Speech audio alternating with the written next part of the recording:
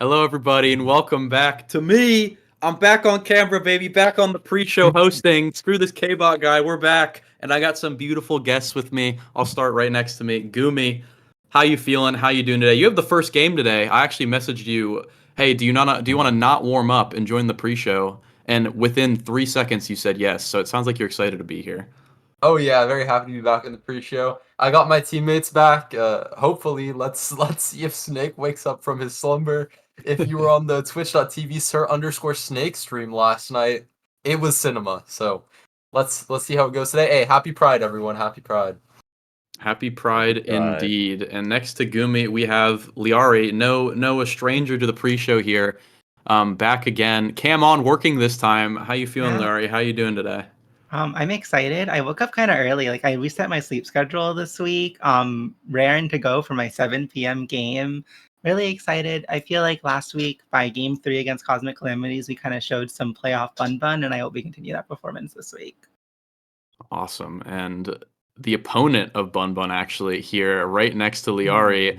Megaverse, newcomer to the season, rookie, weird to call you that. I But am gonna be you know, rookie of the season. yeah, rookie of the season, already proclaiming it. But how are you doing today, Mega? How are you feeling about your match later today as well? Hey, I'm excited. I'm ready. We have the GOAT Zay Forever subbing for us today, and we're coming back with a vengeance. I'm pissed about the loss last week. Hey, as every competitor should be. I'm personally not because hey, I'm just glad to be here. But I think let's just get right into it, everybody. I think let's go into the standings now. Finally, we have a standing sheet updated. Week 3. It's about time to bring it up. Whoa! Look at all this. Look at these standings, everybody. We got two teams, Bang Bang and Bozo, at 2-0. Pretty good season so far. Bozo Bunch, most legit season so far ever. No one is allowed to call their season fake so far.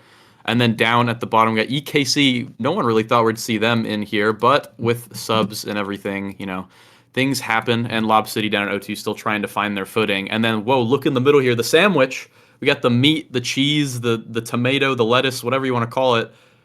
Sad Boys, Cosmic Calamities, Bun Bun Bonanza, Demons Raw, Last Call, and Showtime all at 1-1. So what I'm going to ask all of you here today, starting from the introduction order here next to me, who are your top 3? This might be pretty. I mean, I want some spicy picks. I'll say that. I want some spicy picks, some interesting takes. Give me all you got here. Top 3 teams at 1-1. Gumi, go. You're not allowed to name your own team as well. Let's put that stipulation in here. Okay, coming in with the first team that I would like to mention, Sad Boys. Obviously, if you don't know, Demons and Sad Boys have been scrimming almost every day, and we're going to continue doing that for the rest of the season. So hey, be warned. Second, I'm gonna go with Bun Bun Bonanza, and third, Showtime. They're playing each other this week. I think they're both very good teams, so it's gonna be fun to see how this goes. Okay. Liari, how about you? Top 3 teams not counting your own.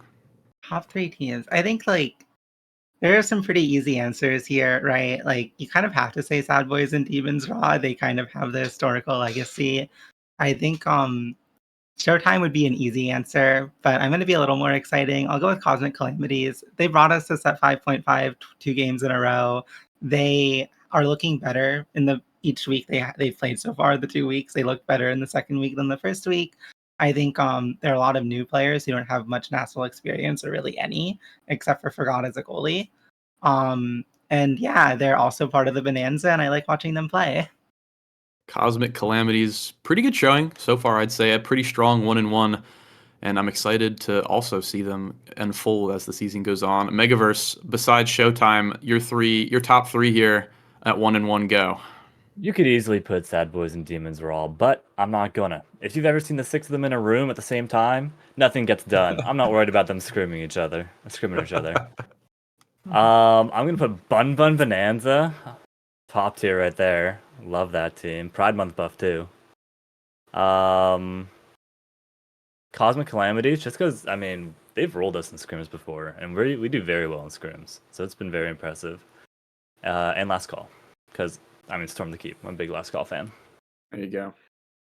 Hey, all teams mentioned, very intentional there. But taking a look at the standings here, I guess next question and thing we can talk about here. Obviously, the 1-1 teams, regardless of what happened with subs and the whole incident, Gumi, I'll probably prompt you here in a minute to introduce your little roster coming back in. But you got two 2-0 teams, Bozo Bunch and Bang Bang. I'm curious to see what you two, or what all you three kind of all think about these two teams, and which one do you think has the edge in terms of will keep the momentum going forward, or will neither of them keep the momentum, and you think this is their time now to start falling down?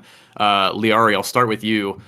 Bozo Bunch, Bang Bang, both the BBs, you think they're going to keep going well? Which one? Maybe both of them? What are your thoughts? I think Bozo Bunch seems like a very real team to me. We've seen Muncher learning Vice recently, and they've just generally been trying to do more damage comps, and also Breads' diverse character pool seems to give them a lot of flexibility. I think Bang Bang, even though they beat us, I think Pudgy Waffles is the only person in the league with a 100% win rate on Mako. I think they need to kind of show that they can pick things other than Mako and still win before I'm willing to call them like a top 4 higher echelon team. I think Bozo Bunch, today they can prove it. I think they can definitely beat Demons Raw. I'm not convinced on Bang Bang. They can't prove it today. I don't think the team they're against is like the team they can prove that against. But in the following weeks, I'm really excited to watch them and see how they develop. All right, Megaverse, Bang Bang, Bozo Bunch. What are your thoughts on them? Do you think they're going to fall, or will they both rise? One of them will. What are your thoughts? I think if you want to look at just this week in particular, I think Bozo Bunch is going to go 3-0, especially because Snake's not going to wake up in time. We all know that. That's true. We all saw the Snake stream. Bang Bang, on the other hand, who are they against this week? I believe it is. I got it right here. Lob City. I think Bang Bang can beat Lob City. I think Lob City is still, like you mentioned earlier, they're struggling to find their footwork. So I think both teams will go 3-0. Continuing after that, I could see Bozo Bunch continuing. I think Bang Bang will stumble eventually, and seeing how they deal with that will be whether they make playoffs or not. All right, and Gumi. First of all, obviously the question at hand. Do that, and then afterwards, actually, go with the question at hand about Bang Bang and Bozo Bunch. I'll prompt you afterwards because I do want you to yap a little bit. Okay, so I think Bang Bang will have a pretty easy week this week, and I think they're probably gonna just end up going 3-0. But for Bozo Bunch, I mean, their run's over here. We got an upgrade in the brawler position. Snake's a bit hungover. He's dead. Hey, we got Fiery in the brawler position today. It's gonna go crazy. Hey. I mean, Fiery is, many people say, probably the should be in the league. The one person that every season should be in the league, but not. Any other thoughts on? Did you mention Bang Bang there? Yeah, I said it would be a pretty easy 2-0 for them this week. Gotcha. And you think that they're going to continue their momentum forward as well, or do you think they'll stumble later on? I think for now they're really, really, really, really, really good at beating the lower tier teams.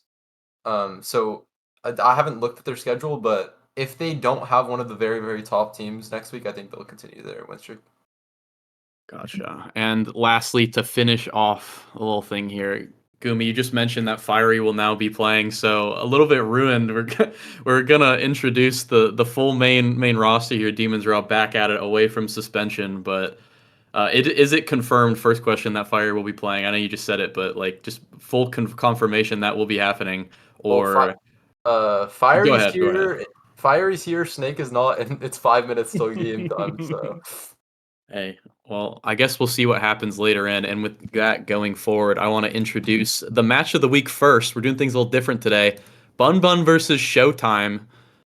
As you can see right below us, we got a little comparison here. We got something interesting is both of you guys kind of got destroyed by Bang Bang. Now, be upset with me all you want. Hey, I'm just the messenger. Don't shoot me. I'm just the messenger. I didn't play in the games, but both of you guys kind of fallen. I am curious, setting this up in that format too, what you thought the issues possibly were, and what did you fix in between those losses, right, to make up for and now face each other as, I'd say, probably besides Demon Sad Boys, forget about them. Obviously, they're already solidified. You two are definitely the two teams in this 1-1 position right now that are as people probably expect to make that like top 4 position later in the season, right? So this matchup coming in pretty early. Liari, I'll start with you. What are your thoughts? What have you fixed, and what things have you guys been working on to prepare for Showtime? Yeah, so going into week 1, we had like a 20% win rate in scrims. We were losing like everything. Yeah, we didn't feel good going into that weekend. Week 2, until the Friday before our games, we didn't figure anything out. We had a really good scrim block that Friday. We felt like we figured things out and how to approach things. I think in the first 2 games against Cosmic Calamities, we still had a bit of a mental block and still had like an underperformance. And then I think game 3, like I said earlier, we kind of showed playoff spun bun again. This week, scrims have been going really well. I think we've solidified our idea of what we want to do in this meta. And I think Showtime, they're lacking Xianzhu. Zay Forever, good player, not Xianzhu. Um, so I think we have a pretty good chance against Showtime. I was really looking forward to this game. Joker last season on Cal 6-0'd us week 1. I've been wanting to get revenge since then, and I'm really excited for this game. Hey, well put. Definitely excited to see how Bun Bun performs. Now, on the other end here, Showtime, Megaverse. I know Zay Forever is in. Golden Boy Shianzu is out for this week, but Zay Forever He picked up a is. win on Demons before retreating onto the guaranteed playtime here. Kind of a player searching for as much playtime as possible. I got to respect that at least a little bit. Yeah. Do you think Zay has what it takes to step to the plate, and do you think Showtime has what it takes with the sub to take down Bun Bun Bonanza this week? I think for coming in the last second, we've done 2 scrim blocks with him, Thursday and Friday, and he showed up. I mean, this guy is insane at the game. I think he doesn't. I mean, he's obviously not a 1-for-1 fill-in for Shianzu. We've had more experience with Shianzu, and there's 2 different people, but I think we can get it done. We've definitely looked at what we've done wrong in our first 2 weeks, because I don't think we were happy with either week fully. And I can promise game 1 will not be a ruined pick. Hey, game 1 will not be an auto loss. Hey, I mean, I'm down for that, but I think a lot of players, they like seeing the rune, Mega. They like seeing it. I think you shouldn't give up on it quite yet. Little technical difficulties we're having down here at the bottom. Ignore that. That is getting fixed by production. But as you all can see, we're no stranger to the predictions here. We are going to be getting right into that, and we'll start with the last game of the day, the match of the week. Bun Bun versus Showtime. I just went in and filled the teams because if you two didn't bet on your own teams, what are you doing at this point? You just yapped about it. Gumi, what are your thoughts on this matchup? Who's taking this one? I did a little bit of thinking about the matches this week yesterday, and I dropped my predictions everywhere, I think. I'm honestly gonna give it to Bun Bun 2-1. I think it will be a banger of a series, though. Hey, that's fine. He Yeah, also put our draft league in second to last. Yo, Megaverse hater right I'm not a there. hater. I'm not a Right hater. over I'm not a there. hater. Megaverse hater over there. Hey, Oh, you guys got anyway. Zay. That's my goat. We won with him, so now you got to win with him. All right, Boom. Don't ruin and it. I think I'll be following suit as well. I think it'll either be 2-1 Bun or one of the games of the 2-0 will be really close. I think Showtime will have something prepped, have something to where they're ready for it. Zay's prepared in there, but as a midfielder now, I mean, hey, weird thing to say, but I'm gonna cope all I want because I lose every single scrim against Showtime because Shianzu just gaps me every time. So I'm just gonna blame Showtime's success and put it all on Shianzu here with Shianzu gone. And if they don't succeed, then I'll feel a little bit better about myself. But going on to the next game now, we got. Let me clear this out. Is Zay Forever trying to do what Fudgy Waffles couldn't and just join a different team every week and win? It might So just be down for that. him. I mean, I respect it. If you get on the roster, you get to play time. I mean, hey, I'm down for it. But on to the next one. LC, my own team here, versus EKC, who I believe should have their full roster this week, if I heard correctly.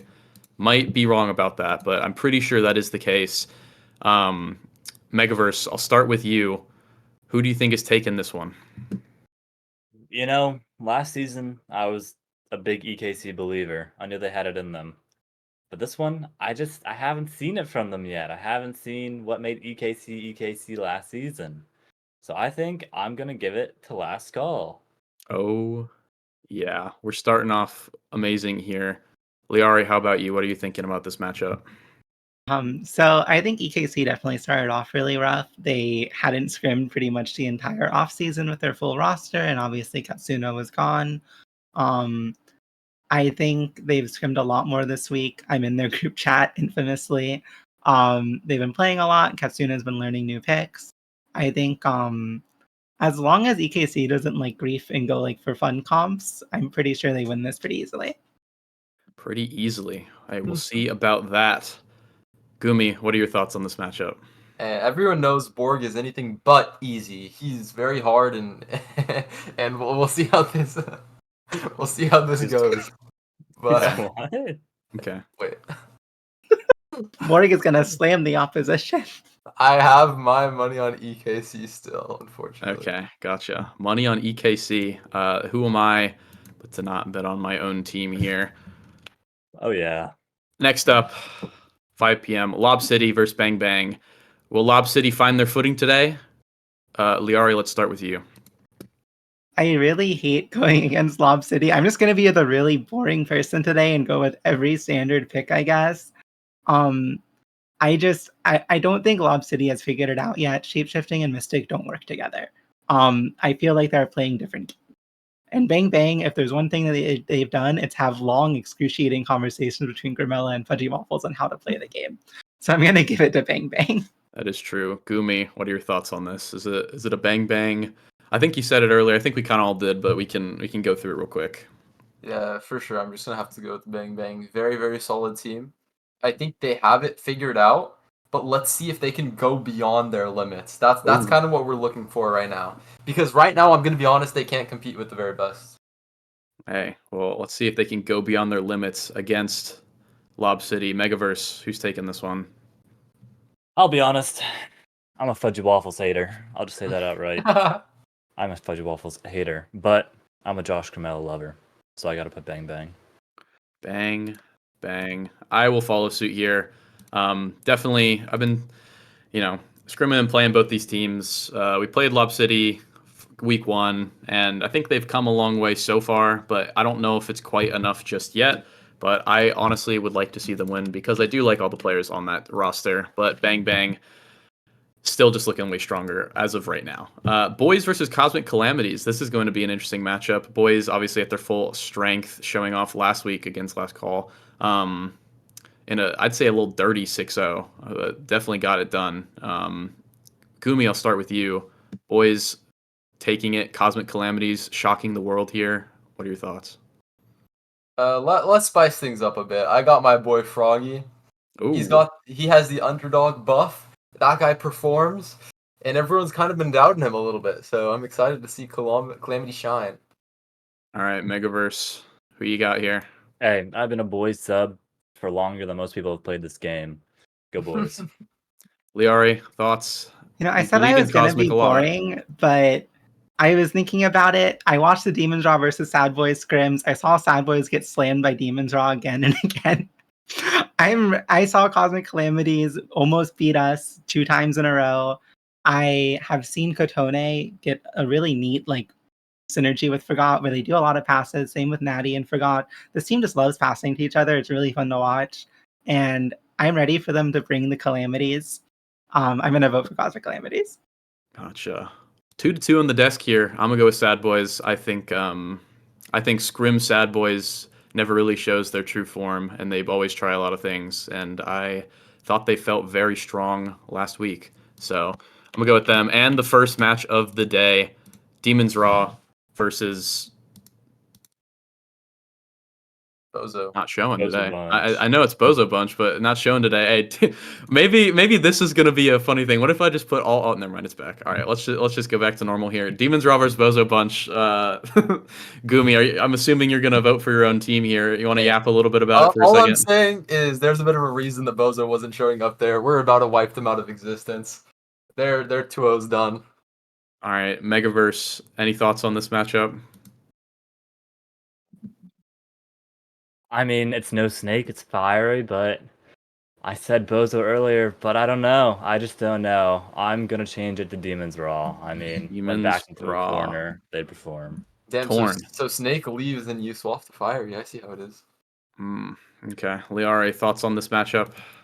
I hate going against the former Bun Bun Bonanza sub Fiery, but I believe in the Bozo Bunch. I think Demons Raw, they need to shake off the rust. They haven't played the game in a little while. They're probably not going to take Bozo Bunch seriously enough, and Muncher's not someone to be underestimated. I'm really excited for this game. I think it'll be really close, but I'm going to give it to Bozo Bunch. And without further ado, we will get into the game. I'm going Bozo Bunch here. Snake is the glue that holds Demons Raw together, and I think Gumi's going to have to prove otherwise here. Mr. 100% win rate in regular season. I want you to prove me wrong today in this game, and I will let you get out of here very soon. Thank you, everybody, for watching the pre-show. Little yap in here. Lots of fun times with everyone with us. Thank you, Gumi, Liari, and Megaverse for joining me. And 306, I mean, we're a little past schedule. We'll get started with the game soon. And after a short little break, see you all soon. Wait, there's a break? Envy, I think we're up right now.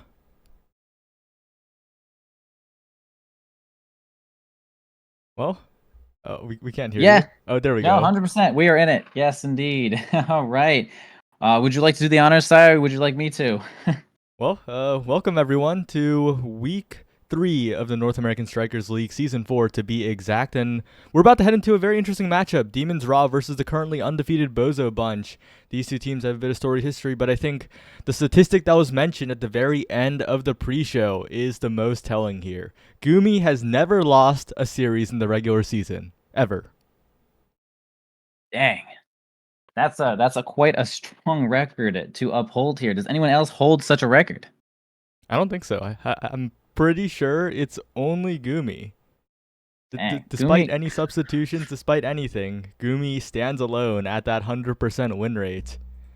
It's kind of incredible. Pretty, that is amazing. But we do have Bozo Bunch kind of on a little bit of a win streak here as well, though. 2-0 right now, and hot off an EKC win from last week. I mean, that's definitely no joke. EKC like second. Damn, was it second or third last season? Second, right? Yeah. Second indeed. That is incredible standings there for EKC, and being able to even defeat them in one whole series there is impressive. So I think Bozo's kind of bringing their A game right now, and Demons Raw are going to have. It's not going to be free. This is not going to be free. Bozo Bunch might be on point for Season 4 of Nassau, and I am trying to see some underdogs get on in there, to be honest. Yeah, and well, it looks like we might have had a little bit of a technical difficulty with the map pick ban, so something might change very, very shortly. So we'll get to that very, very, very shortly. But for now, yeah, these two teams have a bit of history together, of course. If you saw in the chat, Afrika Lore was mentioned, the Afrika Invitational. Bozo Bunch got third at that tournament behind Demons Raw, who they narrowly lost to. It was a pretty close series, actually, and that was Bozo Bunch in their infancy. That was before their rise, and now they're a 2-0 Bozo Bunch. So I think if there's ever a time for the Bozo Bunch to break that Gumi streak, it is right now. It is with this new roster, it is with a 2-0 season. It is looking good for them. Absolutely. I mean, that is something that you would love to put under your belt there. The destruction of Gumi's 100% win rate. I mean, that is definitely a nice prize to claim for the Bozo Bunch here. And I think they've been working pretty hard. The roster has been solid for quite a while, at least for some of the members here. And man, we have Obscure Breads is the one loading in here instead of Gumi. So Demons Raw not entirely at their full roster all the time here, but I mean, Obscure Bread, of course, a super solid goalie as well. I mean, Kainu also has been regarded as like the best player for like sections of the game, as well deserved. It's kind of just damn good. And waiting for some of the other players to load up into this lobby right now, though, and. Yeah, I kind of hope we saw for a second ago a Amy's app ban, just so sad. Because I mean, oh man, Amy's app is so sick, but you just can't. It's with the snake the snake bans, have changed a lot, and that map barely ever shows up. I feel like because the Rasmus it has never been more bipolar, or polarizing, polarizing than ever. Because you either ban it or you pick it, or it's Jeej. So finally, get a couple of map bans in here. Unsurprisingly, like you mentioned, the IME's app taken off the table. Teams do not want to go there. There's been some exploration of like leaving the Rasmus open and picking Julie to try and match with another pick. But like you said, the Rasmus such a powerful pick, very, very volatile. But instead, we're going to Oni Village, Clarion Test Chamber, and a final map that is remaining. Envy, of course, notably a fan of that Clarion Test Chamber map. Very happy to see that one. But Oni Village. Oni Village is a fun one because I think the Bozo Bunch very comfortable with that map. It is Demon's Raw's pick, but I think the Bozo Bunch will be pretty happy with that. But likewise, I think Demon's Raw will also be happy with Clarion Test Chamber. Both these teams, I think, pretty comfortable on both those picks. But this is a really funny one. The Bozo Bunch banning Night Market is something that you would have never expected from the past Bozo Bunch. They used to be the Night Market team, but now they've been found taking it away. Yeah, interesting one here. I can imagine that. Well, honestly, I mean, is like a pretty well versed Octavia player, so I wouldn't be too surprised if they like decided to leave Oni Village open specifically in that regard, and maybe pick Clarion Test Chamber because I mean, Dropletto is quite well versed at brawling on multiple characters there, and the small lanes also let characters like Juliet and X get some sneaky kills as well. And yeah, you're right. That is my favorite map for sure. A lot to talk about on that map. The variance is all over the place, but I mean, it's fun to commentate. It's also fun to play, to be honest. And as an Only Village hater, I can respect that it is necessary to have in the meta. It is like I'm slowing this game down map, and everything is just I don't know. When you slow the game down, it's so much easier to quantify the possibilities of what your opponent can do, and like it feels easier to like follow cooldowns on that map because the ball just travels so much longer. So I respect that it is necessary, but I hate it. And then, of course, our classic Atlas Lab pick is man, that is probably the most picked map in like ever as of this season. Yeah, and we're gonna get right to the striker pick ban here. Happening live. Sometimes it's done previously, but we're here. Bozo Bunch selecting blue side. Not a huge surprise there. It's Orb Dancer and Might of the Colossus start. So Might of the Colossus leads to a lot of dangerous situations. The X era that we love to talk about, that is super powered on Might of the Colossus start. But Orb Dancer and Awakening, that's been talked about as very, very underrated. Vaughn had an entire post-show. And he spent a lot of time talking about Orb Dancer. That Awakening is pretty good, especially on the goalie, but even on the brawler, on the midfielder as well. And we might see a little bit of priority on that if a team doesn't get that kind of buffing comp on the brawler. But the X era definitely will have a very, very high priority. And of course, the Bozo Bunch used to be one tricks of the XN era. So that's something that you'll always have to watch out about. Yeah, for sure. I think with Might of the Colossus showing up, a character like X is definitely kind of pick ban, even on Onis. I mean, X just gets so strong and doesn't have too much trouble okiing the goalie like the good old days, but for real this time, because this is like a dangerous awakening. And I will also agree that Orb Dancer is less discovered, really isn't the word, but like less tested and practiced on the forwards as much as is it on the goalie. Like, of course, it's a pretty normal goalie pick to kind of get in there a little bit at a time or collect more orbs when you're getting hit. But yeah, I mean, when your forward has got 60% movement speed for 5 seconds, I mean, that is kind of a lot. Sometimes the opposing goalie cannot deal with that at all. So, super solid pick to have Orb Dancer as the second awakening here. So we don't really have a dead one. And the picks are coming in just a second here, hopefully. Yeah, I think X is going to be kind of a big deal here. Something like Colossus does. I mean, Rasmus always looking for size, but it makes him quite strong. The stun does seem to last a little bit longer there on the pendulum swing, so you can never swing back on even as the goalie in the arc. So yeah, kind of big deal on these picks. Era even just buffing non-X characters just get really strong with Colossus. So we will definitely see what they are looking for in just a moment here. But Rasmus Ban. Yeah, Rasmus Ban, not surprising. The power picks on this map are Rasmus, Estelle, and Kai. Lots of mobility, lots of ways to affect the core, and lots of ways to snipe those barriers. And of course, we see another one taken away. That Kai, not allowed to be taken by the Bozo bunch. And Muncher, not one to play the Estelle too often. So this is a bit of a dangerous spot for the Bozo bunch. Of course, they could pick the Estelle here. They could take that pick away, but it's still a little bit awkward. It doesn't feel nearly as good. Maybe something else, but again, like even with the caveat of the Might of the Colossus, even with that awakening being so strong, you're definitely hesitant to pick X Era on Oni Village of all maps, even though it's super buffed. And there's the Mako as the first pick. I think the safest part of that trifecta of the X Era Mako to pick immediately, because Mako just slots into basically anything. Yeah, no, I agree with that. Mako is definitely a good goalie on basically every single map and every comp that is tournament viable. We'll go with even if it's not tournament viable, it might just give you just enough speed to help with like a weaker midfielder or like the brawler that just needs to get that one good dribble in there. And we can see some of the strong picks coming in here. Of course, Estelle being shown up.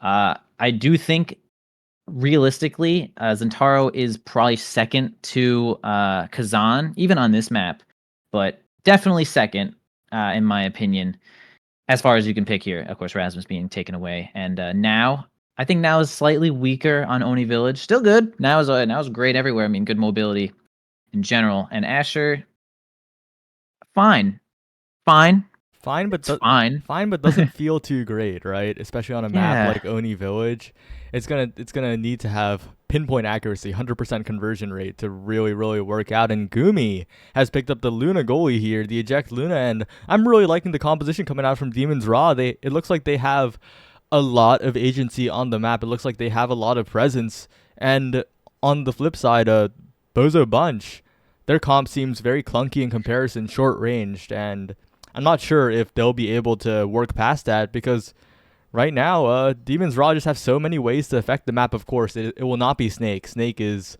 asleep after an extensive drunk TFT stream, I believe. So it will be Fiery, but out of all the substitute brawlers that you could pick up, Fiery is probably the best one. So I think Demon's Raw going to be looking pretty good this game. I agree. They're going to have to be looking good against this Bozo bunch that we know 2-0 right now and bringing kind of their A game. And I also agree with the team picks for sure. I mean, Zentaro's solid movement, solid. Estelle, great movement, lots of core control, good range. And even Luna, actually good range when you haven't just run out of abilities to try to play defense. So really good offensive picks here coming from the red team. And yeah, like you said, it kind of feels like Mako is going to have to be like the midfield as the goalie as well, to just try their best to make it so they don't get checkmated by themselves. Because, I mean, sure, now we'll be able to teleport back half the time here, but Asher feels like Mako and now are really going to have to work double time to get that ball into Asher's pocket, because that secondary does not go very far. The primary on this map feels kind of dwarfed in comparison to something like Piercing Shot. I mean, covers a whole map even on Oni Village. So I agree with the mobility really going right into Demon's Raw. But yeah, we'll see what happens here. I'm gonna go ahead and say Mako's gonna have to be the game maker on Bozo Bunch. Yeah, that Mako speed also going to be doing a lot of work, and I'm a little scared actually of how Bozo Bunch will approach this, because they could choose the all-in approach, right? They could choose the all-in approach where Dropletto on the Asher just tries to nullify Gumi as much as possible. And it's a Luna goalie on Oni Village. Not the greatest pick on Oni Village. Very easy to get the barriers taken away from. So there's a very decent chance that Dropletto will be able to nullify Gumi in that aspect, and that would be pretty huge. Yeah, that's fair. Asher, kind of big. Gonna get even bigger, possibly. I feel like I see Asher taking the Orb Dancer here. In fact, I feel like basically everyone might actually go Orb Dancer here. That doesn't feel like too much. I mean, of course, the Mako secondary is helping with the power for Colossus, but I don't know, in Village, you definitely want a lot of movement, and Orb Dancer can provide such a thing, especially for Asher. I mean, Asher, kind of immobile. The Orb Dancer will help a lot in most situations. But yeah, like you said, standing in front of Luna definitely nullifies primary and secondary. If for whatever reason they take strike shot, that wouldn't happen, but it nullifies both moves. And yeah, we'll see what kind of what's it called here? Crater makers. Craters will come out here because that's the only thing that can get past that that Asher then. Yeah. Orb Dancer going to be a very, very powerful pickup on this map, focused on a lot of mobility. We're getting right into game. First game of the week here. Bozo Perfect. Bunch versus Demons Raw Envy. I'm looking forward to it. It's going to be a clash of two very different compositions, and all eyes on that Kainu Bestel, which is going to have so much agency. Yeah, man, I really just I feel like I'm just going to keep boiling back to me mentioning how little mobility Bozo Bunch has here. But hey, I'm trying to see some good strategizing go on here, because sure, if you give the ball to Asher and she's in front of the goalie, I mean, it's not too hard for her to get a score, especially against Luna goalie. If Asher's on top of Luna, it's Jeej. But it's going to be up to them to maneuver around Estelle Zentaro. I mean, Estelle's so good on this map. But now let's check some awakenings we got here. Everyone taking Orb Dancer except for Fiery, who has a little Colossus action. That's actually pretty interesting, Fiery not taking that Orb Dancer. Of course, I think it's the most excusable member of this game to not, but that lack of speed really could come into play here. But of course, trying to make up for it with just the Zentaro kit alone as Obscure Breads, a rare slip-up, a rare secondary misplay, and the barriers fall almost instantly here. Yeah, tough spot for a Bozo Bunch, but not too bad, though. We got the ball onto the side of Demon's Raw here. Gonna give it back to I. Actually, we're gonna have a lot more mobility come out for Zentaro than I even give credit for. Of course, the ult giving you a teleport as well. Kainoob sending it right back to Fiery. Obscure Breads, no problem blocking that one. Now Drop Leto sends out the pass floater, not gonna make it work. Yeah, piercing shot's gonna get it right past I. We see Gumi fly on in there, not get too much done. The piercing, or the thorns, not gonna make it happen. Kind of a slow ending here. Okay, finally do get the barrier from Gumi, who seems to be out of cooldowns. I teleporting on in there with the lifeline, not gonna get much done. Gumi, or Kainoob actually, has the flip, and I'm gonna see Fiery get jailed. Can they land it here? Give Kainoob the ball and land it with a flip. They're gonna try it. Piercing shot. It's gonna work, actually, stunning Drop Leto and Obscure Breads. First shot here to Demon Raw. Yeah, very, very good goal, and I'm actually kind of surprised that worked out. Usually the Mako recovers from the hitstone or has the secondary available, but from that spacing, the secondary popped and didn't contact the core, and the hitstone was somehow long enough. So that's pretty incredible in terms of finding a goal there. I think Bozo Bunch didn't expect that either, but with both barriers down in an instant and with flips available, you have to think that's a Bozo Bunch goal. A perfect angle from Muncher on the corner. Sinks it into the goal, doesn't bounce it up, and that's a goal right in return. Agreed. That was a great angle. It was just like, it was far down enough to where Kainoob couldn't hit it and bounced right into that goal. Really great shot from I/Muncher there. And Muncher/I is going to get cratered out of here, turned into just an ashtray right there. Gonna get a power play on the side of Demon's Raw here. Not too many cooldowns left, though. Obscure Breads might be able to hold for this moment. Going for a back pass. Gumi drops it, though. Unfortunate. One barrier each side. We have I returning with full cooldowns here. The lifeline comes out, and a really great defense here from Obscure Breads. Love to see that one. Given Forgot a run for their money, as Obscure Breads is going to take the place on this team right now. Kainoob going to use a flip to try to get it over to Fiery, and we're going to have a Crater coming in hot here. Obscure Breads with a flip and a couple of offense. They're actually going to miss a little bit, and Obscure Breads is going to spend that flip, though, unfortunately. Yeah, with Obscure Breads having no meters, a sticky situation, but Gumi having no barriers is tough as well. Fire with the flip to take the barrier down, and now kind of going in, but good clear from Obscure Breads to get it out of there. Gumi with the flip, still cleared away by Muncher and Breads. A flip in the midfield, blocked away by Fiery on the other side, though. And Gumi with the defense here, calmly dribbling it up. But a KO found by Drop Leto onto the goalie means there's no one left in the net but Kainoob, who can't cover all the space at once. The Bozo Bunch at a 2-1 lead here.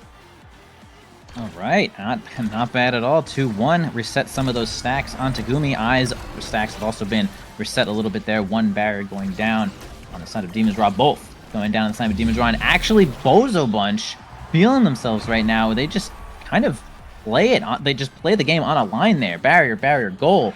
Now we have Asher, Drop Leto going to get their first chance at Awakenings here. What are we? Quick Strike might be. Ooh, is it going to be Quick Strike or Rampage? Probably Quick Strike, I think. Yeah, I think it'll probably be the Quick Strike. Maybe a Heavy Impact deny from the now, or maybe a Rampage Deny. Probably a Rampage Deny. It was Might Start for that guy for Fiery. So not trying to let Fiery get that Rampage plus Might of the Colossus combo, but it's still heavy impact, still missile prob. Demons Raw still pretty happy here. Of course, the Monumental Deny coming out as usual from Kainu, but all things considered, not a bad draft for Demons Raw, and we'll just have to see how it plays out, because I don't think the power levels have gone anywhere crazy after that one. Agreed. I would say that the Awakenings have been relatively sufficient for both teams there. Unfortunately, we do have Kainu having to take the Monumentalist. Can't let that one happen. And that's just kind of one of the now factors you get for your team. Sometimes somebody just loses an Awakening for nothing. We're going to have a ton of cooldowns coming in hot from the side of Demon's Raw, but Obscure Breads is going to block that one away. Yeah, a good strike into a perfect pitch is going to actually defend that one again. I'm going to try to regenerate some health there. Looking a little bit low. Fiery and Kainu got their sights set on a kill here, though, and man, they actually all get knocked against the corner and survive this set of cooldowns, though. And a Crater is going to strike all 3 players on Bozo Bunch, and this power play might actually be the goal they're looking for. And it really is, and these deaths are really tough because it's an Orb Dancer start. Every death resets those stacks, really matters here. And Obscure Breads going down means the goalie will be without nearly as much speed. Muncher going down would have been even worse, though, with that Rampage as well, potentially. So that will be something that Demon's Raw will be focusing on, erasing those now stacks. Yeah, I agree. Sometimes Rampage does get a little out of hand, especially on a place like Only Village. You would say that, yeah, Rampage might be the best here because it's really hard to kill people, but we do see Demon's Raw actually doing a solid job of getting kills, as Luna's going to just build a little bit more power as the game goes on. Actually, have Fiery looking pretty low right now. Everyone has set their sights to try to strike him out of here. Get him off the map, but he's currently staggered. Dropletto with the flip, going to send it in here. Kainu got the strike to get that one away here. On the bottom corner, though, just working on a flip. Actually makes one, was about to KO Fiery, but noticed they did not want to waste that flip. But Fiery still just absorbing cooldowns at this point. Yeah, the flip is going to be the one to send him out of here. With that power play. I'm going to try to get it in here. Hopefully for them, Gumi doesn't have any cooldowns, though. Oh, but Muncher's taking so much damage, but the barrier's still taking. Good corner offense by Dropletto and Muncher, pushing up into the top corner now. Dropletto with a dribble, pass to the top side, but Gumi will find it. Good clears by Kainub as well. Kainub and Gumi holding hands in the goal box, but will it be enough? Bottom side covered by Kainub as well, and a flip available now to clear it away, but Dropletto gets the core again. The pass isn't covered. Fiery's not quite there in time as the Brawler, trying to return to help defensively, but not quite. It's 1-1. Well played from the Bozo Bunch. Yeah, Bozo Bunch had a couple of really, smooth, tricky passes in there, but I will say Demon's Raw did a solid job of defending those specific passes for a while. Gonna actually own barrier there, unfortunately. So it does feel like Bozo Bunch is kind of on board right now, even with this quote-unquote, my own quotes, no mobility Asher and small range team, but they're making it work. Man, Obscure Breads with a really great strike shot, saving that barrier. But there, Dropletto getting on in there with the breakthrough. Obscure Breads going to try to defend again. Cannot with a perfect pitch. One barrier down for each team. Dropletto trying to approach with that flip, and it's the job of to give that ball back to Dropletto. Okay, going to get actually an orb there. Going to make it not really happen, though. Just can't get close enough to flip. You don't want to waste it, of course, so it's just going to be a slow run. Kumi just airballing that one. Going to be a slow run to get the ball to Dropletto. And Fiery's going to build up a flip of his own, though. Yeah, and with the meter being built up, Muncher, Obscure Breads, and Dropletto all glowing blue at the moment, looking for a chance to use the meter here. Dropletto incredibly low, almost taken off the map, needs to be very careful, and Fiery will confirm the KO. And the perfect pitch, not quite enough to find the barrier there. That bounce would have been really good for the Bozo Bunch had it connected, and now Obscure Breads is in a little bit of danger. Gets flipped off the map by Gumi, and Fiery will take the barrier. Kainu would still flip available. Really tough spot here as the flip comes out. The piercing shot comes out, and Demon's Raw are at a 2-1 lead in this set. Yeah, so not only are Demon's Raw at a 2-1 lead in this set, they have full stacks, and they actually cleared every single stack on the side of Bozo Bunch. Zeros everywhere for each Awakening there. That's going to be a tough one to climb this one back. They're going to really have to go in right now. Another little stack here of Rampage, though. Solid for Gonna try to get that ball right to Dropletto. We're gonna collect a couple of orbs here for the Dancer. Looking a little bit low once again, though. The lifeline does actually come out, making you nice and evasive and heals you, so super solid in that regard. Dropletto trying to force it on in there. No more cooldowns left. The barrier beam's not gonna do it. It's just kind of an Oni Village thing where you kind of have to either get a really good checkmate with a couple of abilities, or you do just use the flip to get the last barrier. And here it is, the flip for the last barrier once again, and we see it time and time again for each team. It's We have Scrubbridge trying to get it through here. Oh, okay, so gets the barrier with Crystal Thorns, but Dropletto finds a kill. And yes, it's going to be a power play and a score for the size of Bozo Bunch, bringing this back. And it would be a big deal for them to have a 2-0 set lead over Demon's Raw right now. Yeah, Dropletto's got to watch out, though. These kickoffs are a little scary when you have no meter before you can build up a singular evade, but instead they target I, and maybe that's a good idea because Muncher is incredibly low right now, almost taken out. Gets spawned on an orb basically, but the barriers are already down for Demon's Raw, and now Dropletto and Muncher are just pushing in. That's Kainu being taken out by a single primary, a slow drifting projectile. Top side now, Dropletto will find the goal, and the Bozo Bunch now 2 sets up. Damn, like what a what a turnaround. They kill Kainu, get the goal, take another set, drops his stacks off the board, they grab stacks of their, I mean, geez, it's just real flip-flop right now. Now gets their chance to grab Catalyst. Super solid to just get in there, get hit, build up, flip even faster, as we've mentioned already before. Sometimes you just need the flip to get the last barrier on this map. It's just really too hard to get it by yourself, and Catalyst is going to be truly the catalyst of these barriers here, of these goals. See a couple more pretty strong awakenings here. I mean, a little bit speed on Mako, nothing too crazy. Stacks on Estelle. Kainu might now be a kill target here with those stacks, but I was already a kill target before. We'll see what happens here in this next set. Gumi doesn't really gain any more power, though.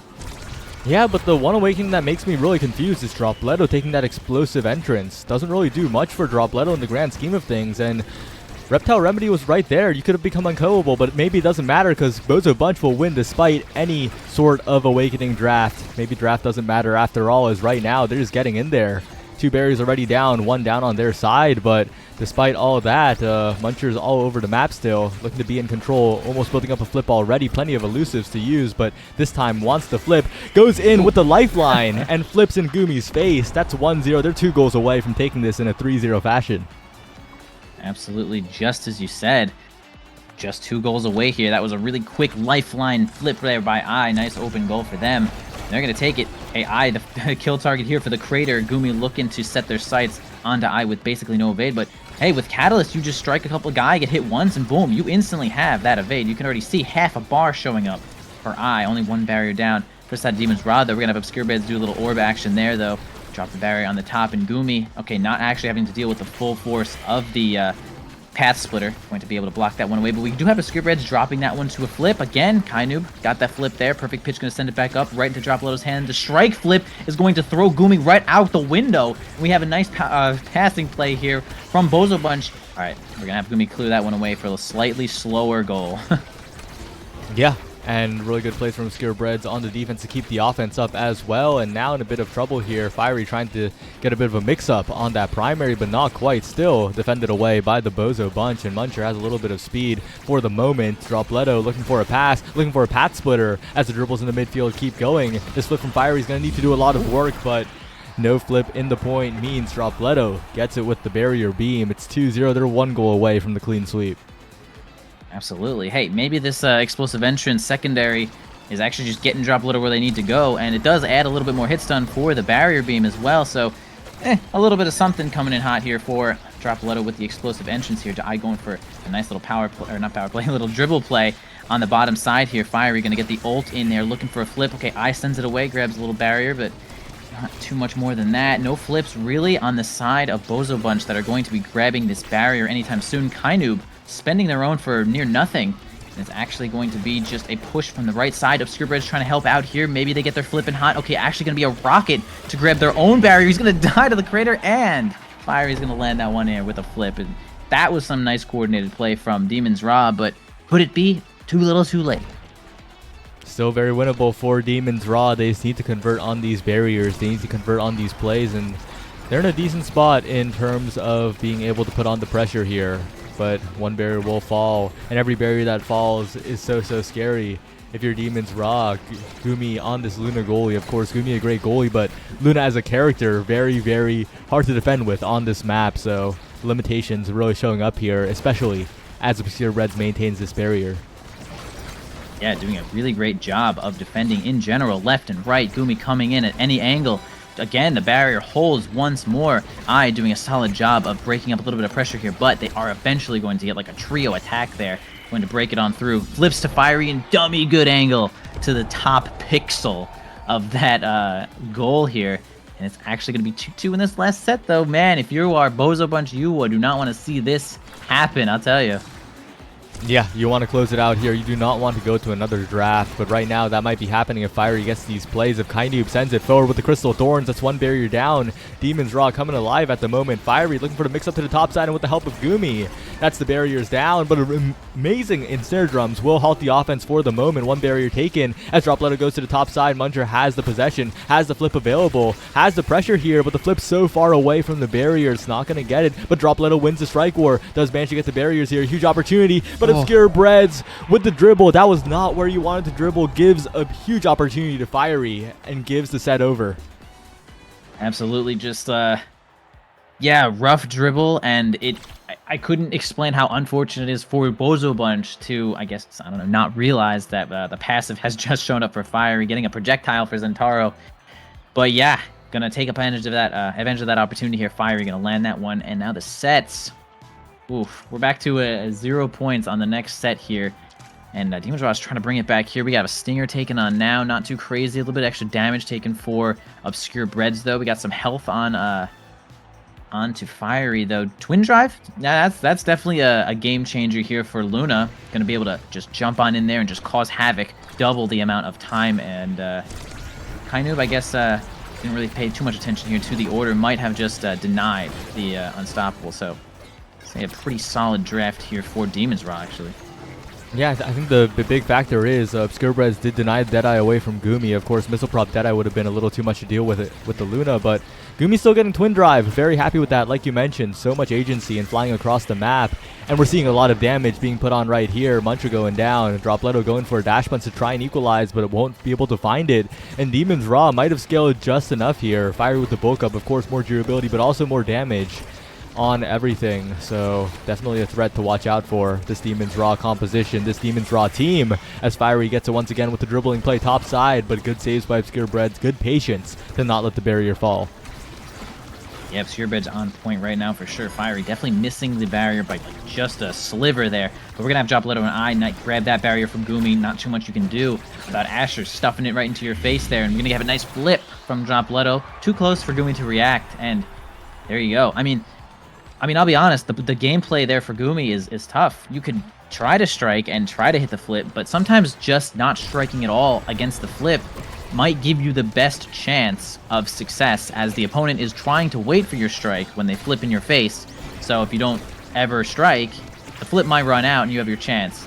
But that's actually going to be 2 barriers. Oh, go ahead. Yeah, speaking of flips, though, Muncher bypasses that entirely, hits an angle around everyone for that flip, and really just getting the barriers there. Bozo Bunch with a huge opportunity here. If they score this one, they're up 2-0 again. Another few opportunities to close out this game. And with the flip available on Brez, this could be a huge play here. But Gumi's hunting for Muncher here. Muncher incredibly low, taken out by the flip of Fiery.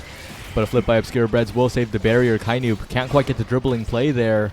Core slips right away, and a good defense by Obscure Breads, but the stagger bar is getting a little dangerous. Obscure Breads will die to the next 2 abilities, it looks like, as Fiery's going in, but gets KO'd before the primary comes out. A big opportunity for the Bozo Bunch in this power play now, but a missed strike shot means Obscure Breads is in a lot of trouble, and Kainoob will find the timing, so much patience. And we see those at least once a game. The curse of strike shot, wanting to strike shot it and missing the strike instead. Yeah, that was honestly, that was kind of a heartbreaker for Breads. I feel like they played that point basically exactly how they needed to up until that literal last moment. And as the goalie, yeah, sometimes these mistakes cause you to just instantly get gold on. And man, we actually have Gumi running away to grab an orb from Dropletto and going to drop that top side of the barrier. No flips needed. So Bozo Bunch feeling pretty good about that, though. Okay, so we're going to have the drone not grab the ball here. A piercing shot, but a really good pass from Dropletto to avoid getting piercing shot here. And they just have a full force offense. And yes, sir, it's going to be Asher getting it in there from I. And now we have, once again, this 2-0, or this 2-1. Kind of not too happy about Gumi taking a little bit of a trip there.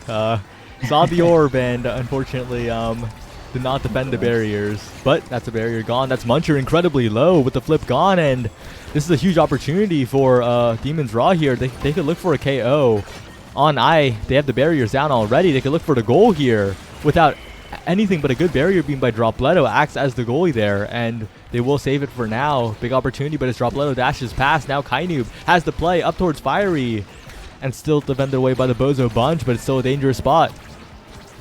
I agree. Yeah, that drone was actually very helpful for I to drop it down the corner there. And we're going to have Obscurebeds block it out of the corner a little bit. Okay, we're going to have a flip to try to clear it, but Kainoob says absolutely not to that. 1 strike away, maybe 2 strikes away from his own flip. Yes, indeed. He's coming in higher with the flip here. Going to get a past Dropletto. And everyone's kind of going to miss it here. Obscurebeds going to send it bottom, keeping the speed, and it's going to get cleared nicely. The Path Splitter, unfortunately, not going to land there. They're going to fight it out of the corner. Fiery gets on in there to just help with another strike, and that's what it's going to be to clear it out. Obscurebeds missing the other strike shot. Yumi actually not making anything happen here. The Crater is also going to whiff. The barrier finally goes down to the tenacity of I and Dropletto. Ball in the hands of Demon's Raw, though. Top side, Gumi gets it, passing it on over to Kainoob through center stage. And it's going to be Dropletto with the barrier beam, not going to make it here. The piercing shot's not going to land it either. Fiery with a flip, maybe going to use it to clear it. Can they give it to him in front of the goal? Has the flip, looking for the goal here, and Obscurebeds won't react in time, won't recast the secondary in time. That's not the goal you want to see if you're the Bozo bunch. An unforced error, and Fiery gets it in there. It's 2-2 now. Yeah, that was definitely an unfortunate spot there for Obscurebeds, but we're going to work on this next point here. Clear your mind. 1 barrier down for the side of Demon's Raw, but that one's just temporary anyway.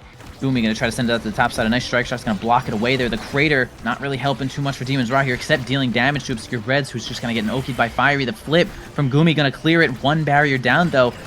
Obscurebeds has nothing. No flip, not many abilities here. Actually being the target here from Fiery, though. Yeah, piercing shot's going to help it, so he does not regenerate. Dodge, yeah. Okay, grabbing an orb here, and now it's going to be Kainoob going to try to get it down in here with a flip. Yeah, Obscurebeds staying alive there is crucial, not taking too much damage from the abilities. Now flip available with the Path Splitter, but a flip by Kainoob will deny it. Fiery now looking for the barrier, will be able to find it. Big opportunity for Demon's Raw to take this first game to advance us to a set 5. But it's still not guaranteed yet. Good flip by Dropletto, but the even better defense by Demon's Raw. And now Gumi's in there as well. Really confident going in. The special by Fiery as well. And we're headed to a set 5. 2 reverse sweeps in a row by Demon's Raw, the Bozo bunch. Well, not 2 reverse sweeps, but it feels like 2 reverse sweeps in a row by Demon's Raw. And the Bozo bunch need to close, but now we're at a tied game. Tied game indeed, and some powerful awakenings. Here they are, some of the yellow awakenings showing up. Rapid Fire, Hot Shot, Estelle is happy. Aerials too. Take your pick. It's going to be Hot Shot for the Estelle. Ball speed, cooldown is going great. Extra special for the now is a little interesting, but the healing is understandable, plus the mobility, sure. We're going to have Rapid Fire here for Dropletto, and more damage coming out from the side of Fiery, though. And that, I feel like Fiery's definitely looking for damage, as Obscurebeds is a little bit vulnerable to getting kind of Oki'd here. Only Orb Dancer is a big defensive property that they can use, and finally Gumi getting a little bit of size, which is acceptable. Even as Luna, it's acceptable. So I think a solid draft all around. Actually, just all around, I think a solid draft. Yeah, it does make me a little concerned, though. If Obscurebeds goes down, it's so bad for the Bozo bunch. Of course, it is actually, right now, it is Fiery going down here. And with Fiery down, a good Path Splitter by Dropletto, almost pixel perfect there. Almost no ways out, but Gumi with a great save will get it away from the barrier. But if Obscurebeds goes down with double orbs, that's a lot of power gone from the Bozo bunch. Of course, those double orbs give Obscurebeds so much power as well, but Muncher's the one who grabs that orb, wants the speed, gets in there, but that means the barriers will go down. And now it's a bit of a tough spot because Fiery has a little bit of control, a little bit of presence in the goal box here of Obscurebeds, and with the barriers down, the Bozo bunch need to find something here, and Muncher will be able to do it. Yeah, I really flawless play there from Muncher to actually get the ball off the corner there, and actually from before, and grab that with a flip. Super great angle. Kainoob looking a little bit low though. Kainoob looking a little bit dead. Actually, Obscurebeds has their flip just in case they need it. And man, I is gonna send it right to the eject button. Gumi does eject in time, but possibly did not have a strike left on cooldown. So it's going to be once again Bozo bunch taking the lead in a close to match point set. It is Bozo bunch once again in the lead. The question is, will they be able to convert into a set win here, as one barrier is already down for them and both still stand for Demon's Raw. And the big question is, Dropletto and Muncher trying to get both barriers. We'll get one, looking for two, a flip, point blank. We'll be able to secure the second. And the Bozo Bunch looking quite good here as Dropletto gets possession again, dribbling it up, but a good creator to send it away, but still possession maintained by Muncher. An amazing strike shot by Obscure Breads to keep the possession in the hands of Dropletto and Muncher. The Bozo Bunch offense is working incredibly well, all three members of it. Agreed, that strike shot was super necessary, making sure that that offense does not even start. Sending it to themselves here with the lifeline. Dropletto cannot seem to manage it by himself with the barrier beam though, but still kind of close to the goal. Has flip. Has a lot of speed here coming in from the orb dancer. The crater taking a walk out of it, not gonna have to use flip there. Everyone working on a flip here. The energy levels are extremely high. The barriers are down for the side of Demon's Raw, though. The flip coming out here now, but the Oni's Blade is going to be just enough stall, and gonna have to grab an orb here to make sure they stay alive and keep those stacks. But man, the offense is not really mounting right now for Bozo Bunch, as is still just trying to regenerate Fiery. No flip though, but it's going to be Kainu that's going to have to try to get in there. Yeah, the Crystal Thorn's not even going to land, but Obscure Bread's going to spend their last resource here. Kainu's going to spend the flip just to clear it. The damage on Obscure Bread's showing up, and Gumi finally gets the barrier. Oh, but a flip burn though, not a goal found for Demon's Raw. A good barrier take, but they still need to find the goal here. Obscure Breads to the bottom side. Bit of a tough spot here, but Muncher will get it out with the flip. So much energy gain for the Bozo Bunch here as Dropletto is just dribbling, trying to find an opportunity. Gumi's getting in there as well, threatening a KO, threatening a goal. And a really good shot by Obscure Breads will also threaten the goal right back. And the core speed's getting a little bit crazy here, Envy. We have to see how it goes here, but the Bozo Bunch need to find something here. They need to convert, because right now they're maintaining possession, but they just cannot find a shot. Yeah, Obscure Breads having a tough time blocking here, but still really doing it though. The opposing team is just a little bit more mobile, making it kind of scary in that regard. Kainu finally builds 150 of those stacks, and now it's faster than ever. And they're going to try to work on this top corner here. Dropletto looking a little bit low. Maybe their only chance is to get Dropletto out of this game. Not sure if we have a crater showing up at any time soon, but once again, the offense not really mounting for the side of Bozo Bunch right now. And this point has lasted almost maybe 45 seconds past overtime. A flip coming out for can't seem to make anything happen. Fiery now looking a little bit low, and this could be the chance of Bozo Bunch. If they can find a kill from Fiery, going to actually find a stagger. Yes, they do find the power play, and could this be their chance to finally get a point? Oh, flip from Gumi. Right on the very edge of everything, but Dropletto wins the strike war with Kainoob. Not many win strike wars in those crucial situations against a player like Kainoob, but Dropletto will do it. 2-0 up are the Bozo Bunch, 1 goal away from finally putting this game to rest, but we've been in this situation before, Envy. You are correct. Twice, in fact. I've seen it twice happen, and now we're actually going to have their first barrier go down, their second barrier go down. Obscure Breads, tall order right now to block this goal until they finally build a flip and finally get the offense. They do kill Fiery, though. Big moment here. Kainu almost goes down to the breakthrough there. They're going to spend the flip and get the piercing shot. Gumi's going to help with some stuns, but they don't get the goal. Obscure Bread's last breath does block the goal away. We have a flip onto Not going to make anything happen, but stall the ball a little bit. Dropletto tries to go for a combo there. Doesn't seem to land, and now out of cooldowns. Obscure Bread's finally showing up once again. Full cooldowns on that side, though. A crater going to whiff, though. Unfortunately, we're going to have... Okay, oh my gosh, was that the gravity well pushing it back into the Oni's Blade? Yeah, and Fiery somehow gets the right hit there to send it in, and despite the heroics from Muncher, that's Obscure Breads with stacks reset. That is no orb stacks on Obscure Breads, right? This is a huge, this is a huge situation for Demon's Raw, with Obscure Breads not having those stacks, not having those additional cooldown refunds and that additional speed. This Mako is the most fragile it's ever been, and right now, both the barriers down, it's looking like we're going to a set 5.5. You might be right. Almost that drone making it happen, but not going to work. The crater going to get Obscure Breads to spend a bar there of energy. Not going to get the flip. They're a little bit farther away. The strike shot. Maybe down. Not sure, but a little bit off there at that last moment. I maybe thought I could have hit it, but oh man, the tenacity from Demon's Raw to not roll over and die is making Bozo Bunch cry a little bit. I mean, hey, 3 stacks of Rampage on Maybe something will happen here, but losing all their health in that situation, and yeah, we'll see what happens here, as this is the certainly last point of this match. And Fiery counters the flip from Muncher without any meter, but the shot misses. No meter available on Fire, but Gumi's in there with the flip. with the shots, and the Crater will KO the goalie again. Bozo Bunch hang on for the moment, but with no goalie, it's a tough spot. They do equalize the power play, but again, no goalie available. Kainoob's in there, and from a 2-set deficit, Demons Raw will be the ones to take it. Oh, I can't believe it. They actually withstood the most pressure of being 0-2 in some of these sets there, being down. But man, they just had it. They had the tenacity, they had the willpower, and they got a couple of solid awakenings there. Maybe really the twin drive was enough to just get in the way. Gumi, I guess, making it happen there. 4 assists, pretty solid for a goalie in general. You can see 2 on Obscure Bread. So Gumi kind of getting in there. I mean, 57,000 damage. I mean, look at the damage numbers. I mean, the lowest damage on the side of Demons Raw is basically the highest damage for the side of Bozo Bunch, and the kills, I think the kills are actually about even, but you know, you're kind of out of the game when you're staggered. You're trying not to die, you're just standing in the center stage, you really can't go for the ball, and those are the situations we see Demons Raw really taking advantage of, and man, the damage numbers don't lie. Yeah. I'll be real though, Gumi a bit of a spectator in that game. Had a little bit of fun going for the orb.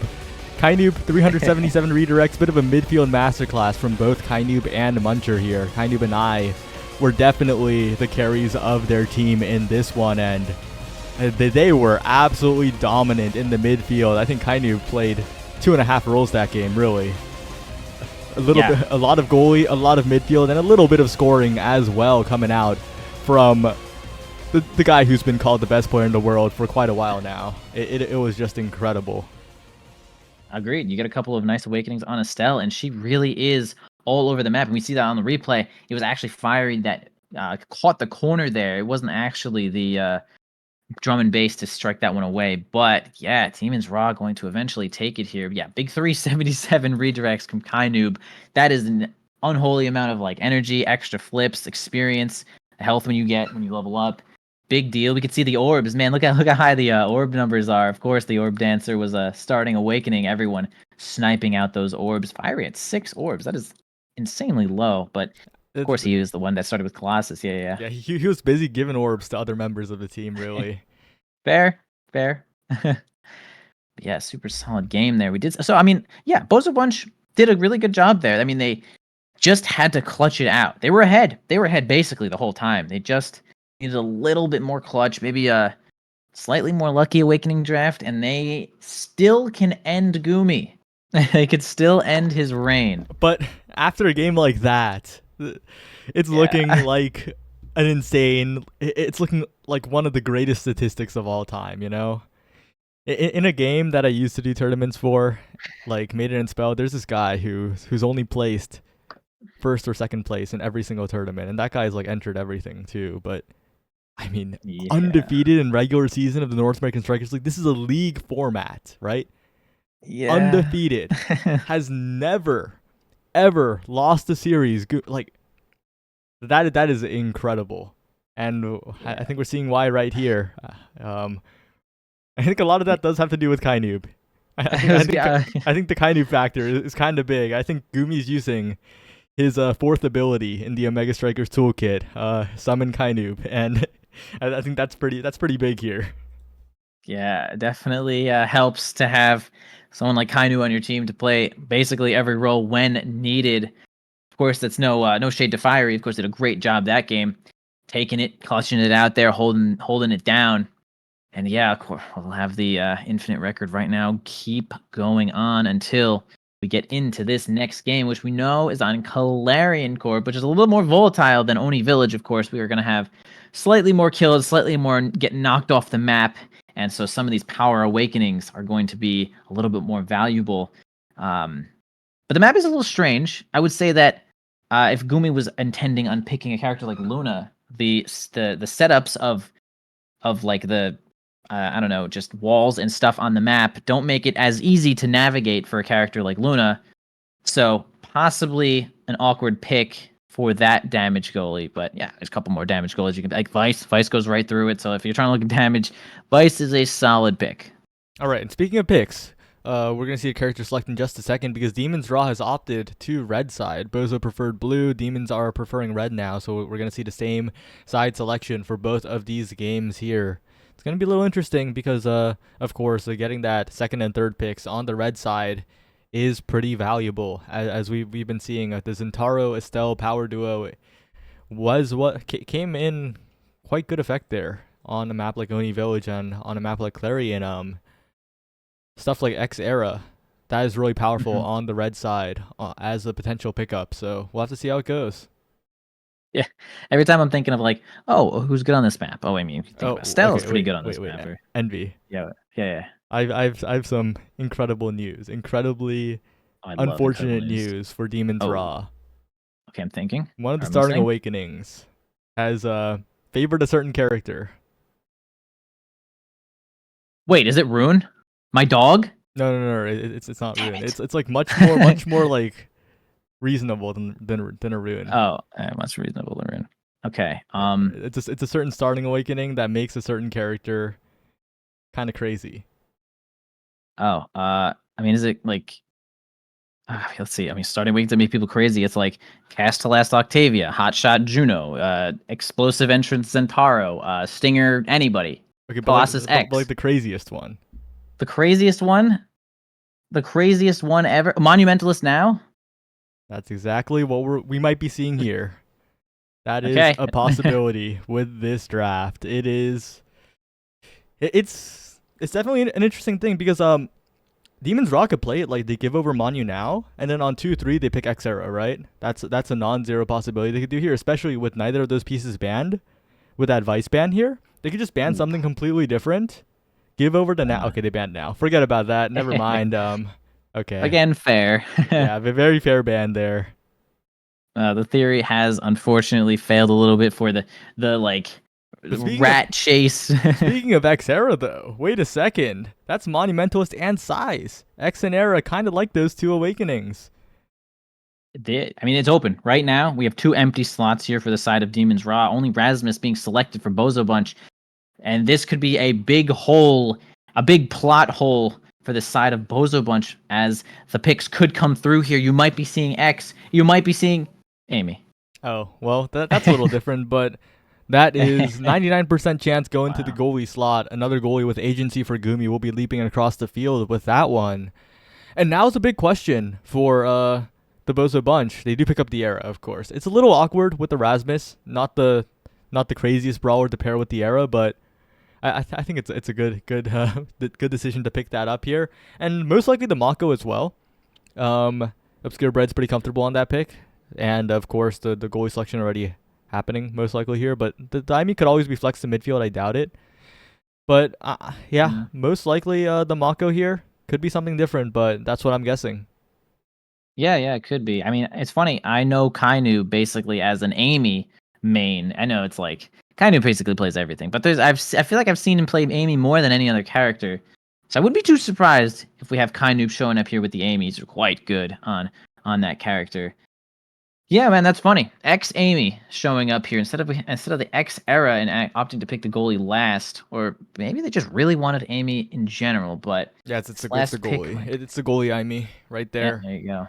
All right, fair. I mean, Amy, again, pretty good at damage, pretty good at jumping, teleporting across the map here. And Monumentalist Amy, I mean, it is a lot of extra damage. 20% does do a bunch more knockback. Kills the goalie in situations where you might not think it would. But Estelle showing up again. I feel like Estelle is a slightly underseen pick for Clarion. But, I mean, heck, I don't think she's bad on pretty much any map. But I do think though Demons Raw. I'm surprised they didn't just go X Era because they had the opportunity to. They had the opening, but they decided not to go it.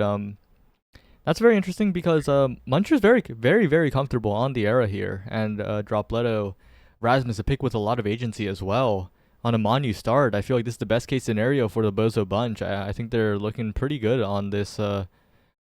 This composition, and of course Demons Raw, they could do the same thing. They could just they could hold on, they could have the tenacity to win the game. But from the draft alone, I think Bozo Bunch are pretty happy with this one. Yeah, I mean, the X Era was definitely like looking like a main pick here as the Monumentalist is. I mean, I think Era Monumentalist is like dummy good. It it kind of changes the character into something way more deadly. Blocks lanes, path splits the ball. I mean, sometimes it's actual checkmate when it's aiming towards a barrier or something. But yeah, okay, going for the Amy, a Monumentalist for sure, most likely, probably. But There's like a 50% chance that it's a recovery drone because size is pretty good on that character. But yeah, Monumentalist is also pretty good, so I think this is one of those situations where both are fine. It'll just have to be whatever Gumi thinks, basically. true. It'll be whatever Gumi thinks. And yeah, Era Erasmus is fine. There's nothing remarkable about Era Erasmus other than sure we have a size start. That's great. I would say that this has ended up fair. I think this has ended up fair, surprisingly, as we have a couple of strong picks on each side. Monumentalist picks for mostly size picks, but yeah, we'll see how this one goes here on Clarion. I mean, I do favor like Era with Monumentalist on Clarion easily blocking those lanes, and there's not much more you can do about that. So yeah, maybe we do say a Bozo Bunch might actually have a slight advantage here. Yeah, but of course, draft does not tell the entire story. We'll have to see how the game plays out. And we're just waiting on Gumi to ready. Had to restart his PC apparently. Couldn't log into Steam for a bit, but now he's here. Now he's pressed the green checkmark ready button, and we're heading right into game envy. I'm looking forward to see which awakening Aimee has, because I think this is this is an either or here.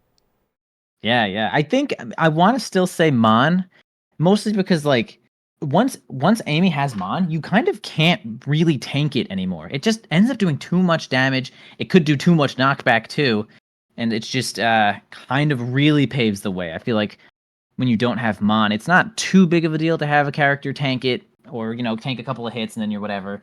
So Monumentalist might do the theory might be doing too much damage. So get the ball on through there, get it down the line through the conveyor belt. But we will see. X doesn't have too much support in this game other than again having size, and we have everyone have size. You were right. We have recovery drone on the Amy. Okay, I mean we know that the cyber swipe does take size into effect there for sure. Of course, the Monumental is showing up for I, and we're gonna start here on Project Atlas Lab Guy thing. So here we go. Take it away, Saya. Yeah, I think it's called Expanse. Pretty sure, not quite You're sure. probably right. Yeah, I'm probably right, but one barrier taken immediately, and we're seeing Dropletto though looking a little bit massive with the Era buff and the NATO going in as well.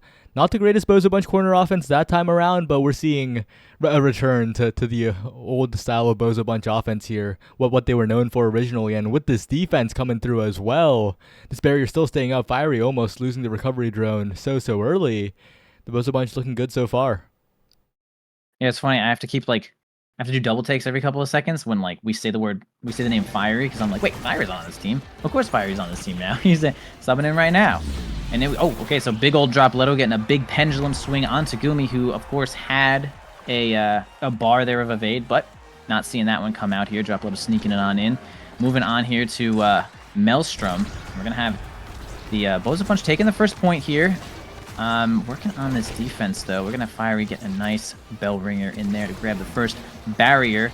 Not too much more happening than that. They're going to try to fight here for the Maelstrom. We're actually going to have Kainoob take it, grabbing a bunch of power and size. Could be falling off the map here. Fiery, once again, looking pretty weak, and this could be what we see throughout most of this game, is X having very little support by himself and only his own awakenings to go off of. He might just be a kill target for the side of Bozo. Yeah, taking a lot of incidental damage while the Bozo Bunch are defending. A lot of chip damage, and Dropletto with the ability to move around the map with a center taken by Muncher here, looking for a flip to the bottom side, but deflected away. The speed lowered by all of those hits in the midfield. Now Dropletto's in a little bit of trouble. Recovery drone pop does have the flip available. We'll go for the orb here, but both brawlers the target of a lot of offense here. Both all the members of the team are kind of hitting the brawler as Dropletto staggered and might go down. Yeah, that actually, when Fiery did that bull rush, it could have been a reverse from the Dropletto. Could have gotten a flip in there, possibly gotten a kill, but I'm not going to see that one happen just yet. The bull rush not going to land for the side of Fiery here. Obscure Bridge blocking that one away. Kainoob getting the Maelstrom, and the size, increasing the size of the flip as well, is going to knock Dropletto right off the map here. We're going to have a little bit of a power play here. Fiery going to try to knock it on in there, but actually the Rhythm Strike making it big enough to make it work, but giving the ball to Fiery too many times. No strikes left for the side of Bozo Bunch, and they're going to land that one 1-1 first set here.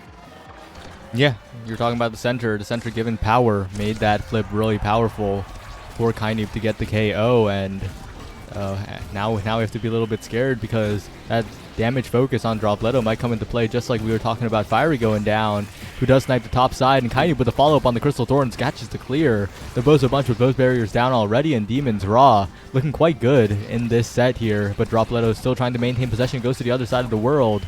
A good clear away from Obscure Breads, but this map is so difficult to save on. Obscure Breads will manage to control the bounces a little bit, but still needs to be very careful with this open goal.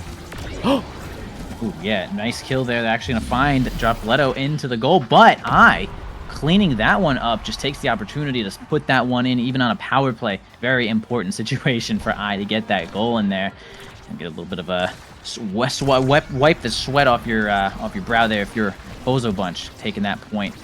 Not too much going on here. The Fiery is going to get a flip. Actually, not going to use the flip there, but we're just going to use the X Maximus to grab that one. Gumi going to unfortunately lose that barrier, though. Fiery once again looking pretty low. Obscure Bread's happy to strike around, but we're going to have once Dropletto die once more, and it's going to be a power play for the side of Demon's Raw, and they're going to send Eye off the map. Double power play situation. Obscure Bread's going to try to strike more now because there really isn't too much choice. Survives long enough, though, to have Dropletto show back up. Fiery in the goo right now, actually dead as well, and the power play has reversed for the side of Bozo Bunch. Can they make the most of it? Yeah, good question. As Monunado comes out, but not quite enough to find anything here, as Kainoob is threatening for the goal here, playing all three positions at once in another game. And now Fiery is back. Fiery is looking for some offense here as Obscure Breads pushes up with the Ensnare Drums to try and create something. As Dropletto with the Pendulum Swing will open up the barriers. Obscure Breads does have the flip available. Will use it here to send it forward to Dropletto, who has the dribbles top side. Yumi gets a little mixed up there, and Dropletto with a great play will secure the goal, will secure the first set. Absolutely, a classic dribble to yourself off the corner where it's like, okay, well, if you're the goalie, I mean, you gotta block the bottom corner. What if they just send it to the bottom corner? Well, that's why the dribble exists, of course, making a little bit of a mix-up there. Let's see what we grab here for the side of Dropletto's Rasmus. Maybe like a rapid fire. Okay, gonna grab orbs again. Shades of last game. Kainoob super happy to get rapid fire, though. Orbs showing up once again. For Gumi, happy again to grab that. Maybe some damage for the side of... okay, actually gonna be a couple of denies. Maybe like a... kind of like a 1.5 denies here onto Bozo Bunch. Specialized Mako, not too impressive, but of course the cast last on Eye's era is going to be great.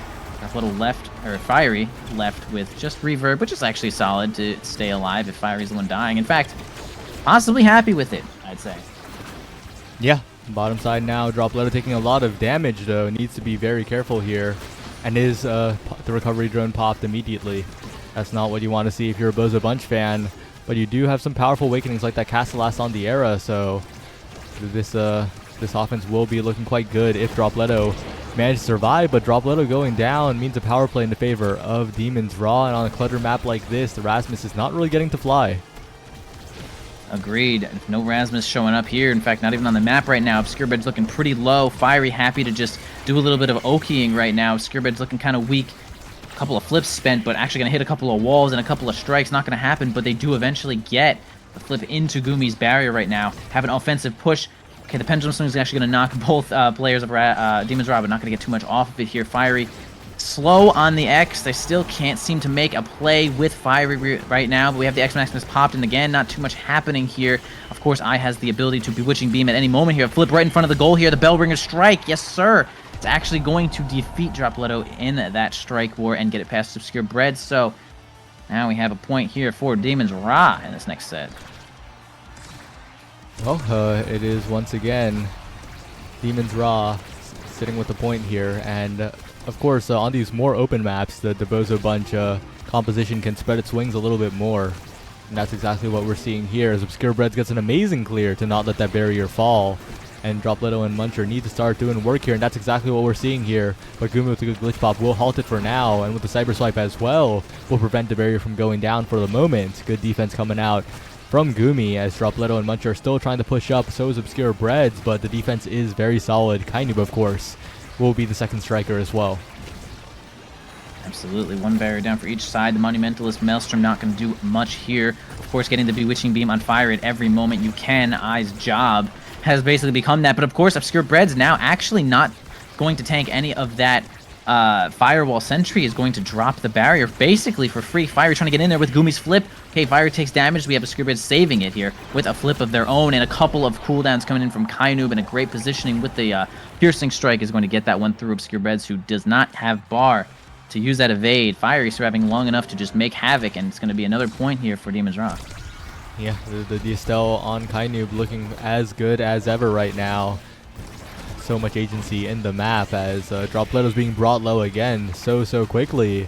Needs to watch out. Does get the orb, does get the speed, but both barriers are down in the meantime, and Dropleto's incredibly low, taken out, taking a barrier on the other side, but one barrier doesn't feel like all that much compared to this striker advantage. But Muncher will convert, will get one barrier, looking for a strike war win. Past Gumi as well, to Bewitching Beam from Muncher.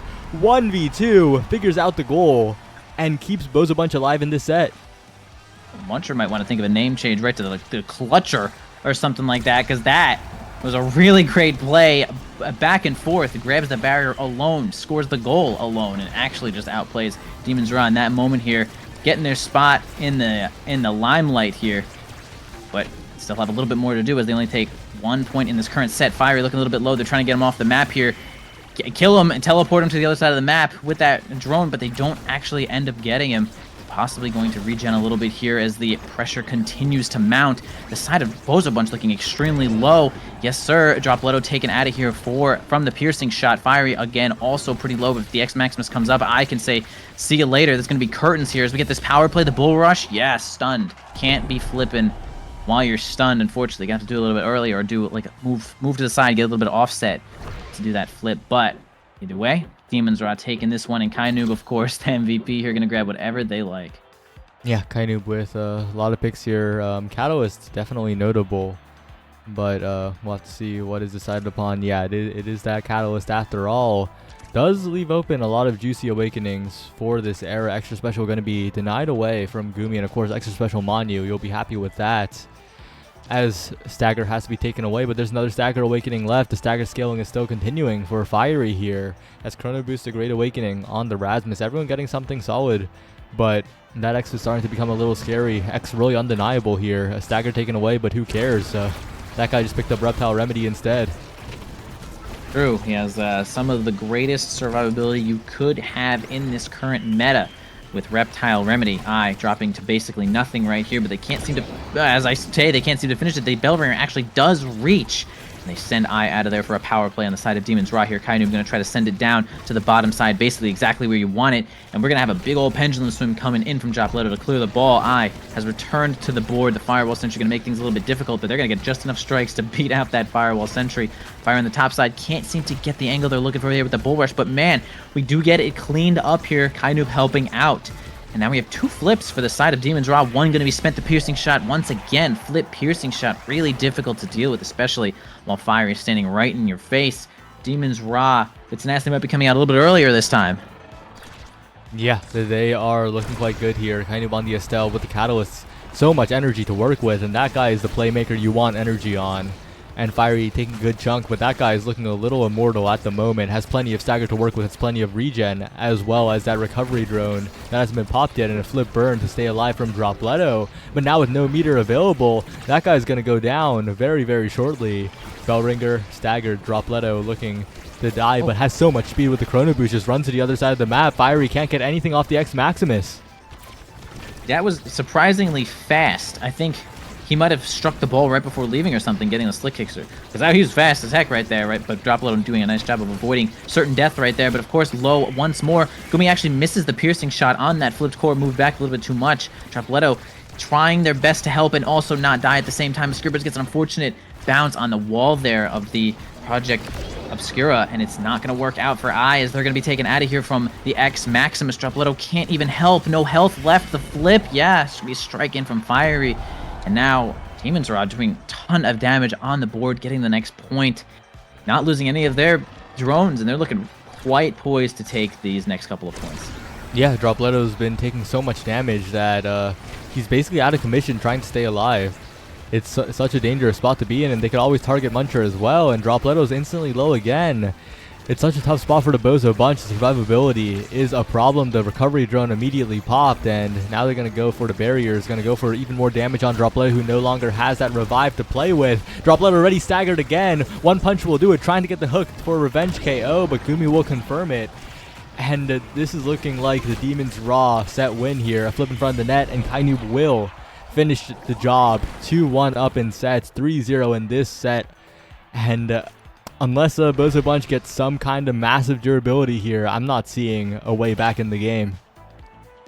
Yeah, I might agree with that. A moment of genius, though. We actually had Droplet tried with the last will to do like a hook into evade to just stall as much time as physically possible. But yeah, there's a lot of more people on the other side of the team there. Of course, Stell, kind of getting their first pick at Awakenings, decides to hold, making sure Fiery gets something nice. Maybe even also making sure Gumi gets something nice as well.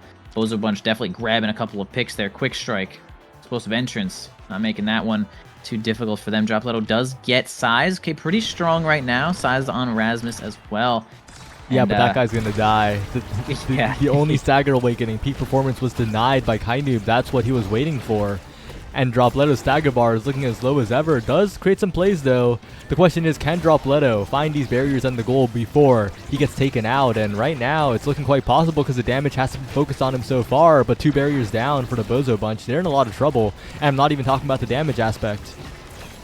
Absolutely, 2 barriers down as well. You see that Kainoob, or not Gumi, actually got the twin drive, something really incredibly strong for the side of, we're having Amy as well in general, also having the heavy impact. Going to give him a couple more cooldowns. We're going to get a flip on the bottom side from Fiery, going to get it right past Obscure Breads. I mean, tough situation. Actually, it's going to be Kainoob going to get it in there as well. The flip helping out, though. Yeah, it was Kainoob sniping Obscure Bread's flip. Obscure Bread's flip. Yeah. Okay. So just an incredible coverage by both Kainoob and actually Gumi too, with the firewall sentry at the very end there. As now Muncher's in a lot of trouble, being punched down by Fiery and KO'd. No meter to work with, no recovery drone to play with. A striker advantage for Demons Raw. They're looking quite dominant here. They're looking to close out this game. The Incendiary Drum's halting it for a moment, but the Firewall Sentry will just send the core forward. And Fire with the flip will finish off the barrier, as one barrier does go down on the other side, but Dropletto is not long for this world as well. The recovery drone popped, and with no meter available, that guy's going to get KO'd right afterwards. True, they do find a way to clear the ball for just a moment there, but man, Fiery does do a little bit of rebound and right in front of Kainoob into the piercing shot. And once again, actually not even once again, but now Demons Raw up a whole lot in this set. 1 score away from continuing this infinite record here. Gumi, oh my gosh, Fiery gets a perfect double, and Gumi feeling pretty good. Happy about that. The X Maximus comes out, the Firewall Sentry, the flip from Gumi, gonna try to make a play here with the glitch pop. Not gonna work out at this spot here. They'll drop a little flying on in there to make it happen, but it's just not gonna happen yet. Gumi just wants to end the game right now, tailing Kainoob to go play goalie. I'm trying to hit it right here. Gonna do their best to try to get any of these barriers, making the ball small. Actually dodging the piercing shot. We're gonna have a power play for the side of Demons Raw, and Dropletto going kind of insane here with this double. Could make it happen, though. The flip from Mr. Breads is not gonna happen. Yes, it is. Saves it from nothing. Kainoob, last to one here to defend with this power play, though. Bozo Bunch can't seem to take advantage of it. Last chance here for Bozo Bunch. But Dropletto's low. Fiery's in there. Has the flip, but used it a little late. Another chance for the Bozo Bunch, as Obscure Red's winning all the strike wars for the moment, but it's 3v2, and all 3 members are pushing in for the goal here. But they managed to save it away still. Gumi has flipped now. This time, it will be enough with the glitch pop. And Demons Raw will take the series. Yes, this is indeed exactly as you said. Demons Raw takes the series. Kainoob polishing off my I Am Infinite trophy. But of course, he's keeping on his desk right there. And, man, with the help of Kainoob, they have done it once again. Unfortunately, defeating Bozo Bunch, who are on a nice little streak there, but a solid performance nonetheless, though. Bozo Bunch bringing their A game as they try their best to fight on through Clarion Corp. Not gonna work out this time, but hey, again, solid performance here, and there's more to happen. I don't know. Yeah, maybe there's a reason why this Gumi guy has never lost in the regular season ever. Cheating. Maybe check his PC. But yeah, very solid performance from Demons Raw and Envy. We might be looking at another crazy regular season from Demons now that Gumi is no longer taking a break. Kainoob and Snake are eligible, but Snake had a little bit of fun last night and might be asleep still. But Oh man. Fiery, as we said before the series started, is the next best thing. One of the best substitutes to have on an Nassau team. And yeah, solid series from Demons Raw. Unfortunate for the Bozo bunch, but these could not close that first game out. That was their opportunity. Yeah, it's kind of a heartbreaker. Bozo Bunch was up kind of as much as they could have been in the first game to still have a chance at dropping it there. But again, solid performance there. We're gonna have Demons Raw go ahead and take that one. But hey, are we're hitting the next game or what? We're headed to a short break because we're not quite ready for the next game, but it'll be a very short break, and we'll have Sad Boys versus Cosmic Calamities up next. It'll still be the two of us, but in a little bit, so don't go anywhere. See you then.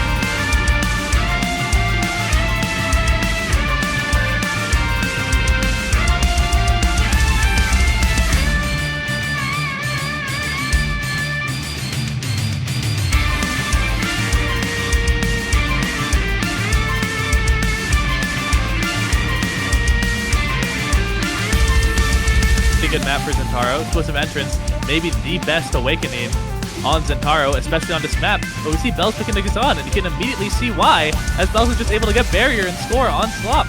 There's the pass, ended up getting redirected by Bells. Back to Leon, and the Joker looking to pass things up. A beautiful find that's almost getting its hunger, and a nice flip from Caleb. That much harder for Slop, and Bells, an ambitious play. Doesn't find it immediately, but finds it. Both these players, there's 4 core flips on the board, and there's the flip from Vaughn, and Bells. Mostly finding themselves in okay positions, though. The CSF from Leon not go well. Bells has to flip, and is just able to hit that one straight in to take map 1. Gary has kind of forced Vaughn to play a bit further back. Slop right after, just going to stay up, and Joker has an opportunity to get even more barriers here. Somehow Joker putting it behind the barrier, and now it finally goes through with Leon. There's the core flip, and the Joker's going to get the second, but this time Bells helping out on the defense, on the midfield, able to make it work with that pressure. And you already loses so much, and Bells with yet another from Slop, and that heavy impact is going to make it a little bit quicker when there's that much pressure in the net. And the Joker losing so much health, and Both barriers are down. This could be it. Sad Boys get another KO. This could be their ticket to another chance at winning NASL. There it is. The pass to Bells. The flip is not able to reach. And it's going to be Sad Boys moving on to play Demons Raw. We knew these two teams were on a collision course for one another at some point during playoffs this season. Hold on to your seats, folks, because this one will not disappoint. Feels like I'm nervous here, Threezy. I think the players might be a little nervous too. Yeah, you definitely see some jitters. The damage trade's been going crazy as Vaughn is KO'd again. Demons Raw have possession, and Snake finally slots into that bottom corner. Lower on the stack. Will dodge away from the eye rush from Snake. Really good on Atlas Lab. Just does everything right on this map. You see Snake there, just Snake but not able to score, and it goes up into the net.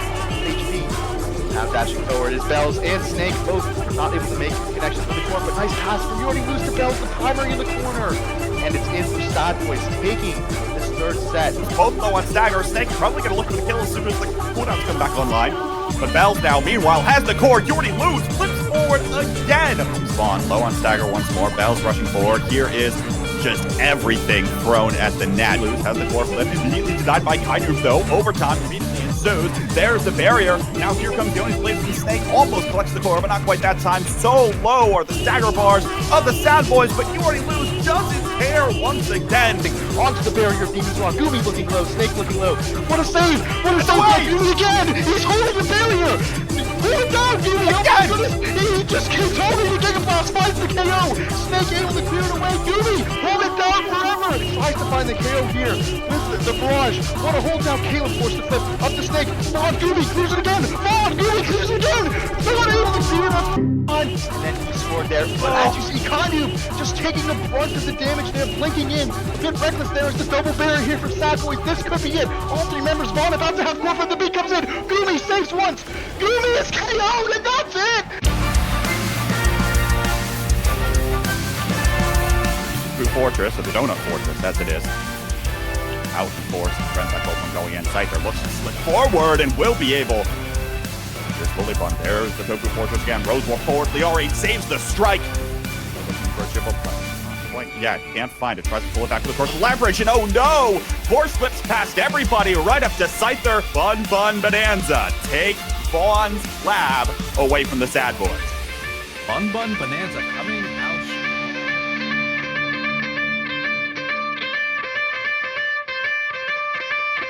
Are up and contributing quite a bit to the damage here as Liari jumps in, gets the point, 2-0 lead. I mean, 2-0. We started this set maybe a minute ago.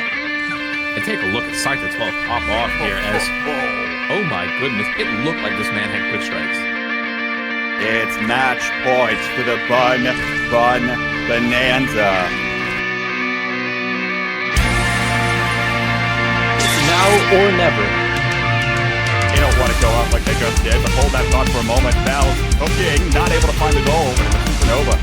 Not able to find the barrier. Here's Bells again, top spin, able to get it past, and Pokemon also commits energy burst there. Won't have that coming in with a Thunderstruck, but I I think it's going to be crucial to. This point is going to come down to if Bad Boys, specifically Vaughn, can dodge the abilities from side to 12 and live. So far, so good. But as I say that, I feel like I just Vaughn has been killable. And Snake with the goal. Snake gets it. Holy hallelujah. If I'm gonna lose, it's on me. 4.5. This could be a game series point. Vaughn comes back from the afterlife. Gets the final barrier. Bell going up. Oh my goodness, gets the KO, but Strike doesn't manage to get it. Top spin going over. Piercing shot. Trying to get it through. Lilybond manages to get back from the struck coming down. And we're just going for a strike after strike, K-Bot. In this, we win the whole series. But Bells is gonna go forward to get it done.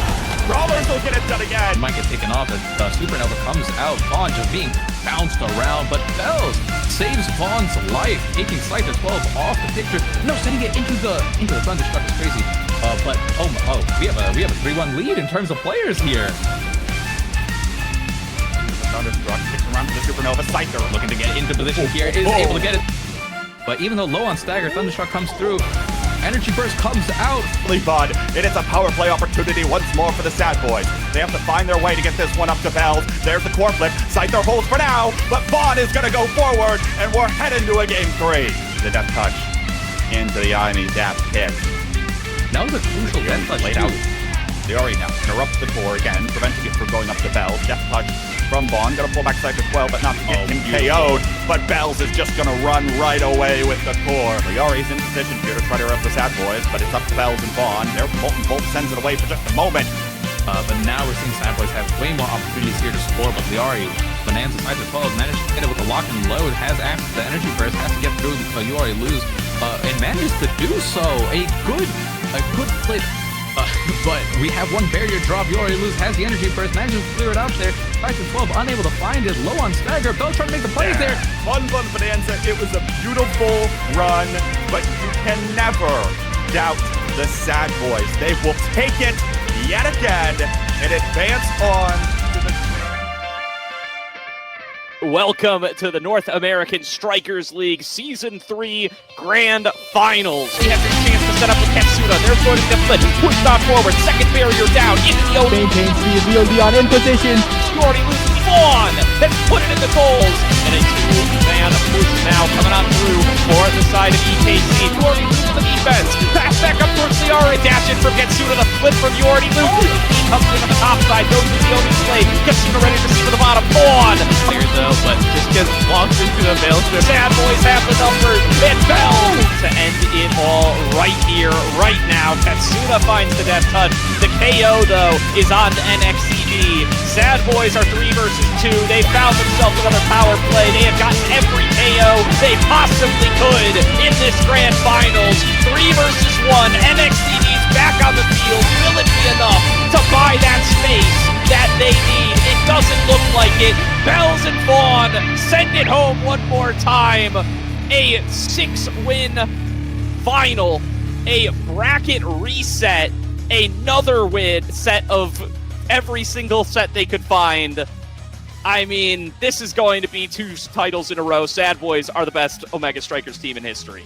Sad Boys cementing history right now, Gordo, with 2 back-to-back NASL wins, and in dominant fashion, pretty much in both cases here, especially this season, the best losers run of, I would say, all time here. You already lose the 3-time best goalie in the entire world, the 3-peat, as they'll say. They're just looking absolutely unstoppable. The best team in the world, Sad Boys. I mean, just a quick moment, just everybody at home, please just clap. Like, this is insane what Sad Boys has managed to do here.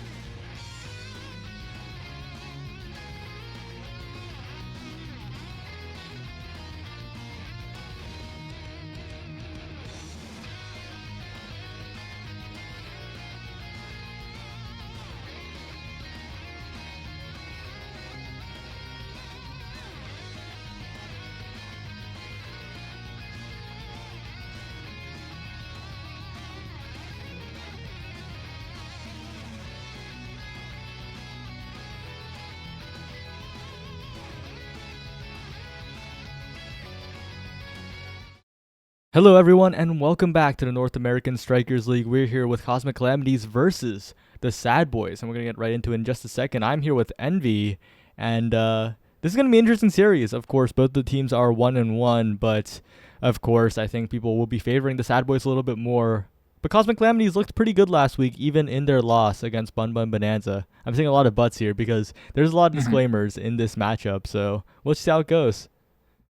Yeah, going to be a little bit of a tall order here for Cosmic Calamities, as they are a slightly newer team, of course. Working together, the teamwork definitely be building over time. The synergy is something that definitely gets equated when you have played a little bit of time together, and we certainly know that from the Sad Boys, as they are certainly no new team to the Nassau season. But again, like you had mentioned, they're both 1-1 right now. The boys did actually lose to Bozo Bunch in week 1, and well, they're not trying to lose again, that's for sure, right? The boys have a lot to live up to. So we're getting on into this night market game, though. We have night market game. Any awakenings to be seen here? Absolutely. Heavy Impact and Among Titans. Now that's Among Titans is definitely like kind of a strange awakening in general, but that's kind of like the midfielder goalie take Among Titans, make your brawler huge, and to see if that is showing up here. Kotone, yes sir, for Cosmic Calamities is going to be receiving the buff of the Among Titans for sure. And it looks like this side of boys have taken all heavy impact. So let's see what happens in this first game here on Night Market. We saw an instant KO there. Kotone with a dash punch, finding the KO onto You Already Lose. A bit of an overextension by the goalie. And that's exactly what we want to see if it's a Juliet pick. And Vaughn stopping to get a speed gate. The barrier will be given up, but I think a good choice. That speed is valuable, and that barrier was probably going down regardless. But Kotone is looking to make that barrier take into a goal here. And the Cosmic Calamities off to a very, very good start. Agreed. We have the goal open here for the Sad Boys. We're going to have Forgot getting the ball past Vaughn a little bit there. He's going to try to work on the bottom corner here. Forgot can't seem to maintain control of the ball. Kotone big and fast, but not fast enough to grab the core from Vaughn's strike here. Fighting onto the top lane now to the bottom here, as they're going to have a 2v2 here. The bottom lane, everyone's kind of holding here. Bell's looking for the speed boost. Can't get too much off of it there. Kotone knocked down to almost nothing here. Gonna have to spend an evade. Yet gets kind of staggered. And now they're gonna have a tough time mounting a defense or an offense. Forgot's gonna be alone, but Forgot is all you need with that core flip there. It's gonna be fast enough in the literal 1 second of overtime. And y'all cannot grab it with the glitch pop. So it's gonna be first point there for Cosmic Calamities, everybody. Cosmic Calamities getting in there and finding that goal very, very early. And Forgot taking a lot of damage. Doesn't have a lot of meter, and so is Kotone. The damage is very good from this Sad Boys composition here, but we'll have to see if they can put enough damage pressure down to really make sure that the Cosmic Calamities offense cannot function, as Kotone is staggered but runs back for the orb, gets unstaggered, and they're all good for the moment. Bells does have the meter available. 2 barriers taken by Bells in an instant. Trying to go for a flip play now are Vaughn and Bells, as Kotone is being pressured so much by this Aimi, but a self-double barrier off the night market angle, and if Forgot can control the core, this could be really good for Cosmic Calamities. This does have a chance to be great for Cosmic Calamities, but Bells gets a nice flip there. Okay, we're going to actually have one from Natty there playing defensively. Hits the corner in a weird spot, but we're going to have Soren angle not be enough to save it. Vaughn's going to spend their flip to execute Natty and grab that goal. It's going to be a 1-1 right now here, and we do see Kotone taking a ton of damage. I mean, 3 heavy impacts for the side of boys. It's just 20% more damage at all times. You can see y'all is already like, yeah, let's just get some damage. And man, Vaughn finds a kill off the bat there. Kotone needs to do something. I don't know. It's a tough spot. Really tough spot because Vaughn is being very precise. Kotone caught in the dash, I believe, so couldn't press a button out of that animation, and Vaughn gets the combo with the blink to really just create those striker advantages, but both barriers still stay up. Natty has been very, very good, and Kotone with a hit stun, You Already Lose, and a strike war afterwards is also converting on these barriers. So despite the KOs, Cosmic Calamities are holding on the defense. Forgot stays alive crucially there, has a flip available for the offense here, but the Oni's Blade from Bells will halt the offense in its tracks for the moment, but it's still 2 barriers to none. Incredible defense from Cosmic Calamities to keep those up, despite both members incredibly low.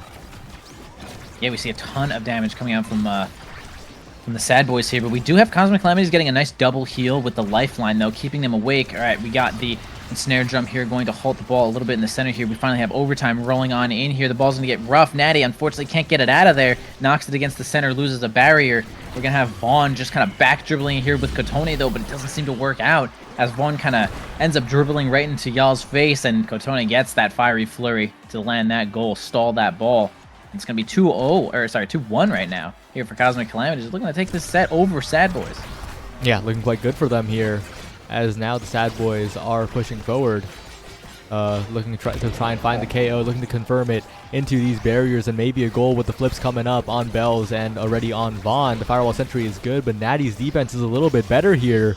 Good use of the secondary to kind of scare Vaughn a little bit in the midfield, and now Bells is pushing forward, but once again, the defense is good. One barrier taken, both barriers taken though, and Bells has the flip available, used it for the KO, and his open net situation is going to be real tough for Demako.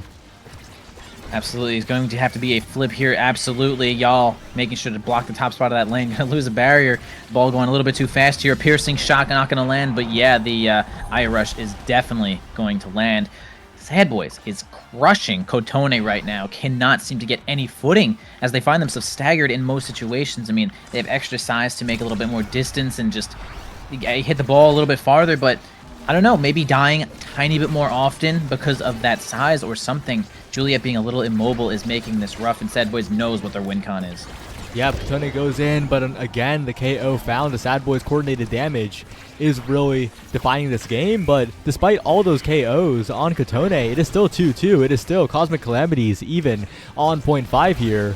And Forgot maybe low, maybe almost taken out, but it's still 1 barrier to 1. Natty is holding on quite well. Forgot is controlling the core when he is alive, and Kotone is converting the few opportunities that he is given. So definitely winnable, but with 2 members down, with the barriers all down, Natty cannot win the strike war against Vaughn. Vaughn gets in there, Bells gets in there, and this time the Sad Boys convert very, very quickly to win the set. Yeah, they kind of ended that set a little quickly, as Cosmic Calamities did have a 2-1 right there, but then they brought that one right, 3 points right there for the Sad Boys real quick, getting almost like 5 kills, maybe 6 kills already in just that first set, really focusing a great damage. And now we have Vaughn grabbing a couple of powerful awakenings here, but with some of the most powerful awakening combination ever here. Monumentalist now showing up for Forgot. The Sad Boys saying, man, that doesn't even matter, dude. We're just going to kill you and your friends and just grab Hotshot, and that'll be it. And that's kind of a statement from the Sad Boys. Yeah, Vaughn last week, I believe, also the Sad Boys team let Monumentalist now go through and beat it.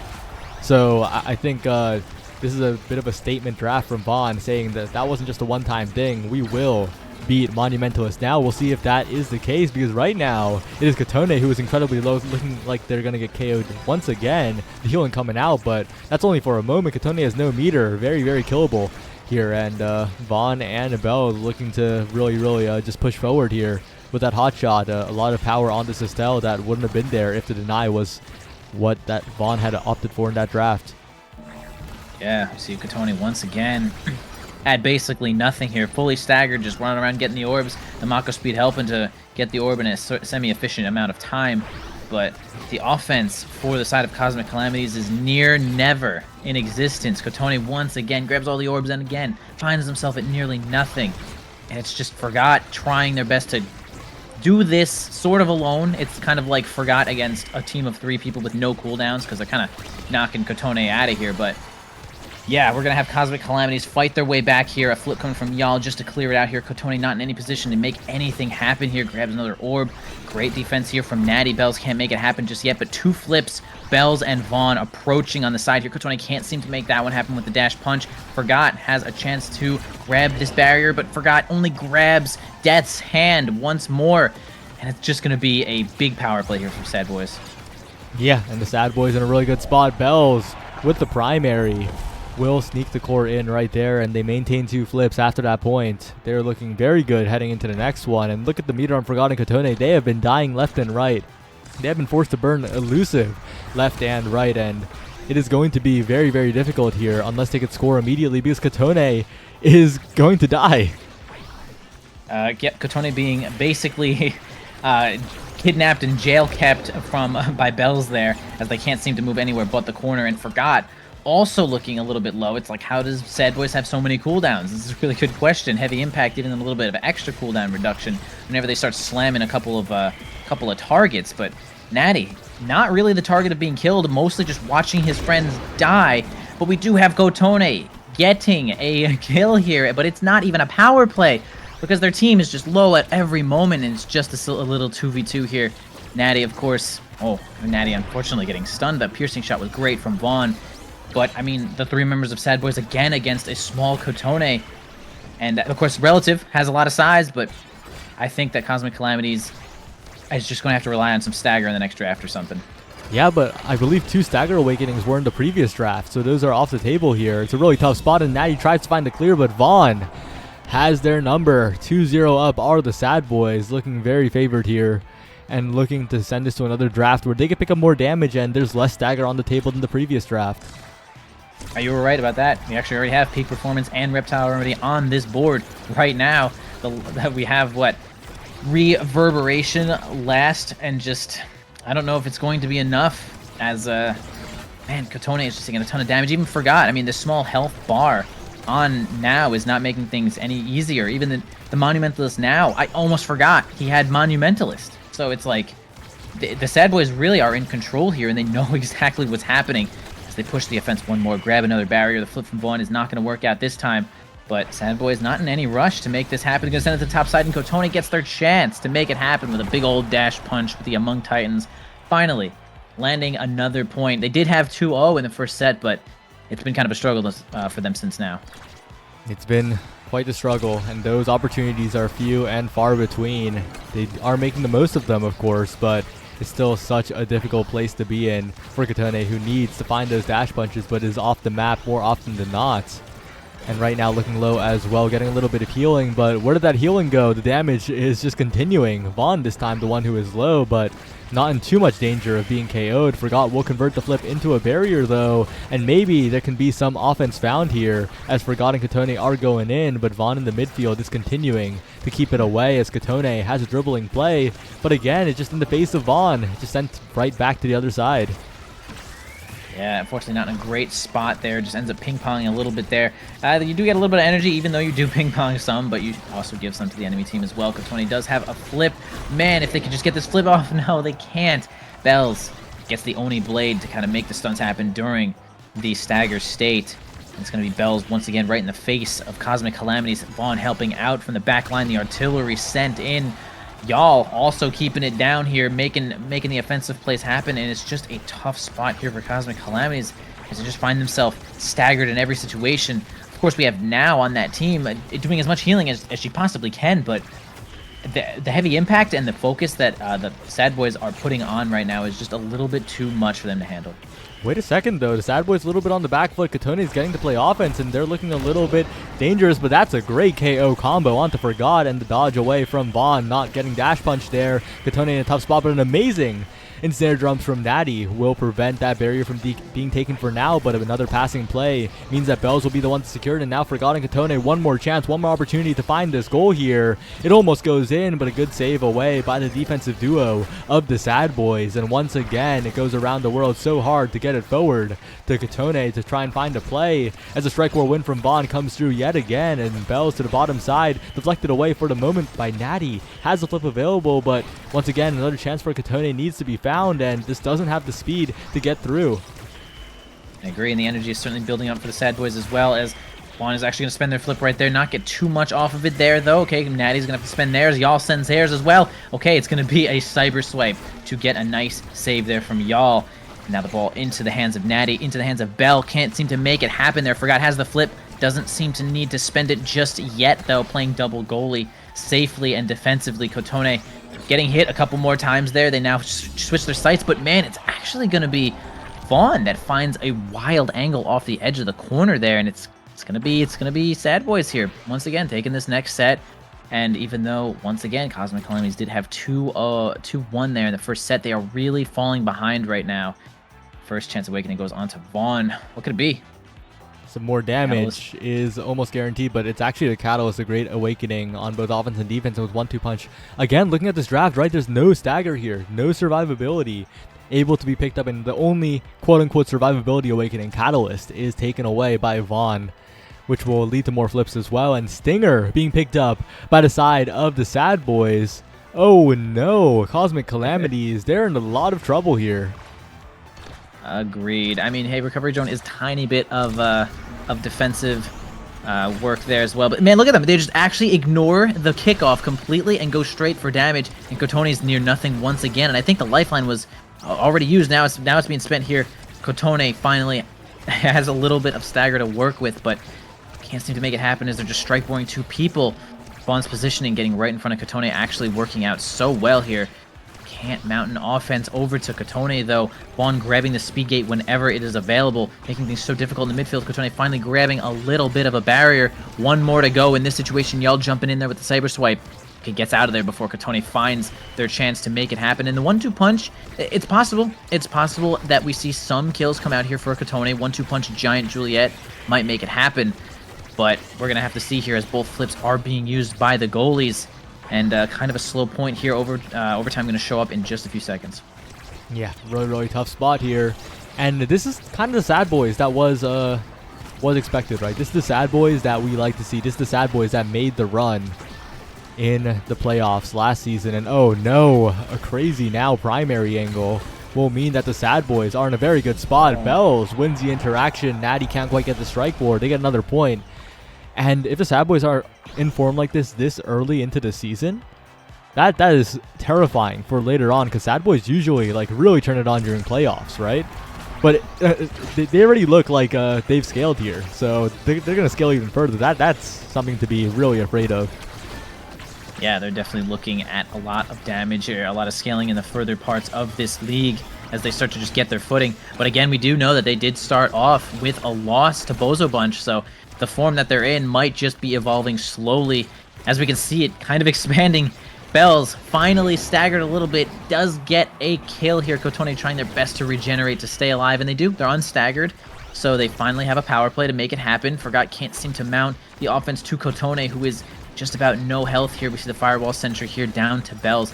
Okay, the power play is over, but Kotone looking a little bit low, grabbing the orb. They kind of have no choice but to grab that orb, and Natty is sort of left out to dry as one of the forwards just kind of leaves, as again, no choice seems to be happening. And again, kind of a slow point here. 1 barrier down for each of them, and overtime showing up.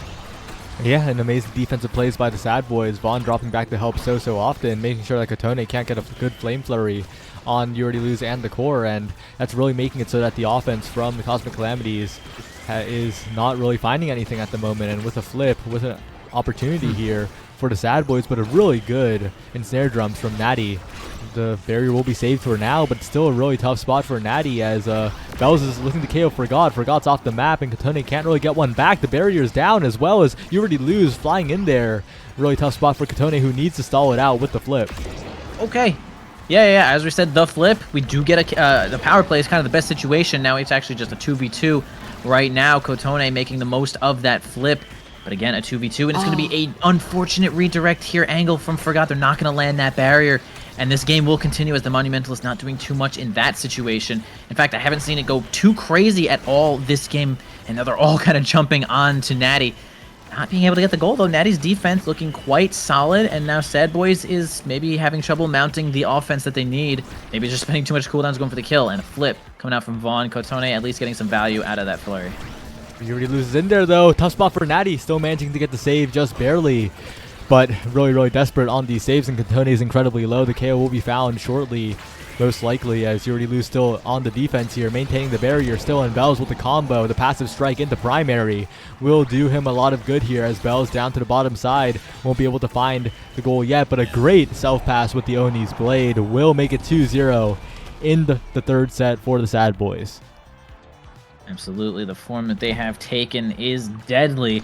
We see that Bells did take Stinger. It's just damage upon damage. Did they even need Stinger? This is a solid question, but why not just ensure the victory as your win condition just furthers? Kotone trying to make something happen there, but doesn't. Gets kind of flipped and stuffed. Ooh, but does find a kill onto y'all right there. Big spot. As long as Kotone survives, this power play might actually happen. Doesn't actually go to get the orb and ends up dying. Oh man, they wanted to further the power play, didn't get the orb, but man, forgot clutching it out in the bottom corner here. Sets up a little bit of a primary to defend it, and Vaughn can't have it. All right, big spot there for Forgot, making that power play nullified. So they're keeping themselves alive in this set. This would be the ultimate reverse sweep. It was 0-2, 0-2 before that point, and Forgot start something for the Cosmic Calamities, but the Incinerator Drums goes a little bit wide, and that barrier still stays alive, and the Sad Boys lose one, but look at the health bars and the energy. They're dropping as we speak. Agreed. It's like now is good at healing and all that stuff, but she does have to use her abilities to heal, and then you don't have abilities for helping stuff the ball through that barrier, through a person. Kotone taking another bunch of damage. Forgot spending the lifeline. Kotone, they grab the orb, they send him out of there, and it's going to be once again a power play as Sad Boys are looking at the match point right now for this game. A flip from Forgot. It's going to stall a little bit of time here, but they're going to send Forgot all the way down to staggered into nothing. They don't actually end up getting the kill with Bells and Natty in a strike war. Disadvantage for Natty, of course. Can they mount this offense here with Kotone? Yes, they do. This could be something. This could be the chance that they need to sink this goal, but boy, it's in the hands of Bells. It's in the hands of Bells, but a good save by Natty will send it out of there, and Bells won't be able to catch it with the dribble, with the primary, and now Forgot and Kotone incredibly fast, looking for one opportunity, one dash punch, one shot, one now primary, and they do eliminate Vaughn for the moment. The core goes around the world, stopped by Bells to prevent a goal from happening there, but Bells looks for a play, not quite able to find it. Kotone with the dribbles, bottom side, but Yuri Lose has read the play. Yuri Lose will get the glitch pop, but Forgot gets a strike war, but no, it just sent to the corner of the goal, not quite finding its way in there. Kotone has flip available. We'll be trying to use it here to the bottom side, but again, another shot whiff for Cosmic Calamities. They only have so many opportunities, and they're not scoring. I agree, these opportunities are certainly dwindling as maybe their willpower is as well. They just keep going a little bit wide on these shots. The overtime actually assisting Cosmic Calamities. It's too fast for Bells to even catch with the Aya Rush there. The Crystal Thorns is going to help it on through there. The flip is going to stop all of the defensive push here, but they're going to switch their sights onto Kotone for just a moment, but not long enough. Maybe long enough. Y'all actually sending a little bit more damage, and if they just get Kotone out of there, it's going to be a boys win, but they get a stun. The Aya Rush plus the advantage of the ball movement is going to net Sad Boys the victory in this first game. Well played by the Sad Boys. Dominant game, dominant damage composition. And the Cosmic Calamities had so few chances to work with, of course.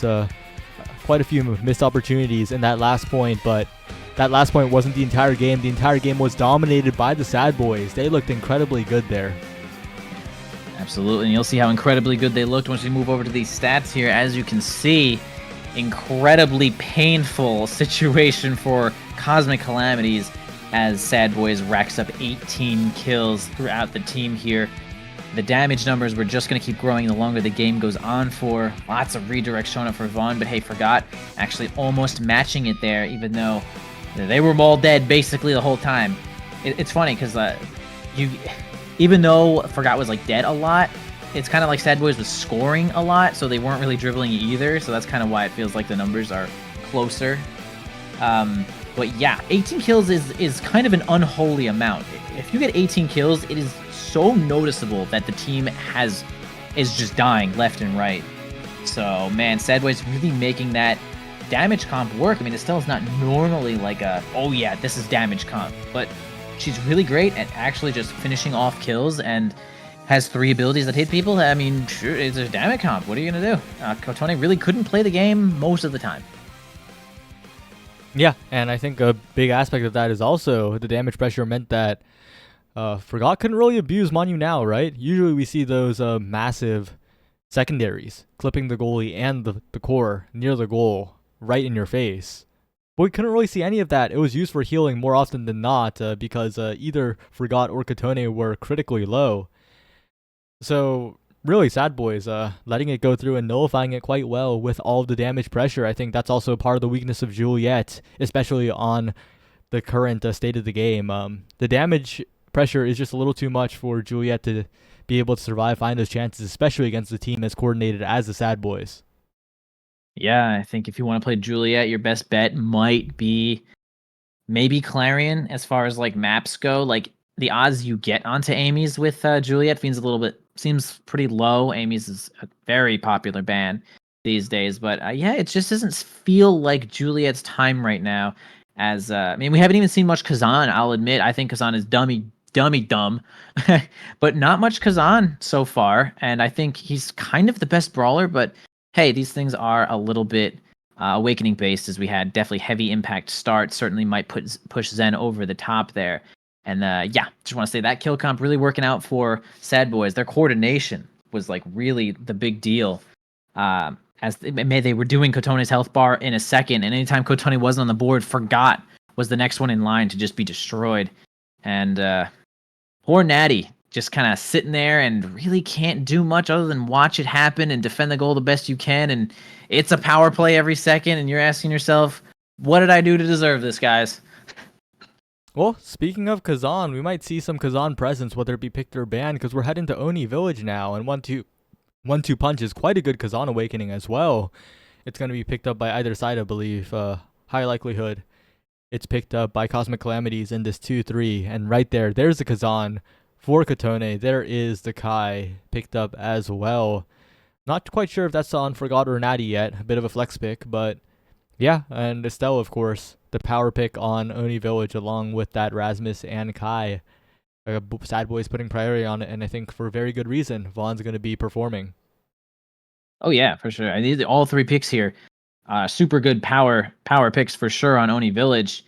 I think Kazan is probably the best brawler on Oni Village, and the best midfielder is kind of to be determined. Like it could be easily Estelle, it could easily be Kai. They're both just like S tier here.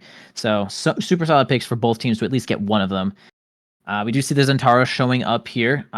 Probably the next best brawler pick for Oni Village, in my opinion. And we have Luna, kind of a strange flex pick. Really not great defense, but like dummy good offense in most situations. Has the ability to kind of be anywhere where they want as long as you maneuver correctly. And then my fourth pick for Oni Village is definitely Juno.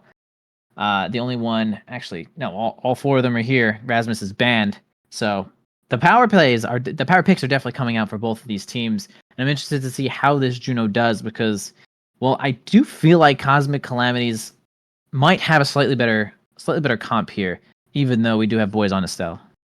That's the thing, though. Although Cosmic Calamities have a lot of core control, Sad Boys can just go into KO them mode. They have Luna for the damage, they have Zentaro for the damage, and they have Estelle for the damage.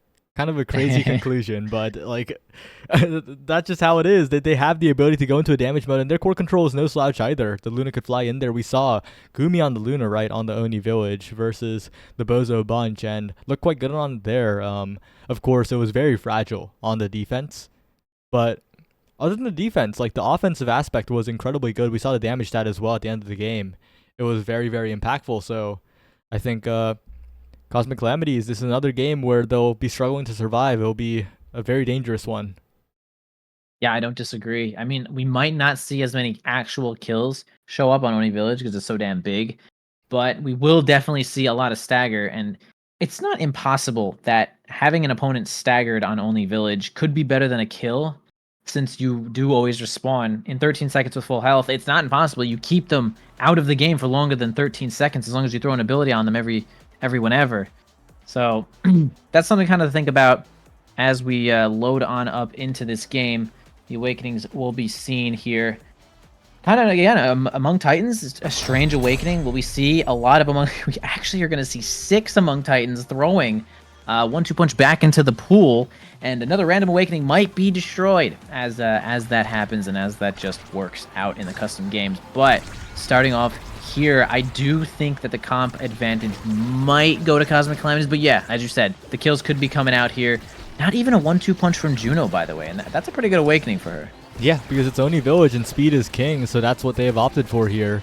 They're going for all speed because otherwise you can't keep up the pace. And look at everyone. They're moving incredibly fast. The flat speed doing a lot of work. And like you're saying, Kazan, great brawler on this map. And we're seeing it right here. Plenty of agency to move the core around as Bells finally gets a barrier looking for 2 here. And we'll find 2 as well as Zentaro. Probably also one of the great picks on this map in the brawler position. And a lot of reach these both brawlers have as Kotone goes for a read against Jurity Luz, not quite finding it here. Jurity Luz with an amazing pass to Bells, and now Bells has an opportunity, but a strike will win by Kotone will defuse the situation for the moment.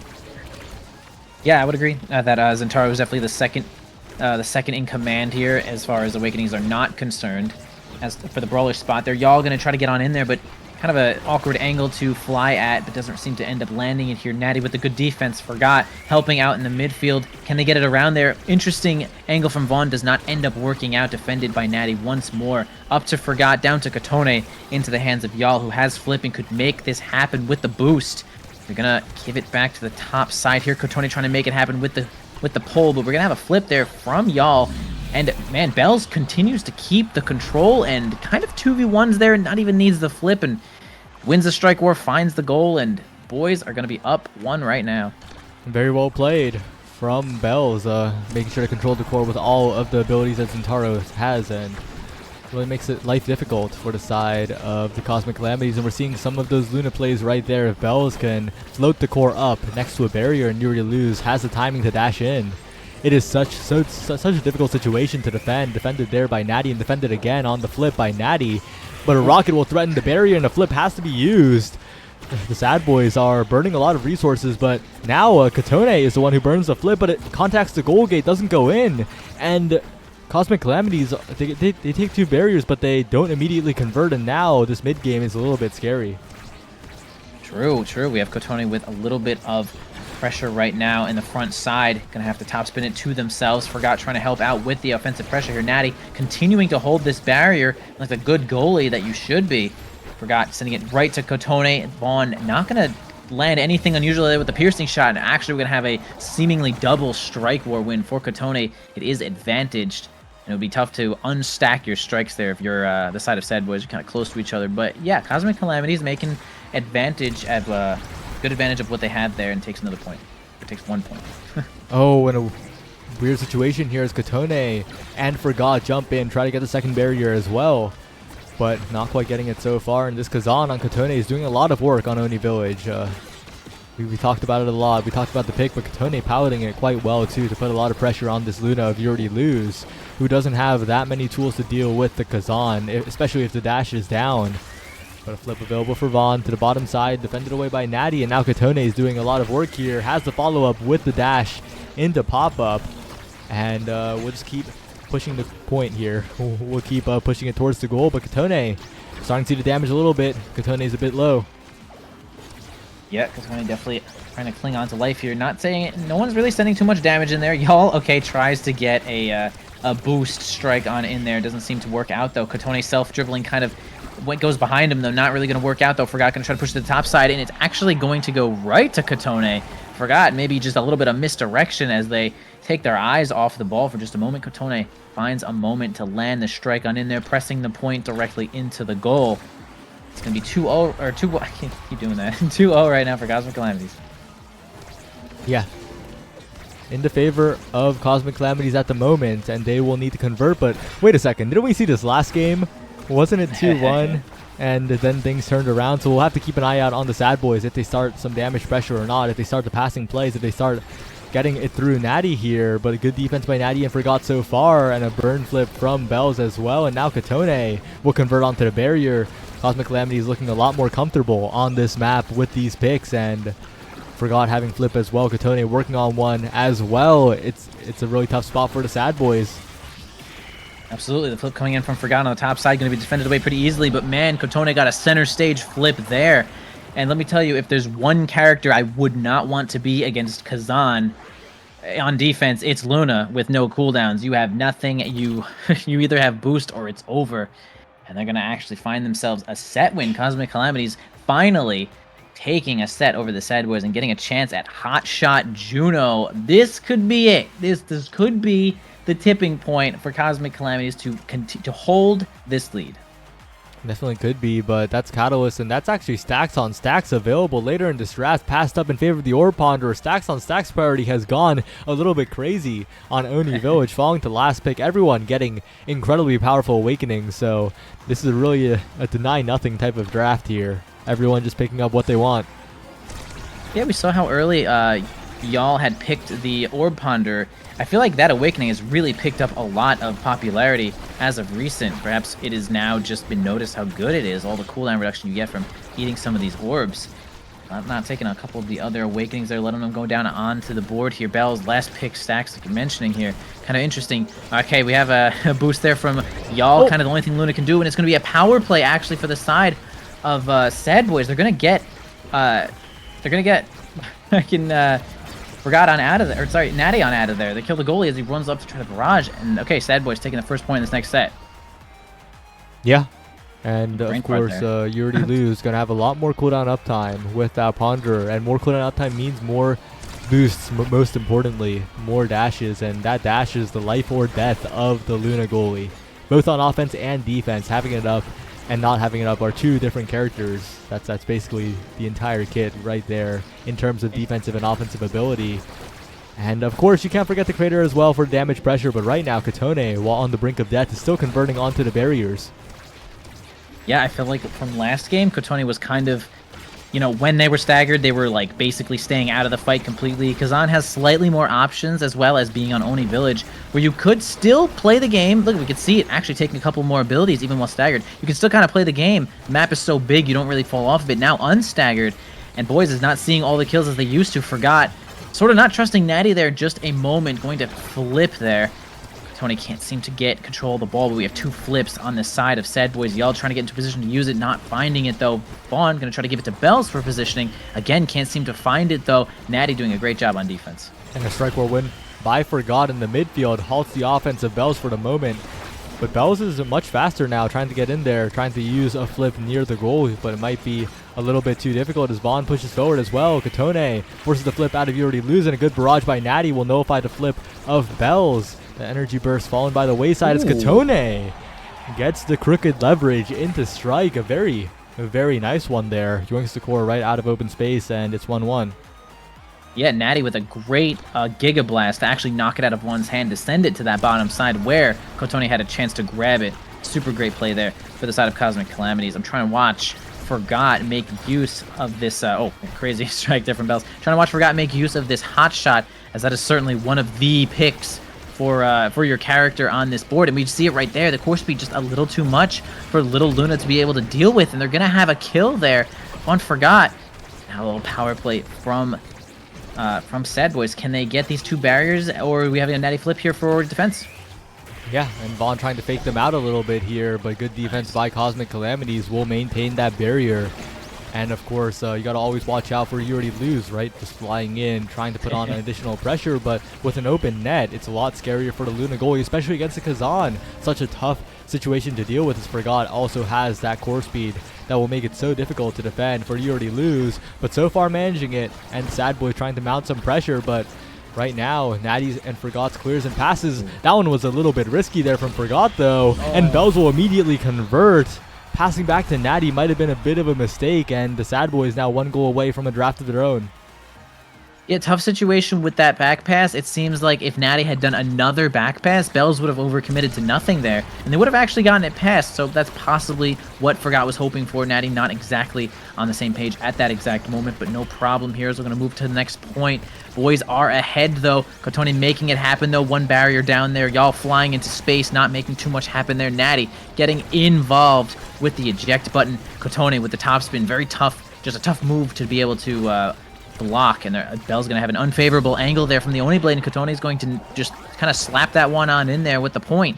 It's going to be a 2-2 right now, and we thought I thought that Boys might have picked up enough momentum, but hey, Cosmic Calamity's bringing it back. And that's the downside of the Luna goalie, always fragile on the defense, but with that rocket actually, and Bell's going in as well. So much meter available for the Sad Boys right in front of the net, and they convert in 6 seconds. They take the set, they even it up 1-1. They get some draft priority here. Well played from the Sad Boys, as Vaughn will be first pick. That's who you want the first pick to be on. And interesting picks available. It's Quick Strike's Catalyst for Vaughn. So much energy on that guy. Absolutely, that's truly kind of the bifecta here of energy that is kind of available in the game right there. I have a couple of more awakenings. Heavy impact, fine on Kazan. Good deny as well. Juno not going to get too much more core speed. Maybe team player, actually. Yeah, team player going to make some... That's interesting. Team player is an interesting thing on the forwards, because now the back passes are, well, they're more deadly for both teams, as you have to be even more prepared for the back pass as the goalie. And sometimes now the ball is kind of unstoppable in certain situations. Forgot is just an onslaught of course speed right now. We're going to see if they can make it happen. Yeah, but you got to watch out for the Sad Boy scaling. Vaughn has so much energy to work with now, and you already lose. That crater is going to be even more threatening, but Natty finds a really, really good shot with the Giga Blast, taking the barriers, and will not get the strike this time. But if Cosmic Calamities can convert, one barrier is all they need. Katone with the core speed to the top side. No dash available from Yurdi Luz or Vaughn. Well played from Katone and Forgot to get the quick play. That was team player. That was not only team player's speed to get it through Vaughn and Bells, but the team player's speed adding to Kazan's press the point made it red there, and y'all can't even stop it at that point. Team player doing God's work in that exact play, and again, team player right up to Forgot. Natty gets the extra 20% for anyone who strikes it on your team, and boom, both barriers are down. The team player could be the one awakening that changes the game for the side of Cosmic Calamities. Luz is forced out, but Katone in a 1v1. So difficult for the Luna to win, especially against a Kazan of all characters. And Katone will convert it 2-0 up. Cosmic Calamity is looking very confident. Like you said, the core speed really making a difference against the Luna goalie, who has a lot of trouble dealing with it. Yeah, I mean, you mentioned right at the beginning of the game, speed is king, and then not only run speed, but core speed on Oni Village is some of the things that actually gets through the second barrier without always having to flip. And so having a bunch of extra core speed here is going to change the game for the side of Cosmic Calamities. As they kind of team, like I said, team player do be fast on the opponent, on the friendly side too. So Vaughn going to dribble it on in there. Bells, actually ends up flipping. They aren't coordinated at that spot. Natty actually gets the defense. Kotone now has complete control. Forgot and Kotone 2v1 on the bottom side. Top spin plus the blob. Y'all cannot do nothing with no cooldown. So man, big overcommitment there from Vaughn Bells. And it's going to be Cosmic Calamity taking this next set, and advantage for Kazan to grab that first awakening. Yeah, incredible defense from Natty with that vertical barrage, somehow getting it out of there, and Forgot as well with the follow-up. And with Kazan getting first pick, it's so scary, because there's the explosive entrance being taken here later on denied, because 1-2 punch will be taken here unless Deadeye is denied. Deadeye is denied away from the Luna. You do not want that Luna being able to KO here, but all things considered, Vaughn is getting even more powerful. Double energy, orb dancer, something to watch out for in the midfield. But maybe the core speed will just be enough, because that's Deadeye. That's even more core speed on the Juno of Forgot. And of course, with the 1-2 punch on Natty, the second strike from the goalie, or maybe the barrage and then a strike, will also be providing a lot of core speed as well. So if Cosmic Calamities can just overwhelm the Sad Boys like they're doing right now, they can close out this game in an instant. Absolutely. 8-second set, grabbing both barriers on Oni Village and the goal. That was pretty strong. The core speed was really coming in handy there, and it looks like Cosmic Calamities might have just found the ticket to bring the series to a 1-1 point set right now, as they're going to end up actually getting a kill onto the goalie here, y'all. To get a little too close to the edge, they're gonna have Vaughn try to take the goalie spot now. The power play, Bell's doing a great job of stalling, but now the core speed is going to be coming in as the 2v1 happens, but they stall long enough, keep the barrier, and now the 3v3 has resumed. Forgot sending it to the top side here. Not too much more they can do. Kotone, or not Kotone, Forgot losing a couple of Strike War interactions there. Vaughn grabbing the orb, gonna try to run on in there, but man, Bells finds it on the bottom side through Natty and the blob. So still a little signs of life here for Sad Boys, as they're like actually trying to 2-0 this one.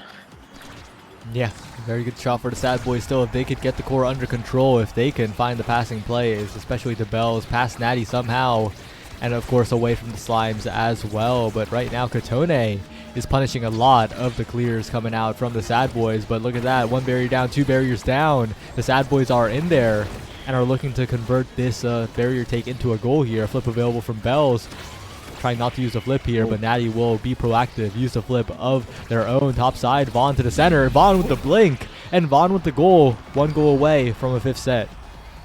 Nice one by Vaughn, getting on in there with the Rose Warp, making it happen. It was a close spot there. Natty almost had the clears, but yeah, Sad Boys unrelenting right now. They're going to do a little bit of dribble here. Vaughn trying to make that flip show up, and they do. They're going to lose up 1 barrier here. Cosmic Calamity is going to try to push onto the top side, grab that one. Of course, it's just cosmetic. The first barrier on Oni's bottom side here to Forgot. Could do a passing play here to Natty. I would have liked to see a back pass actually in that spot, but unfortunately we're going to have Kotone get blasted into orbit, and a power play here from Sad Boys is going to spell destruction for Cosmic Calamities. Flip available for Vaughn. trying to find the best place to use it is Vaughn. A flip from Yuri Lose up to the top side. Vaughn in the face of Natty tries to use the piercing shot like Kainoob did before, but this time it's a little bit off. A good defense by Cosmic Calamities. Katone getting in there, but a good hit stun by Yuri Lose to keep the core up. Good pass up, but once again Katone is proving to be a bit of an obstacle here for Sad Boys to get past as Katone pushes it forward. Natty pushes all the way up as the eject button. Kai still defends the goal somehow, and the core speed from Forgot will send us to a 5th point. Wonderful work there by Cosmic Calamities. If I'm not mistaken, I think it might have actually been the Oni Blade that negated Vaughn's flip attempt there. Not 100%, we could clip that one, take another look, but yeah, Cosmic Calamities on the verge of victory for this game here. Could Only Village be their map right now? They have the core speed for it. They have the willpower right now. Pushing onto the top side here into the hands of Kotone. Kind of does a grab backwards for an early strike, but doesn't seem to make that one work. Natty going to try to make their way on in there. They do eventually get the bottom barrier here. Lots of blobs just eating the ball right now, stalling a little bit of time. Nice barrage by Natty, actually blocking the top side. They're going to send a couple of lines in there. A bunch of abilities coming out, but they're all on cooldown now, as maybe Cosmic Calamity's chance to strike. Yeah, Katone going for the scoring attempt. Vaughn and Bells both have flip available if they get value, but it's stuffed in the midfield a little too far away. Another flip stuffed in the midfield, and now Katone and Forgot has possession, has the slime, has the hit stun, and has the game for Cosmic Calamities. The series is 1-1 now. We're headed to the 3rd game. True, absolutely, man. It was funny. Right when Forgot had possession of that ball, I said to myself, man, this is about to be so freaking hard to defend, because you obviously know the fast strike is coming in, the blob is following it. Man, what do we do here? And we go to the next game. That's what we do. Nice work for Forgot getting on up there. Check some stats out on the board here. Nothing too remarkable, I believe, to take a look at. Vaughn, most redirects. Of course, Vaughn likes to be doing that dribbling, especially with the quick strike and the catalyst. Really necessary to be dribbling like that, get all that good energy. And yeah, so Cosmic Calamity's bringing that one back. I mean, I loved their comp there, honestly. Like Kazan, lots of movement they had, lots of core control. The awakenings that they were able to secure actually ended up outdoing something like having Catalyst and Quick Strike. So Cosmic Calamity's drafting well. Good, well-deserved win. Yeah, it's 1-1 now. We're heading on over to Atlas's lab. It's called Vaughn's lab, so it is a map that the Sad Boys are no stranger to, and we might be seeing some damage come out on this map. A lot more conducive to damage compared to Oni Village of all maps, and of course Oni Village was the Cosmic Calamity's pick. And it'll be interesting to see how it goes down here. I'm definitely looking forward to seeing a lot of damage from the Sad Boys, because that's probably their ticket to taking the victory. Sure.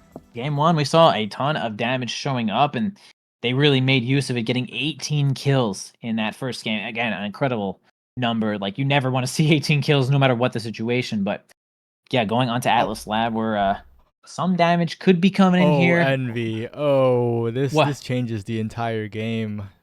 Oh, you see you see the awakenings? I'm pressing the button. The button. Hit the button, dude. Envy. What we're seeing a Stinger. Oh my god, it really is Stinger. Oh. That's so nasty. Okay, I was going to leeway into it. Could be time for Cosmic Calamities to take the reins here and also build a kill comp, because if what happens game 1 happens again, it's GG. It's over. And so Cosmic Calamities is gonna have to fight back with possibly the one way they know how, and it's got to be damage. I mean, who's gonna be taking aerials right now, for real? Yeah, and with now banned away, the last attempt at healing is cut off. There is no turning back now. This is going to be a damage game, but Cosmic Calamities say no. They pick up the Rasmus. They want to score. They want to win the game before they die, but it's a Stinger start. Are you sure about that? Oh, yeah, Rasmus is a little bit risky here. I mean, there were a couple of picks. Zantaro still completely acceptable with Stinger. Kazan also acceptable with Stinger. Yeah, Rasmus just seems like second fiddle to Stinger players, and the other team, as they should. Sad Boys gets the big Vice with Stinger. Vice, certainly one of the best characters in the game with Stinger, and something like Heavy Impact could easily show up later. But taking the Kai as their goalie, maybe? I don't know. Do they have big damage Vice, but they have like... It's probably Vice goalie and Kai midfield. You think so? Okay. Probably. It could be the other way around, but that's what I'm thinking at the moment. No, you're probably right. But the rest of the Cosmic Calamities draft has me a little stumped. I'm yeah. wow. That's Erasmus goalie, isn't it? It probably is Rasmus goalie. So that's fine. Rasmus goalie is so strange though. There's like no I feel like I can't place Rasmus goalie other than just behind regular goalies. Like it doesn't feel like anything Rasmus goalie does is better than anything. Like Rasmus goalie on size start, okay, fine. Like you basically always win the pendulum swing clear, but like this start does not feel like Rasmus anything. Rasmus goalie might be my least favorite pick out of everything I'm seeing here. I like the Sad Boys composition. They have Vice and Taro on Stinger start. The Kai for a little bit of that core control. And of course, Kai can kill confirm as well. The barrage into Giga Blast incredibly good on staggered targets. So this is going to be a nightmare game for Cosmic Calamities. Can they weather the storm? It is indeed the Rasmus goalie. Oh, dude, I'm kind of I don't think they can. I don't think they can weather. I mean, Vice is dummy.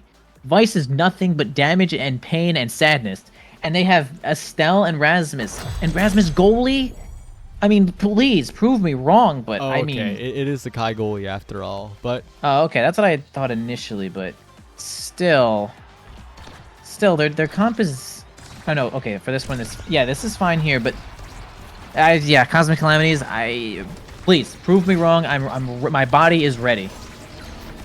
Notably absent is the Luna that could have been picked up for God here. Unfortunately, that's what I think a lot of spectators are clamoring for at the moment. And Katone, though, trying to find some core control, trying to find some goals in the early stages of the game, because especially against a damage comp such as this, getting those early sets is crucial. Getting 1 or 2 on the board gives you that leeway in terms of scaling. You don't have to witness as many drafts out from the damage comp, but still, it is looking so tough if Bells and Vaughn can continue to damage Jenda. Yeah, I mean, and I guess you could say the overlapping term, hey, you just avoid all of the cooldowns and the damage comp doesn't do anything. And sure, sometimes that does actually happen.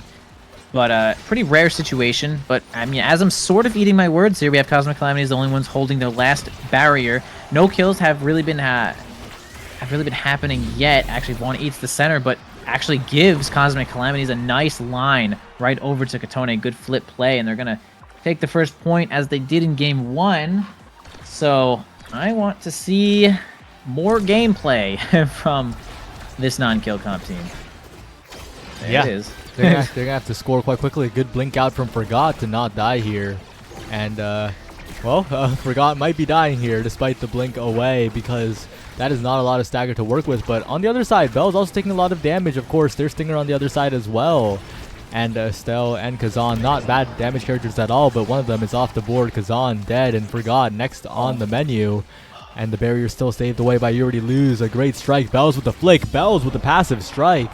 Gets in there, and it's 1-1, and big energy advantage as well in the favor of the Sad Boys. True. I might have blinked or something. I thought they had that clear, but I might have lost it anyway. Yeah, working on this next point here. Still Rasmus goalie. I'd like to see something pretty incredible come out from this one, as they're going to send a bunch of damage onto Katone. We did see a couple of stagger light health bar changes in the last patch to Kazan, making him a little bit more fragile. Vaughn flying in there with the Supernova, making Forgot's life a little bit of hell right now, as they're going to be staggered once again. Y'all going to try to confirm maybe with a barrage or try to help it in there. Doesn't get either.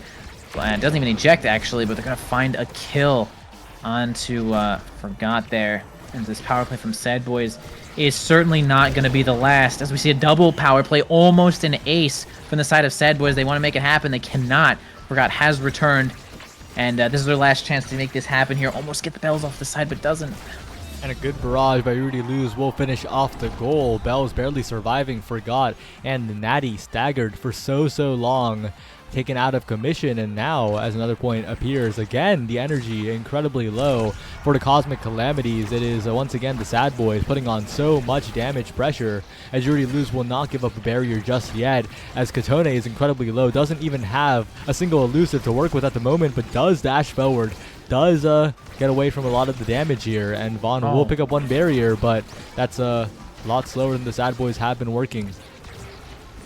True, right now, Cosmic Calamity is holding their last barrier right now, a little bit of advantage.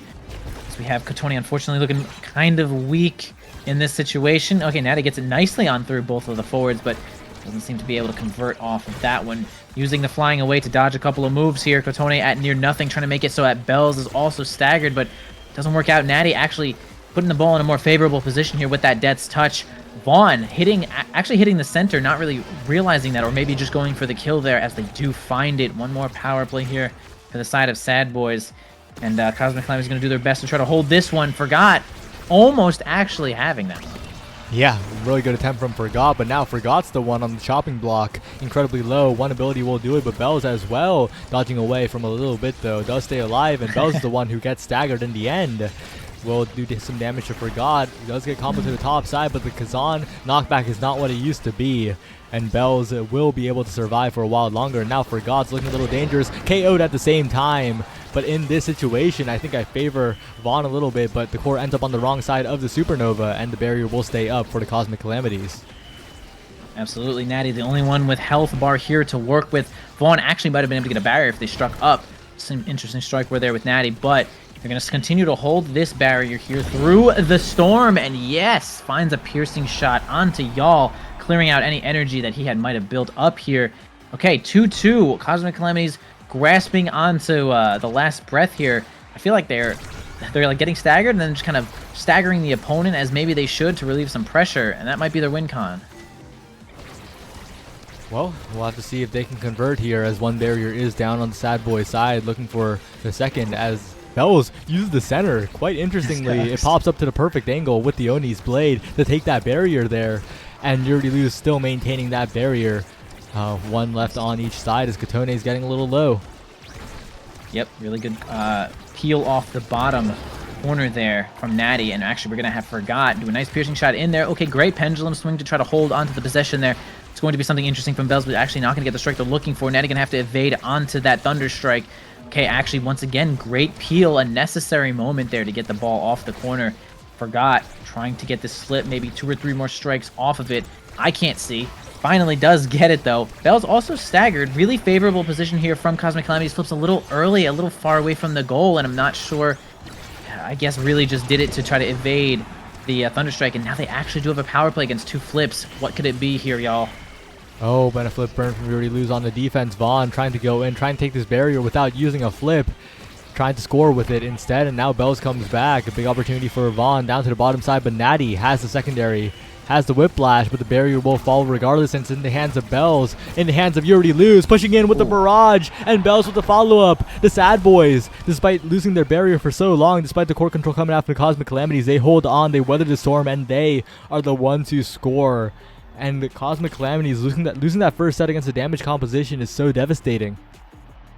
Agreed. It looked like just for a moment there, Natty got kind of a bad dribble and then fixed it with the Death's Touch, but man, Y'all was there right when he needed to be with that eject button, getting the blazing speed, getting the score with the barrage. Really good recognition there. Now a couple of awakenings going out. Of course, the Chrono Boost always landing on Kai as it should. Again, Rapid Fire still quite strong, but man, the damage is built up here for Vaughn getting the specialized training. A little bit of size from Rasmus helping out the power. 1-2 punch here, going to make the knockback a little bit easier to get kills here. Bells really happy with that. And Kotone, I mean, that Unstoppable is going to be basically never up, but sure, what the heck.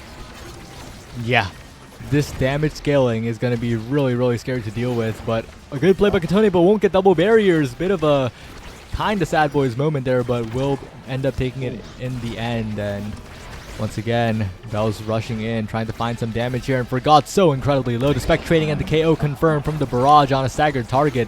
That's the KO power of the Kai right there. And now Vaughn on the bottom side. Bells low, but not taken out, importantly. Still surviving is Bells. The Kazan knockback nerfs have been quite severe, it seems like. And they're really making the difference as Forgot goes in, but it's not quite enough. Bells on the defense as well, but Yuri Luz not quite there in time. Well played from the Cosmic Calamities. Despite the KOs, despite the deficit, they managed to get the point, and they need this set desperately. If they go down 2 sets, the damage will be too much to deal with. Yeah, if they give Sad Boys a chance at the first awakening each draft, they probably will deny any kind of defense available, and me just cannot have that if you're Cosmic Calamities. They're going to start off here with one barrier for a favorable position here onto the bottom side. Vaughn's going to load up the Supernova, doing a ton of damage to Katone. Going to have to end up using a bar. But yeah, Forgot making it happen as the Estelle basically is also the scorer in most situations. Getting it on in there. Okay, Forgot looking super low. They do end up saving that barrier thrice in fact. Keeping that one alive. Forgot. Natty working on this bottom corner now. Forgot going to spend some cooldowns to get it on in there. And Katone is there when they need him the most. 2-0 in this set right now. And again, a big moment here for Cosmic Calamities. Big opportunity for the Cosmic Calamities. They're really trying to find this set here. This is their last chance, really, because this damage killing is such a big threat. Vaughn on the top side taking a lot of damage. Bells as well taking the barrier. And the Sad Boys are still looking confident despite the 2-0 deficit in points. They do find a KO. Onto Forgot. The Estelle gone. A lot of the core control off the map. And Oni's blade pressuring so much on the flip. Even the Thunderstruck was there, but somehow saved away by Natty. But Natty is no longer with us. It is Bells. Vaughn pushing forward. Forgot, though, has played goalie at the highest level for quite a bit. No stranger to defending in the net. And the barrage, of course, on the top side will beat Katone that time. And the Sad Boys will pick up a goal. Absolutely. Everything you said has been true. Great barrage there. Once again, positioning already lose on the top side. He has both speed awakenings right here. So he is certainly an eject button threat right now.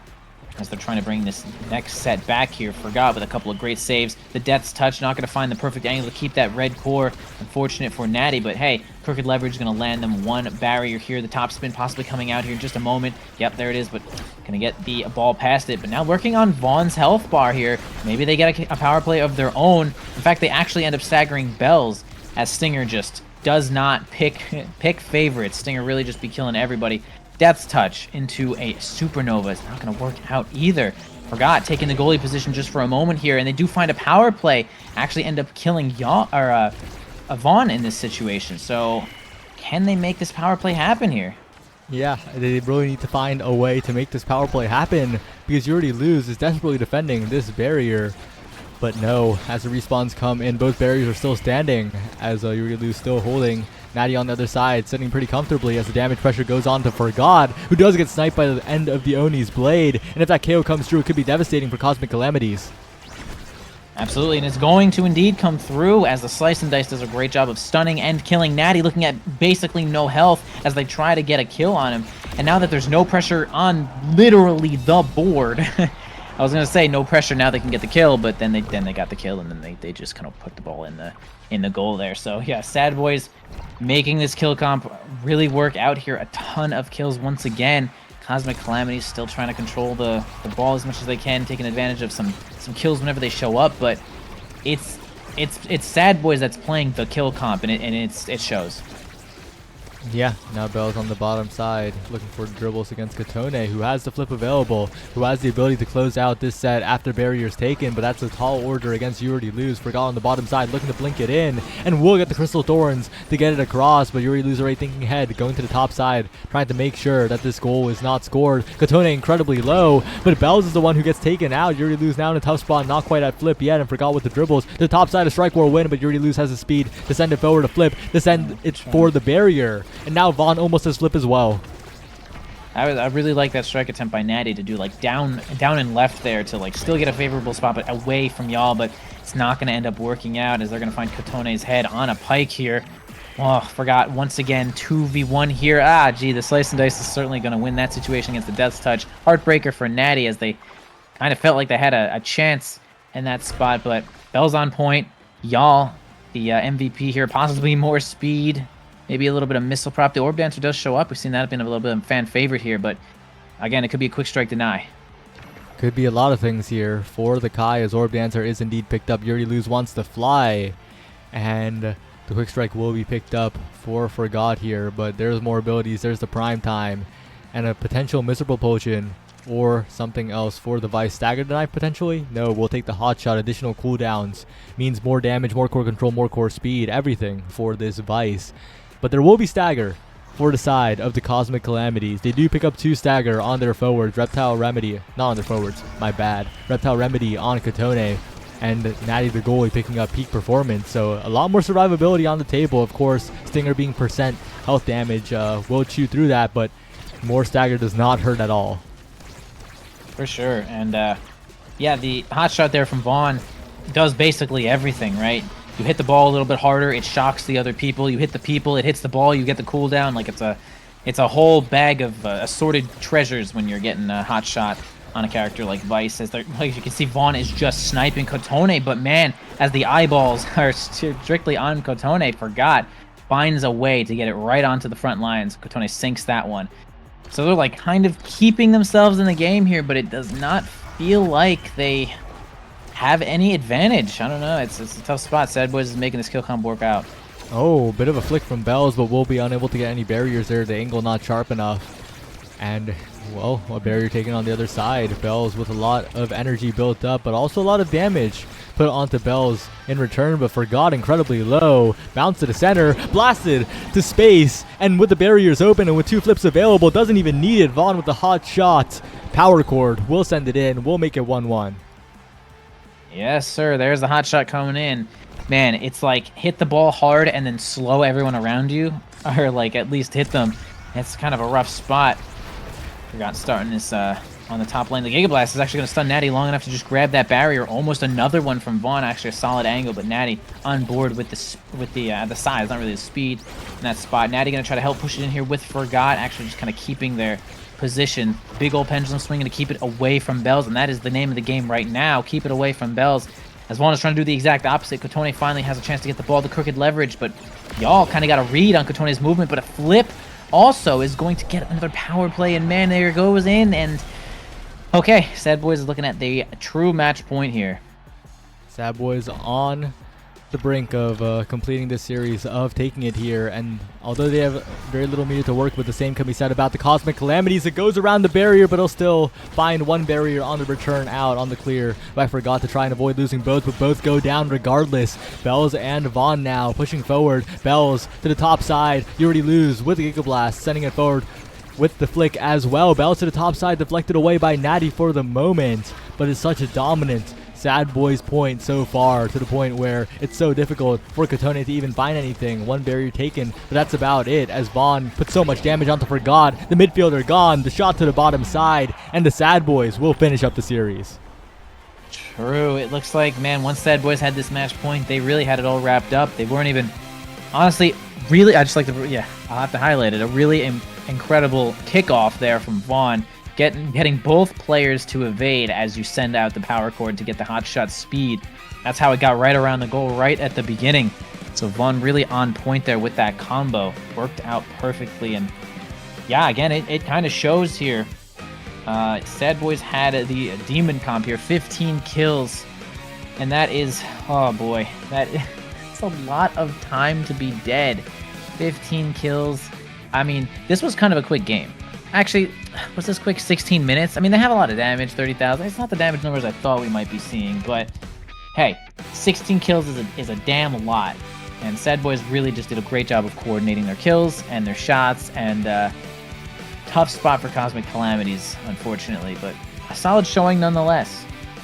Yeah, Cosmic Calamities, valiant effort, sending Sad Boys to Game 3, and despite the damage, still making it look very competitive, very good at the scoring plays.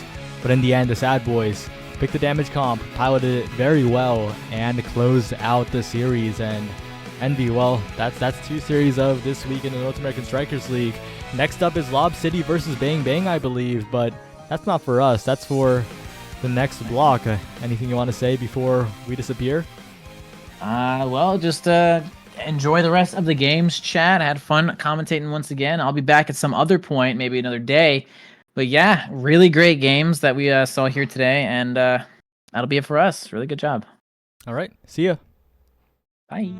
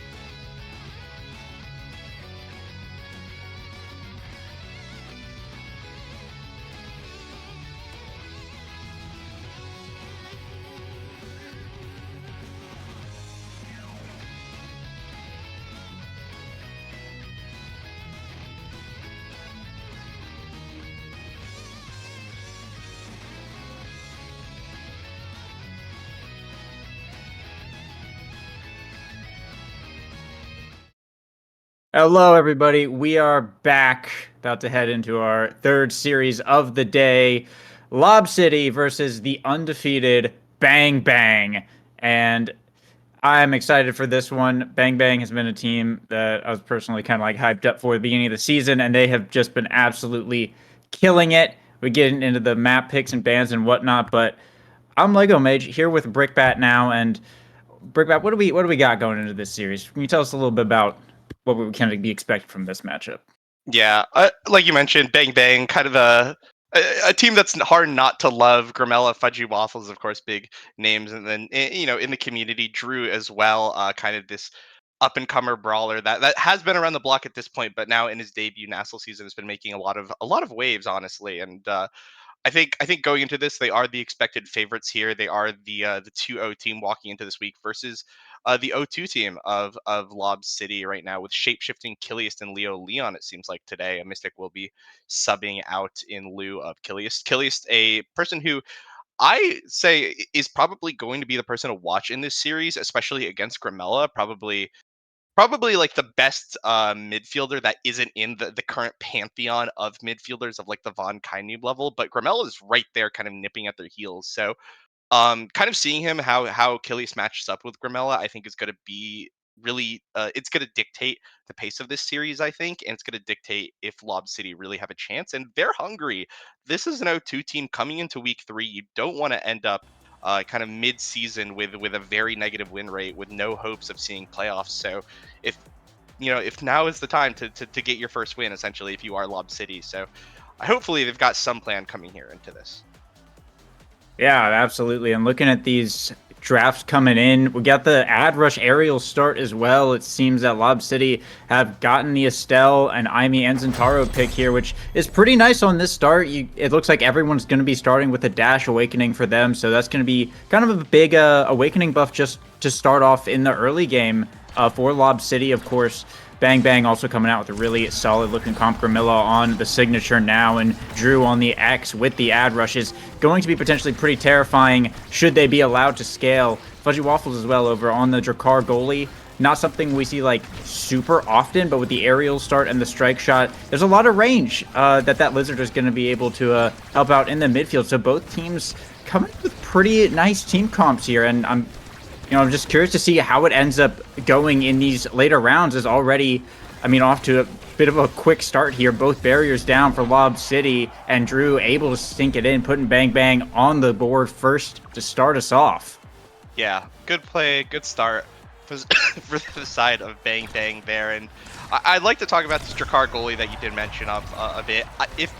If you're kind of someone who has pride for your region, the Drakkar goalie is like a West Coast pick. It's primarily known for West Coast goalies. Like Obscure Breads was kind of the Drakkar goalie in the early, I believe, earlier Nassel season 2. I believe played this a ton at that point for the soon debut Strikers. Fudgy Waffles bringing it out there as a bit of a homage, but yeah, it's gonna be good here with aerials. Strike shot, of course, something that helps with the lock and load clears quite a bit as well. So. That being said, already it looks like we're off to a lot of a start here as we see about 5 core flips exchanged already and a barrier now open for the side of a Bang Bang. And Bang Bang does have to be careful with Leo pushing up like that. A beautiful shot, but Gramilla able to get back just in time. However, a pass from Killiest will see Leo find the goal eventually here to tie it up now as Lob City able to bring themselves onto the board. But yeah, a lot of energy was spent on that round. Only 2 people in this entire match are gonna have their core flips right now this round. Fudgy already has his up, but it's gonna be a little bit going over there to the side of Bang Bang, but exchanging barriers to start off the kickoff here. And Drew looking so healthy, taking a bit of collateral damage there, but a core flip from Fudgy Waffles passes it right to Drew, who pops the X Maximus for the barrier. Gramilla looking for the shot here. Drew able to cover it. It was a great save from Shapeshifting, but Drew was right where he needed to be to bring it home and bring Bang Bang to set point. Yeah, I feel like Shapeshifting and Achilles had the right idea. They were just off mechanically by like a pixel. It felt like they were about to get a really good clear, but unfortunately Drew won that strike war. And as we start at the kickoff here, one thing to note as well is the 1 adrenaline rush right now here on Drew. That is a win condition in and of itself. If the X here could scale and get a bit of damage, especially with the help of Gramella, can pump out a little bit of damage as well. on the Now. Not to mention the Molten Bolt as well from Fudgy Waffles, something that can end up being a damage source in those later rounds. And so there's something to kind of look out for here in terms of damage for Bang Bang. And if they're able to get kind of the drafts that they would want in the first couple sets, this is something that Drew could easily take over.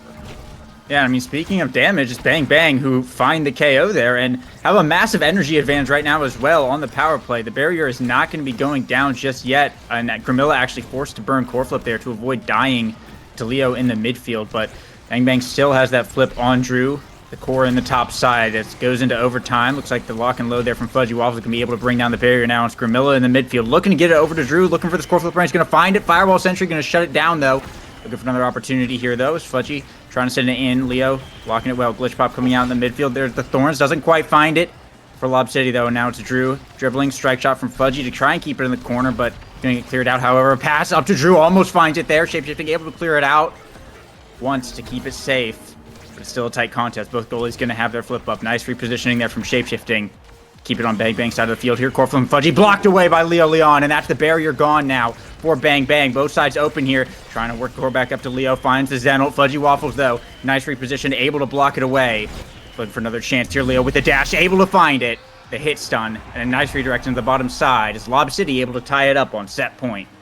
Yeah, that felt like that was a really, really stressful point. Honestly, props to every single player on Lob City playing exactly how they needed to in order to bring that point back. And so now we find ourselves on a 0.5 here.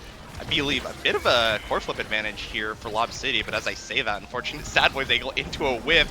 It's going to reverse that completely. So now Lob City all of a sudden find themselves in a kind of unfortunate spot here, and they have to pull something off very quickly if they want to get the advantage.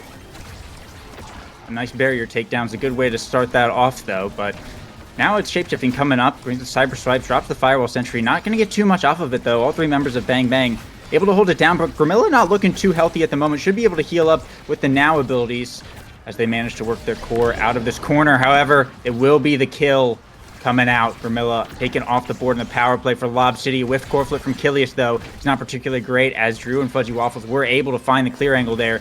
Try and stall this out. Grimilla coming back online now, just in the nick of time. There's a little bit more work for Bang Bang left to do to try and reconvert onto this offense here. Pop the speed boost, dropping the Now primary as they're trying to work this bottom corner here. But so far, Lob City is managing to hold this barrier. Now Grimilla versus Leo and Kilius in the midfield. Little help from Fudgy to try and get it out there.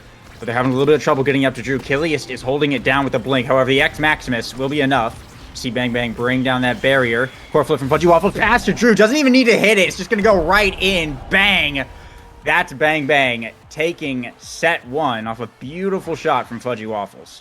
Yeah, and Fudgy Waffles there earning himself the MVP in that scenario. Now, quite a few things for him to pick up. I'm looking here at the heavy impacts to potentially deny away that Zentaro far down the line. And it's really unfortunate as well that Shapeshifting ends up being second in draft here behind Grimella, which means that there's going to be a dead awakening now here on Kilius. So Twin Drive's going over to Grimella as well is going to help, but we'll see what the rest of the game here kind of ends up picking. I think that something to look at here is going to be this Deadeye on the Imi. A lot of damage potential here to potentially make Drew sweat a little bit. In that previous set, Drew was like basically sitting on Shapeshifting quite a bit and trying to create opportunities through hit stuns and things like that. But with the Deadeye now, we're already seeing that in effect. Look how low Drew is, and even with the healing of the Now, it could be potentially disastrous if that damage is allowed to stack up.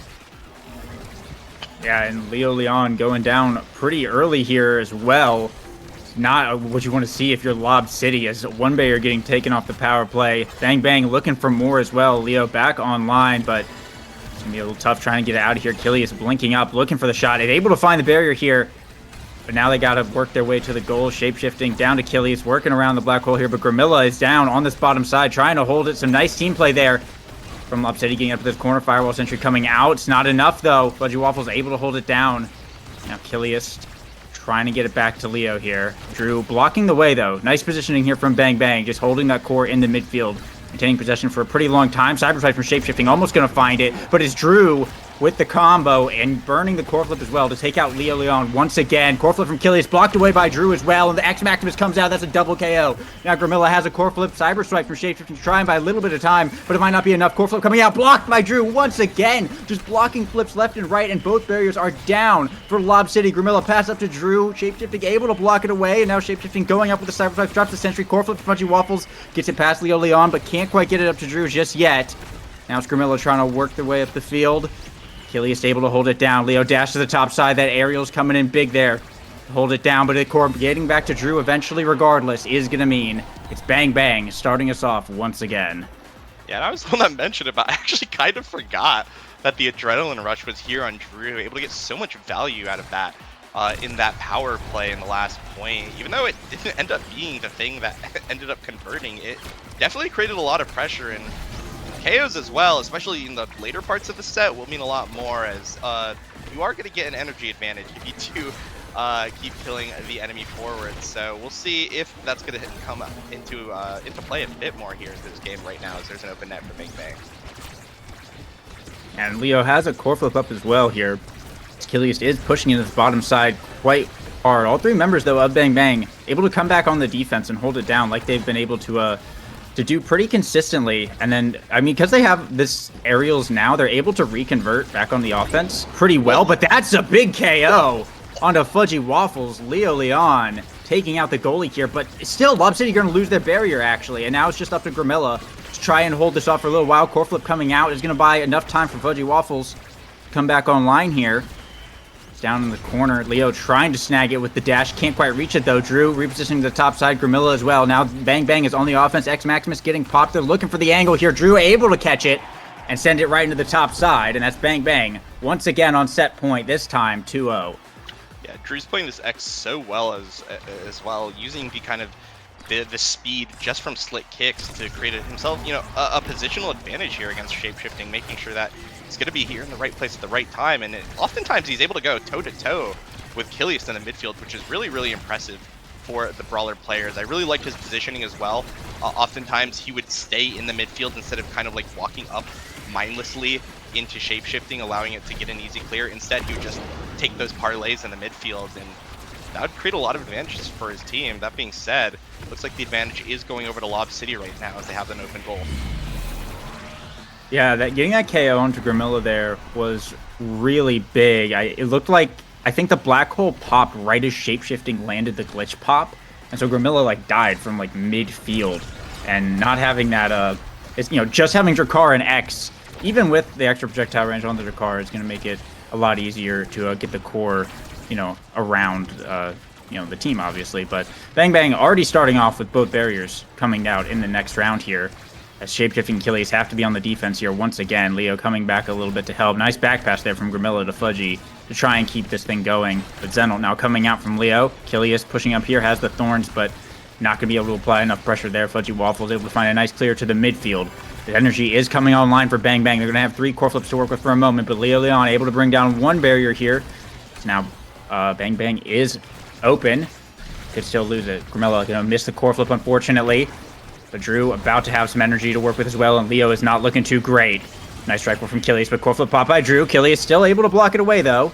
And now it's Fudgy Waffles trying to get it back in. Leo Leon still taken out of the play. Staggered in the midfield here. Drew and Grimilla have some time to work with, but nice clear from Shapeshifting. He's going to see it get back to Leo in the midfield. Dash to the top side. Forces out Fudgy Waffles' core flip.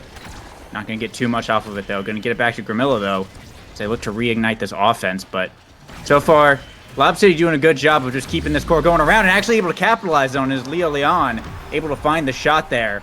And now it's Lob City who are able to tie it up once again, 2-2.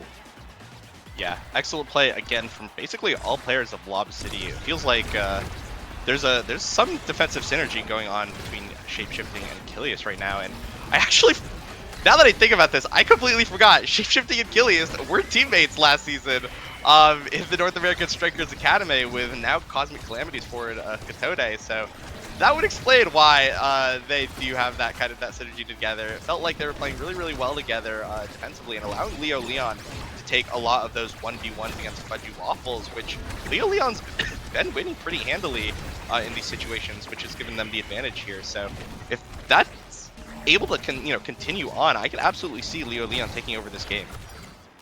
Yeah, I think the other like kind of small thing to note is Leo Leon is at max stacks of Orb Ponderer, and so like pretty much every time Leo's forced to do like an interaction with Fudgy Waffles, he's gonna have like pretty much all his abilities up.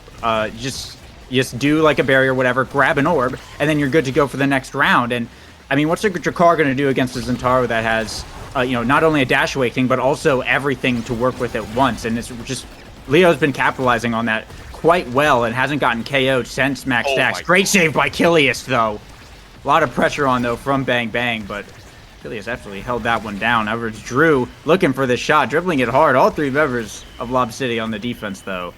Able to hold it down for now. Bellringer coming out. Still not enough yet, but the hit stun from Gramilla will be to allow the shot from Drew to get in as Bang Bang take another set.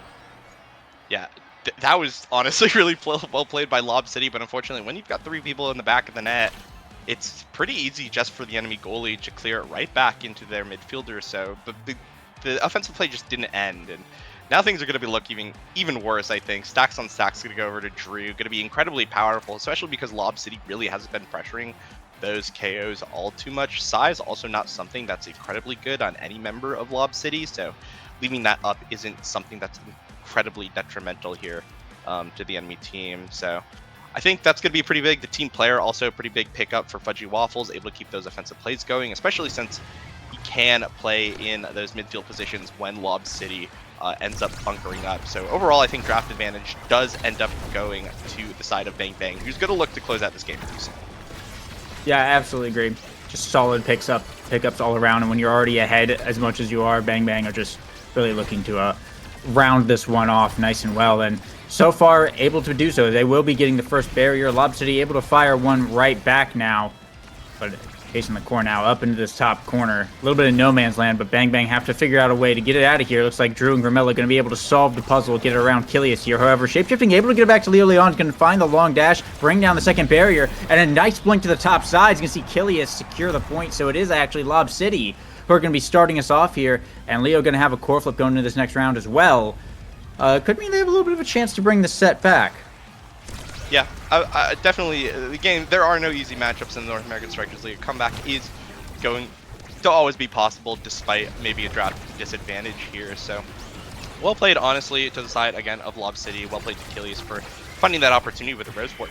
But if Leo Leon really, again, he's been winning a lot of those interactions against Fudgy Waffles. If he's able to just keep that up, there's only going to be so much that Gramilla and Drew can do if they're forced to do what Lob City has been doing in previous points. So, again, it's really up to Shapeshifting and Kilius to hold down against kind of the matchup of the series, I think, this Gramilla versus Kilius matchup. So, again, something that will dictate the pace a little bit here, as now we've got an open net here for Drew.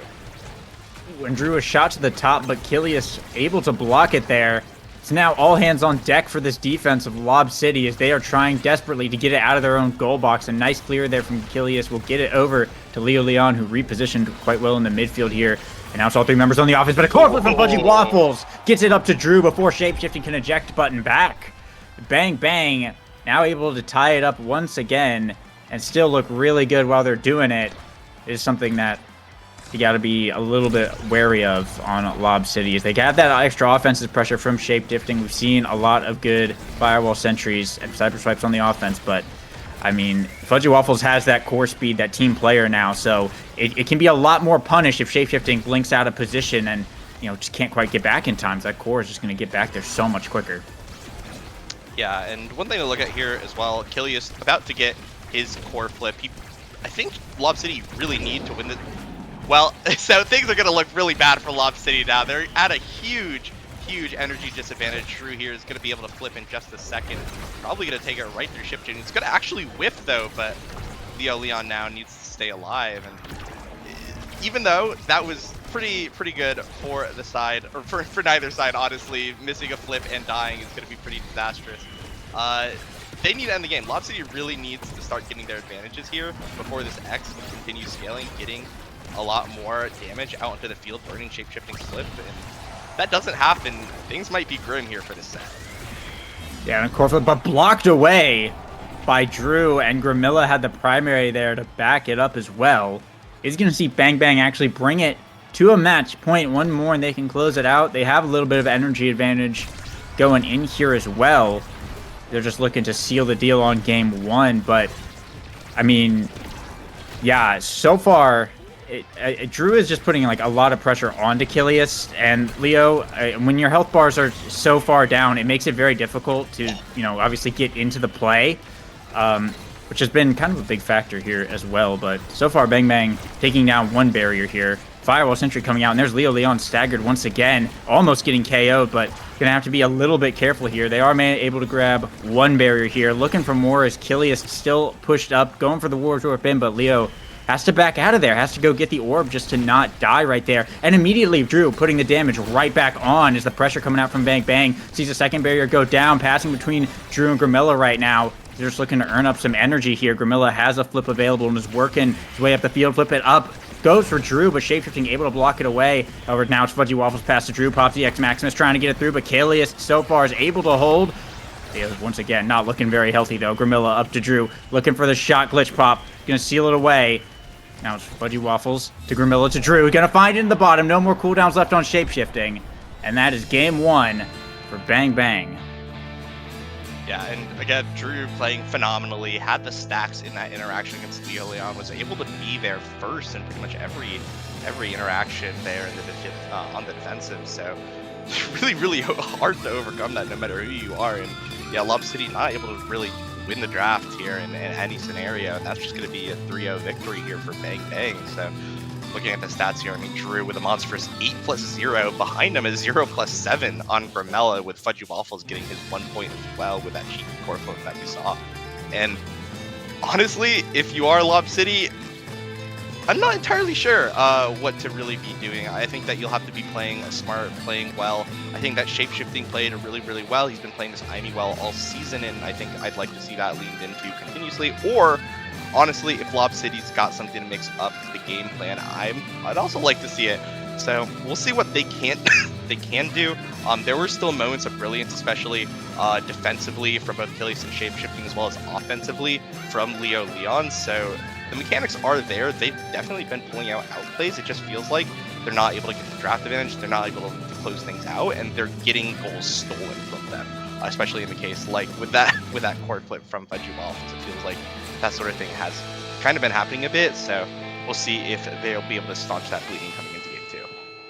Yeah, and also, like you mentioned earlier, the Kilius and Grimilla matchup, looking at these stats, their stat lineups are almost identical. Grimilla actually had 4 less redirects and 4 less shots than Kilius, and they had the exact same number of saves looking at it. But then you look a little bit closer and you see Fudgy Waffles putting up incredible numbers right here. 212 redirects, 32 shots, and 60 saves on the Drakkar.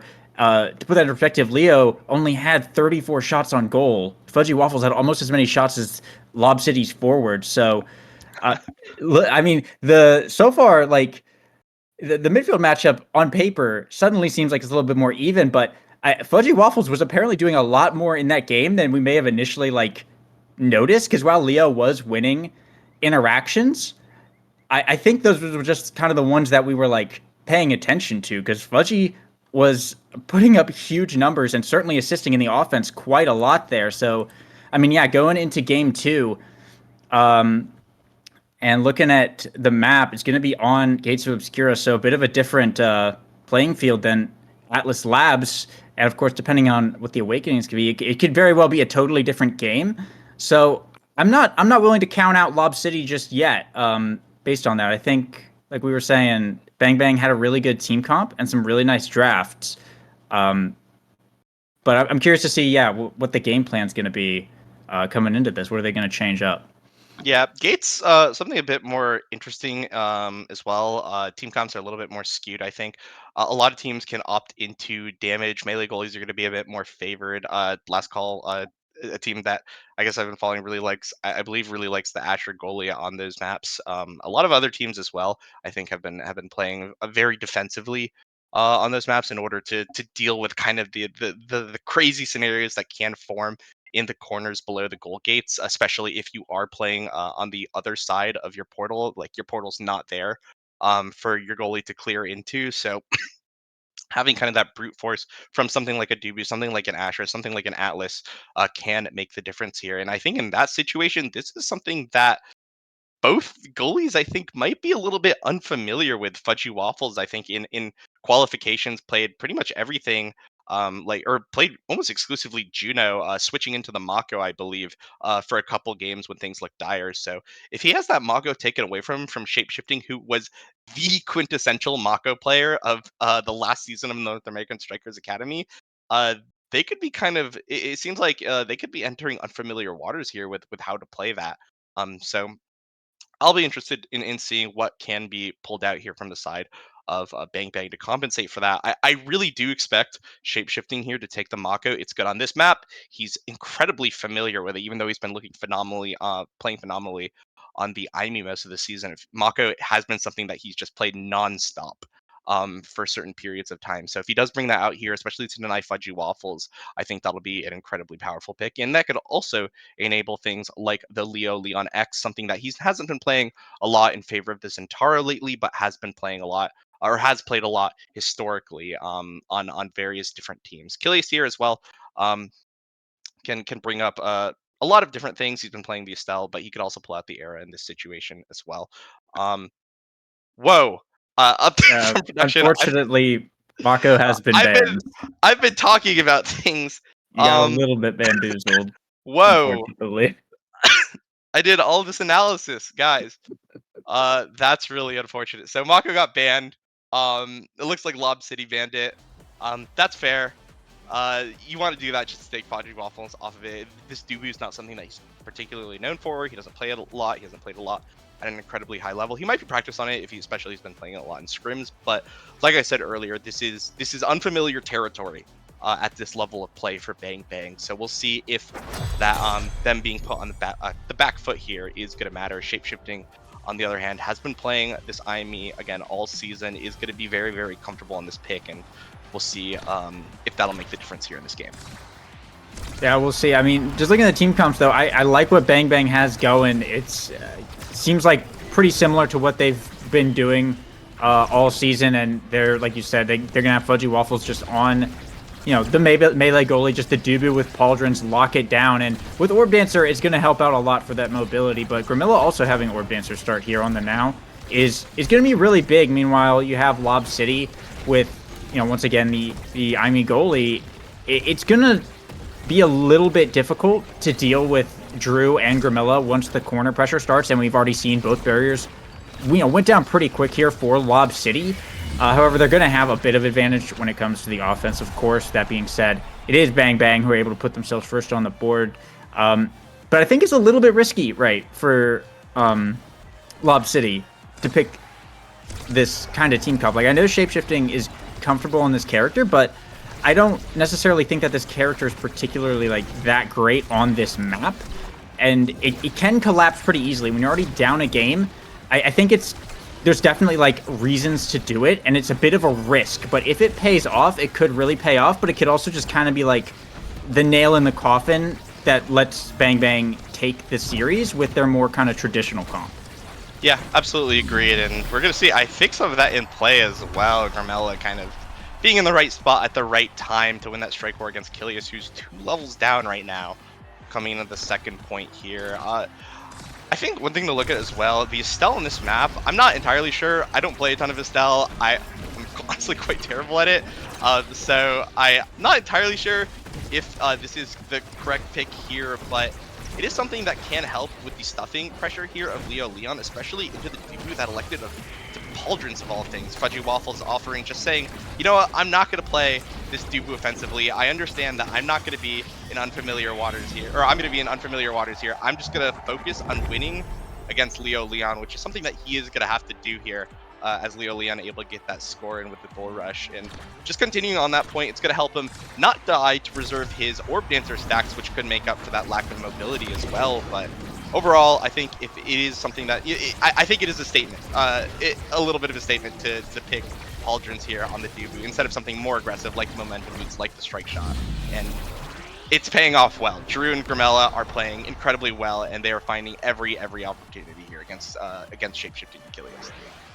Yeah, absolutely. Especially with the Orb Dancer start as well. The potential for Ice Skate's Dubu is there, but seeing as Grimella and Drew can hold it down on the offense like so well already, just having that kind of turtle that sits on the barriers and just kind of sits on Leo, it's definitely kind of a, the safer play almost. And given this draft now, the Rampage pickup here for Drew is really nice. That's just more constant size scaling on a double barrier map like Gates. It's going to be great. Size on Kazan, of course, is so kind And Team Player as well on Fudgy Waffles is a really excellent pickup.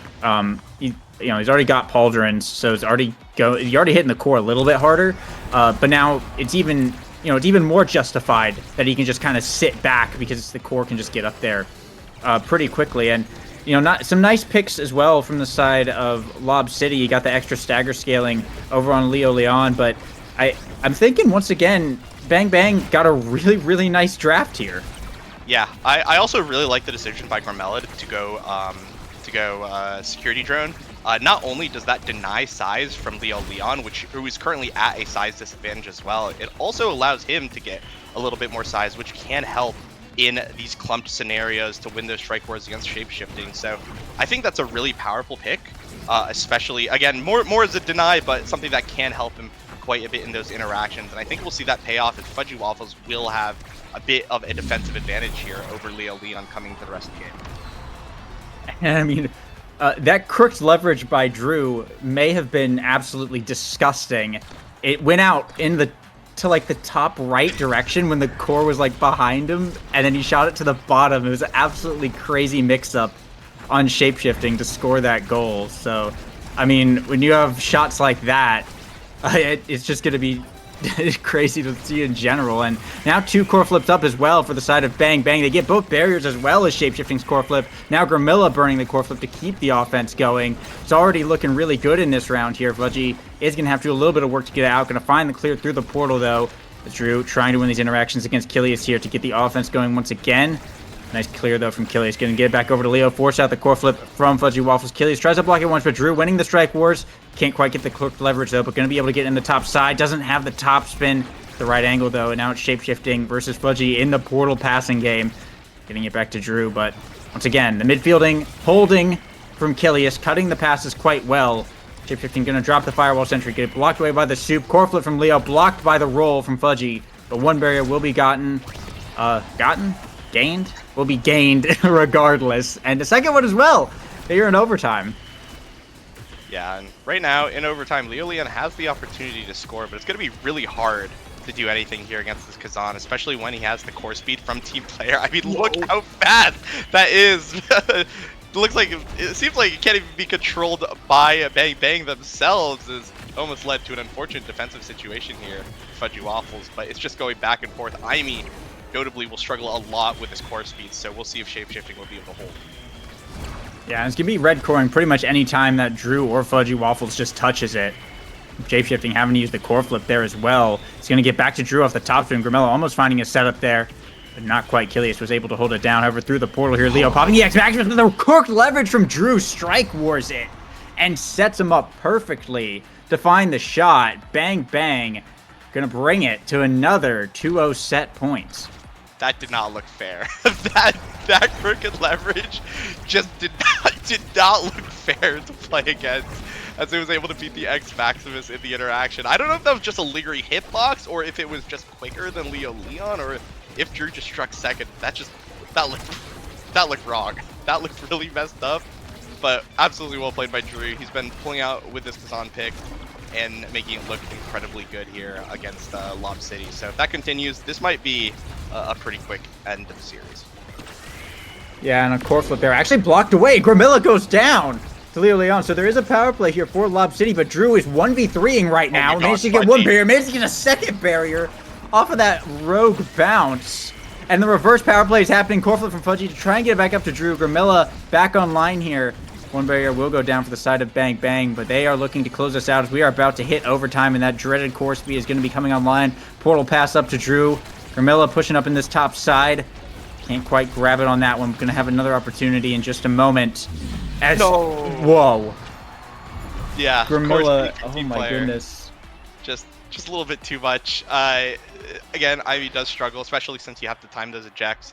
I don't think he even had a strike cooldown, even potentially on that. And Fudgy Waffles as well, honestly. A well-earned MVP. That was some sick portal play we saw on those previous points. In that previous point, he's probably going to be rewarded by Pick of the Litter, which is, yeah, going to be extra special. It denies the IME. It's really good on Dubu, Tofu Fortress being an incredible pickup, or an incredible special in general. And Drew also going to be able to pick up the quick strikes here, again, to deny away X, but also something that is incredibly good on Kazan. That being said, Leo Leon here has a bulk up, has a specialized training with the added strength of the Reptile Remedy from the stagger scaling. So potentially might be able to find a lot of KOs here in these coming points, especially if they're not watching out for that Bull Rush ultimate combo. Yeah, like, yeah, it's not a bad draft here from Lob City, but then you look over at the side of Bang Bang, and they have Among Titans on Gramilla, who's already buffing the Rampage Quick Strikes Kazan, and now Fudgy Waffles has Team Player Orb Dancer Extra Special Dubu, and even if Leo can maybe find some KOs, one, I think it's going to be really tough to be able to even, like, do that consistently. Gramilla has a recovery drone and can kind of just run away. And even if they do, like, Fudgy Waffles could probably just hold for an eternity. So it's looking like Bang Bang have met pretty much every win condition that they've needed. Of course, I'm saying that as Leo is destroying both of the barriers, but they're going to clear it out here and look to set up potentially the first goal of what could be their last set. Yeah, flip coming out here from shapeshifting to Leo Leon. See if Leo Leon is able to stop it, but it looks like the extra special dude were really coming to help. And one thing to keep in mind as well is that Fudgy Waffles is massive. This guy has Among Titans, he has a size of, I believe he has the Pauldrons as well, and that's going to mean that Leo Leon's going to have an even tougher time to score on him. So if, oh my god, the cricket leverage is just disgusting. We'll see though if Drew will be able to take it back in. Yeah, Leo does have a core flip up, but has to 1v3 as Kilius is stuck so far back, having to constantly defend from these red core shots that just send it across the map. There's no time to, like, really push up here. And now Drew with the core flip sends it right to the middle. Kilius able to save it away with the glitch pop, and Gramilla setting up as well. Is going to be able to find it. The core moving so fast. I'm not sure if the glitch pop... Oh, no, I think it was the primary from Gramilla that actually hit it first to send it in there, but...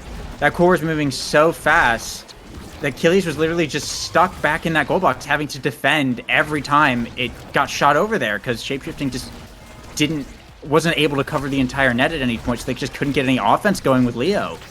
Yeah, I mean, it was incredibly well played from the side of Bang Bang, and even though Leo Leon potentially has an opportunity to score here, like you mentioned, it just feels like Bang Bang's has to deal with, or has so many options to get core speed going that it's so hard for shapeshifting Kilius to really even deal with it, and they're not able to find anything. It's going to be curtains for them here in the series. Yeah, gonna be pretty rough, but they do have an open goal available. However, so does Bang Bang. A crook leverage in to press the point. Shapeshifting out of cooldowns is gonna mean that Drew will bring Bang Bang to match point right here, 2-0, and Lob City are now faced with the task of not just reverse sweeping the set or the game, but literally the entire series has to be reverse swept, or it's just going to be all over for them today. Yeah, and against a quick strike size Kazan, I feel like there's only so much time here that this IME can work with, and it looks like right now it's going to be Bang Bang bringing down the next of Lob City, as even though they're able to clear it that time, how many more opportunities are they going to have? Yeah, it's going to be rough with the offense just reignited here for Bang Bang. The barrier going down. And now they're looking to close it out as Drew has a core flip, burning it here. Dribbling it, dash up, press the point. But all three members on the defense. Fudgy Waffles pushed up. Core flip from Gramilla is going to get stalled out, though. So far, Lob City able to hold it down. Fudgy Waffles trying to send it back in. Drew doesn't quite have a quick leverage up. Lob City able to clear it out, but they got two barriers to get through still. And it's going to make its way back to Drew here. Can't find the quick leverage. Kilius able to get it back in. Gramilla and Fudgy Waffles both on the defense here, though. Core flip coming out from Kilius is just blocked away by Fudgy Waffles. It is not looking good as we go into overtime. The dreaded core speed is here, and now it's back to Drew. Shapeshifting able to block it away, getting it to Leo Leon, but right back to Drew off the rebound, and that is Bang Bang taking it all in a 3-0 sweep in Game 2 over Lob City.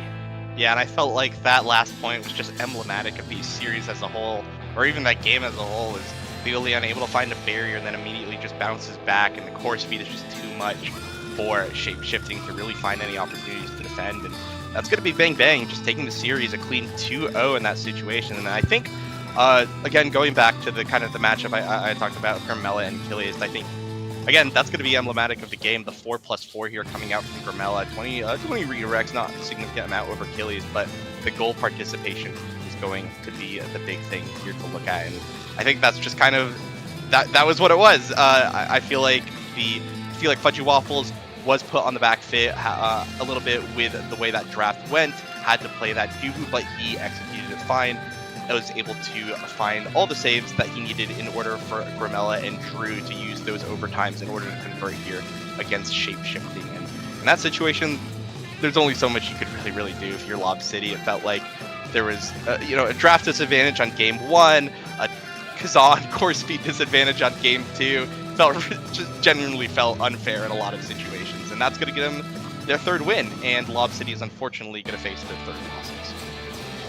Yeah, you hate to see it for Lob City, but Bang Bang looking so good right now so far, going undefeated, and I mean, just excited to see what they're going to be doing in later weeks, and just looking at all these like goal participations and whatnot. Everyone on that team had something to do that game, and like you were saying, it was a really good character draft and just really good awakening drafts to do what they needed to do. But we are going to be throwing it to a bit of a quick break before we get into our next series. So it shouldn't be too long, but yeah, stick around for that. It's going to be, what is it, Last Call and EKC? I believe so, yeah. Last Call EKC for the next series. Yeah, so quick break, and when we come back, it'll be that.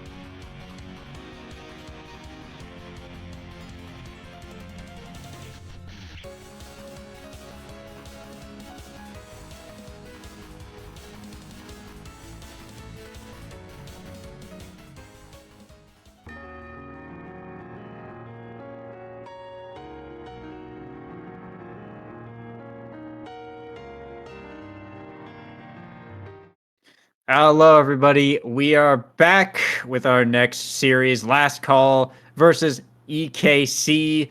Potentially going to be a bit of a heater of a match. I'm really looking forward to getting into this one. Brickbat, what are your thoughts coming into this? Hello. The oracles have told me of a certain composition that Last Call might be bringing out that might alleviate their woes that have been plaguing them. I transitioned into like a Count Dracula thing there, but I'm very excited because the oracles have told me that we might be seeing something very interesting here from Last Call. Seeing Borg return on something that he has been known for a bit, but it only happens in certain scenarios when the winds are right, when the bones are displayed down in the correct pattern, and when Frightfully Fresh feels like it. So we'll see if they'll bring it out today. I'm super excited to see this matchup in particular. EKC and Last Call both feel like teams that have the potential to kind of click, turn on, and have a really strong performance. We saw it in the pre-show as well. EKC against second place in the North American Strikers League last season. No easy feat, but it feels like they have been in a little bit of a slump, especially without Katsuna joining them. But I believe Katsuna is going to be joining in today, so we'll see EKC finally at full power once again against the full might here of Last Call. Yeah, and a little bit of unfortunate draft news. It is EKC who actually pick up the Luna pick on Katsuna. They left it. It was left open. We were all hoping, but that's the thing, right? Is like we want to see this comp come out. Everyone wants the 3Z Luna, Borg, Zentaro, but when you leave it open and Katsuna's in the mix, like they got first pick. Like, what are you gonna do? Yeah. So it's a bit unfortunate. Maybe we'll see it later in the series, but at least for game one, it is Luna going over to EKC. However, an unstoppable Siege Machine start is pretty nice here for Fightfully Fresh, as that unstoppable is going to be able to shut down kind of a lot of what Luna is going to be able to do. So defensively, that's pretty nice here for Last Call, who did opt, it looks like, for the Mako goalie, vice midfield, and 3Z on the Asher forward. And actually, wait, I didn't even notice this. EKC also picked Zentaro. So they just picked both of them. Yeah, they just I see EKC, and that's the comp that LC wants to run, which is really interesting because I was talking with Fresh earlier, and Last Call kind of value the Kai a little bit more highly than EKC. I talked with both Soren and Zoro, the main goalie and substitute goalie for EKC respectively. Both of them do not like the pick right now. They both think that the pick isn't particularly strong, has a lot of flaws. So I'm interested to see them bringing it out. I think Soren and Zoro are both known for the Kai pick. I mean, for those of you who did not watch CCL, Zoro literally has his hair dyed like Kai, and might so that he was like in character during his play with it. But regardless, it is a pick that both of them agree is not the strongest in the current meta, is vulnerable, does not have answers to a lot of the in meta brawlers as well. So really, really interesting to see EKC pick up versus Last Call, who thinks that while the pick is not like top tier, is actually pretty strong, is something that can be relied on in these situations. But instead, it looks like they're going to resort to Mako, which Fresh, no stranger to any melee goalie really at this point in his career. So it looks like they'll be anchoring him on that, allowing Borg and 3Z Breezy hopefully some extra room to bring to get it past the defenses here of Soren and Katsuna. But it looks like we are loading into game pretty soon. One thing as well, you mentioned earlier, the unstoppable start, very, very good for the Mako because the hit stun, you need an extra ability now to knock her out of either charging up her primary or using her drum and bass. So we'll see if that will make the difference here in this game as we are loading into Night Market. Yeah, and Night Market, being kind of like the almost principal like big three maps, it's something that I've seen Last Call play on this map quite a lot, and I mean they got a pretty nice comp here for it. The thing that it's kind of like sticking out to me is like this kind of midfield matchup: Borg on the Vice, and you got Katsuna on the Luna. They're not like typical midfielders for this map. Normally you see like Era or Now, but I'm curious to see how it's going to go. More like damage, more kind of teleporty rather than relying on speed characters in the midfield. It's just not something that you typically see on this map. So I'm curious to see how it's going to end up playing out, and if Last Call do end up playing into the damage they have, or if it ends up being Awakening draft that kind of goes more over toward EKC and they end up being the ones potentially playing into that. But either way, it's Last Call who are going to start us off with the 20-second goal there. Yeah, really strong start from Last Call, and building off the point you made earlier as well, Luna, I think, a little bit disadvantaged on this map, has less angles to fly in those situations where she elects to use her boost. Vice, a little bit better in those claustrophobic situations, especially with the Supernova, but one thing I think that really swings it in Borg's favor is the fact that we have 6 Unstoppables here to start. Unstoppable is something that actually doesn't do a lot into Vice because she could proc it so easily with Chain Lightning that you're oftentimes circumstantially just going to get rid of that Unstoppable. And while that damage reduction can help a lot in those Supernovas, decent play with the Vice will make sure that he'll be able to get all of those procs that he'll need to make sure that EKC do not get the full kind of potential here of the Unstoppable start.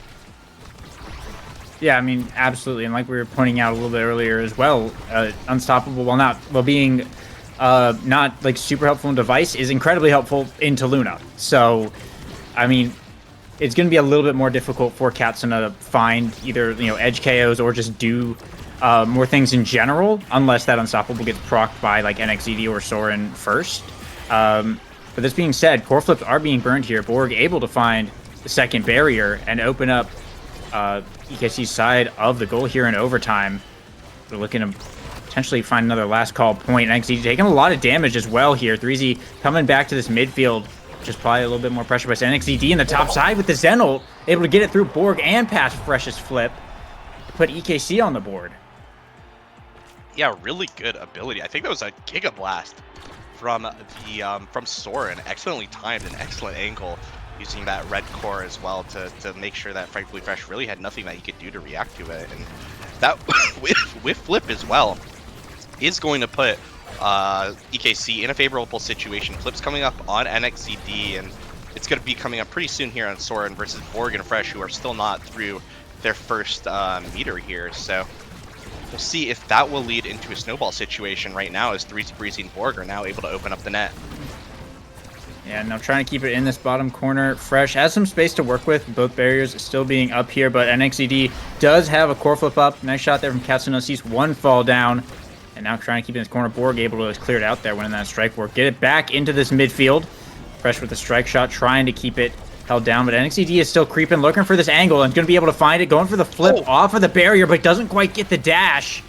We'll see Last Call keep it safe for now. But they got a little bit of work to do to try and clear it out. They get back to the midfield, but NXED gets a speed boost and almost runs away with it. Luckily, Fresh is able to hold it off. We go into overtime, though. 3Z does have a core flip up here.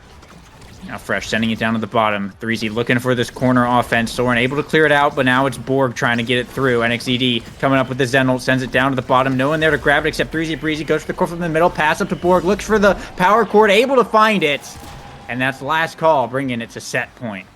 Yeah, really good power chord there from Borg, calling out what Soren wanted to do, able to get that power chord in before the barrage was able to come out and stop it. And they're going to find themselves now even on energy, but up in points, which is a good place, a fair enough place to be, especially if you want to take this early set here. And one thing as well is that Soren just simply has less defensive tools, and good goal from Katsuna getting to flip out before Fresh able to react. But with the Unstoppable in play, clearing with your Giga by hitting both the core and the enemy isn't actually something that's going to be on the table, which is something that you do to typically answer the Ashers. So as we get into future points, I'm really curious to see if Soren's going to be able to deal with that. Yeah, and there's Borg going down right there and losing the flip.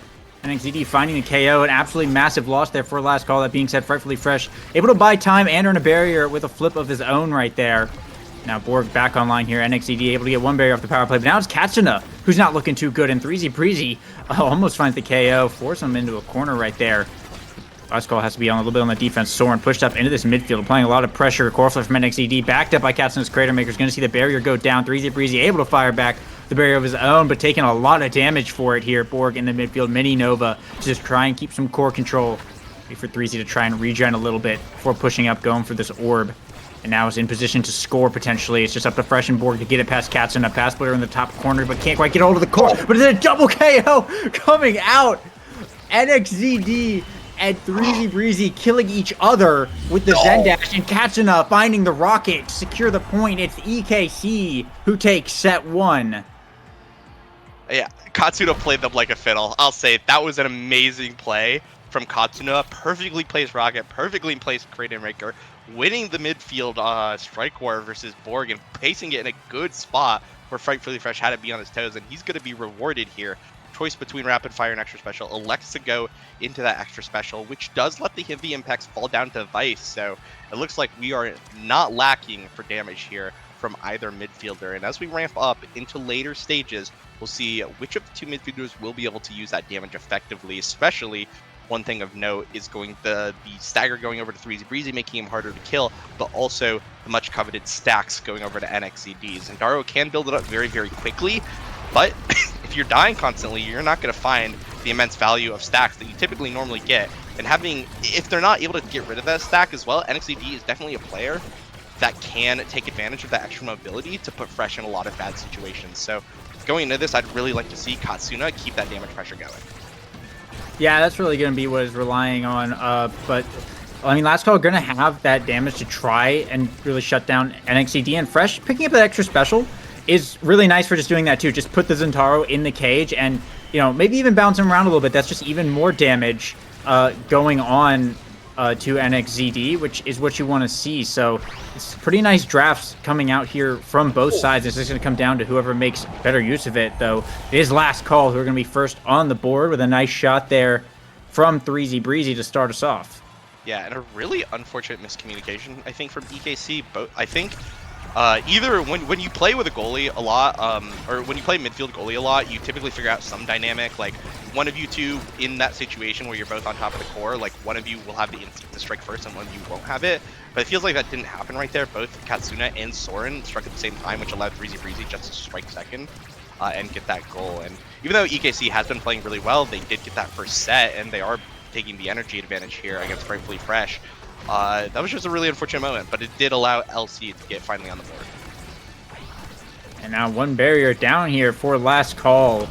They're looking to get some offense going, but so far Katsuna and NXZD holding on to this core for a pretty long time. Soren as well, making good use of these ranged abilities on this Kai is going to bring down that second barrier here, and just big corner pressure coming out from EKC is going to see them tie it up on 1-1. Soren pushed way up into that top corner as well, all the way from midfield, and popped the core flip. It didn't hit anything, but I mean, that's just showing kind of the offensive capability that you do have on this Kai. And it's looking like, you know, if Soren can pick up a Chrono Boost or something, I think that's when EKC starts to like really come online, because they're showing a lot of glimmers of it now, but they have this distinct advantage that Last Call don't, and that is just kind of mobility, right? 3Z and Fresh kind of have to stay like in the general place that they are, and like Borg can get around the map pretty quickly, but all three members of EKC can move around or dash around or fly around almost at will. And should we see, you know, NXCD get like aerials or something, or Soren get aerials or like Chrono Boost, it could be absolutely massive for them. Yeah, NXCD also just getting a crazy reversal there with the flip, allowing Katsuna here to maybe get some advantage, but it looks like the ensnare drums are going to stop it. And yeah, it just seems like EKC playing incredibly well, using this mobility advantage that you mentioned in order to basically just make sure that they've always got core control, and they allow Soren to play that very aggressive playstyle that he's kind of known for. Yeah, now Last Call with the power play, able to get the barrier here, and 3Z does have a flip up. It's up to Borg to try and get it through. Wow. A nice save, though, from Katsuna. Sees 3Z whiff the flip, however, the night market angle is going to be found by Borg off of that centerpiece, and it will be the point going over to Last Call. They'll bring it to set point here. Once again, they need to be able to close this one out. Fresh is going to have a core flip here to work with, and with a little bit that potential core speed, might be able to set up something. But EKC have been making incredible things happen all game, and they certainly have the element of surprise between the Luna boost and the Giga Blast coming out of nowhere. That can make it very difficult for Last Call to really plan around that kind of stuff. Yeah. Absolutely. And Katsuna already taking a beating. I really do want to see this damage come out. Asher, even though she's kind of mostly known for the goalie of being able to lock it down and create a lot of situations where you just can't get it past her in both positions as forward and goalie, this is a character that's also able to do a lot of damage. And all of a sudden, NXCD, in a 1v3 situation, it felt like, able to use his flip and get it past Frightfully Fresh and Borg. Well played, honestly. Able to get that point right under the hands of Last Call.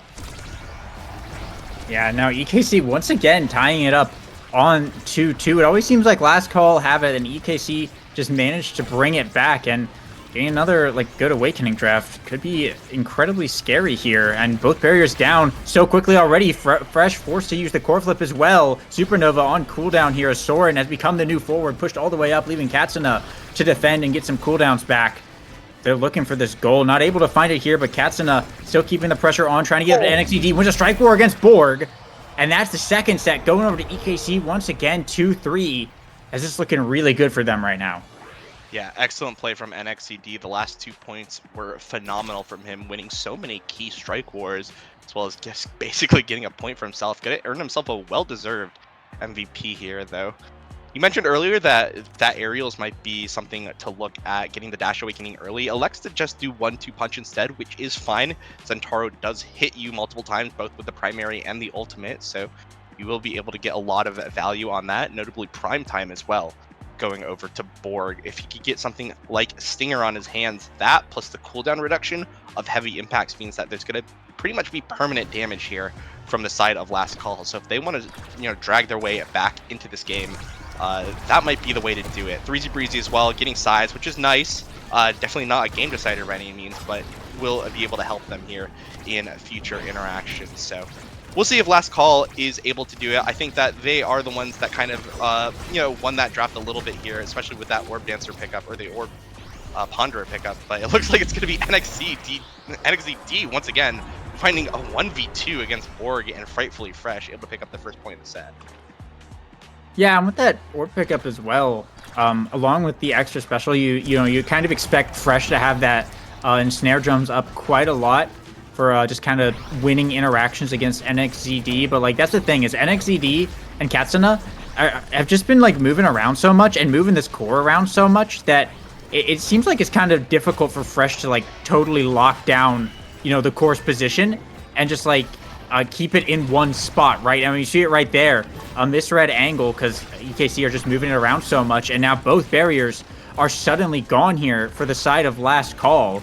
It's just looking a little bit rough here. It's there's not quite enough that Mako can do in this situation, because they're not pushing head on. They're just using the verticals a lot, coming out of nowhere with their mobility, and just kind of being able to apply those mix-ups. But that being said, 3Z Breezy is going to get his hands on the core here, find the flip and the KO for the points. So Last Call will look to tie it up, but they need to reverse sweep this one to take it. Yeah, well played from 3Z Breezy to finally get that confirmed, especially that cherry on top KO as well. Got to help him getting what he wants in the carousel, as well as resetting the energy of Soren. But like you mentioned, there's a bit of an uphill battle here to climb the mobility from Katsuna and NXCD, finding themselves so many opportunities to just basically dunk on Frightfully Fresh, for the lack of a better word. But if Last Call are able to bring it back, it will have to be now, or else they'll be seeing themselves go into an 0-1 disadvantage here coming into game 2.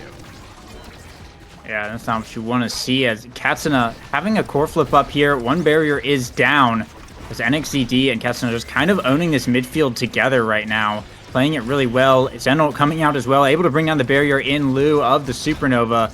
And now Soren on the defense, just keeping them both up. Katsuna boosting in, almost finds a KO on Fresh as well, but it's Borg who's looking really low at the moment. Breezy looking for something, anything, gonna find one barrier on the bottom side, but it might not be enough here, as the core once again back in Fresh's hands to go into overtime. This could be really scary. The rocket coming out, Fresh making an incredible save here, but it's still a lot of work to do. The snare drum's coming out to keep it held down, but Breezy needs to be able to try and get back up onto the offense here. Last Call having a little bit of trouble converting off of the defense, whereas EKC, as we've been seeing, are able to do it quite quickly. They are able to get a barrier here. 3Z finds a KO onto Soren, Now it's just Borg trying to get it back out. NXCG holding it down in the midfield so far. Fresh trying to send it up. Breezy in the top side. Barrier beam. Katsuna able to hold it down, but Borg finds the power cord to get it through. And the goalie KO will be enough for last call to bring it to set point, but it's still looking kind of scary here. Yeah, I had like 2 heart attacks right there for some of the Rockets that Katsuna plays. It looks like he's playing so phenomenally on this Luna. This is the pick that he is known for.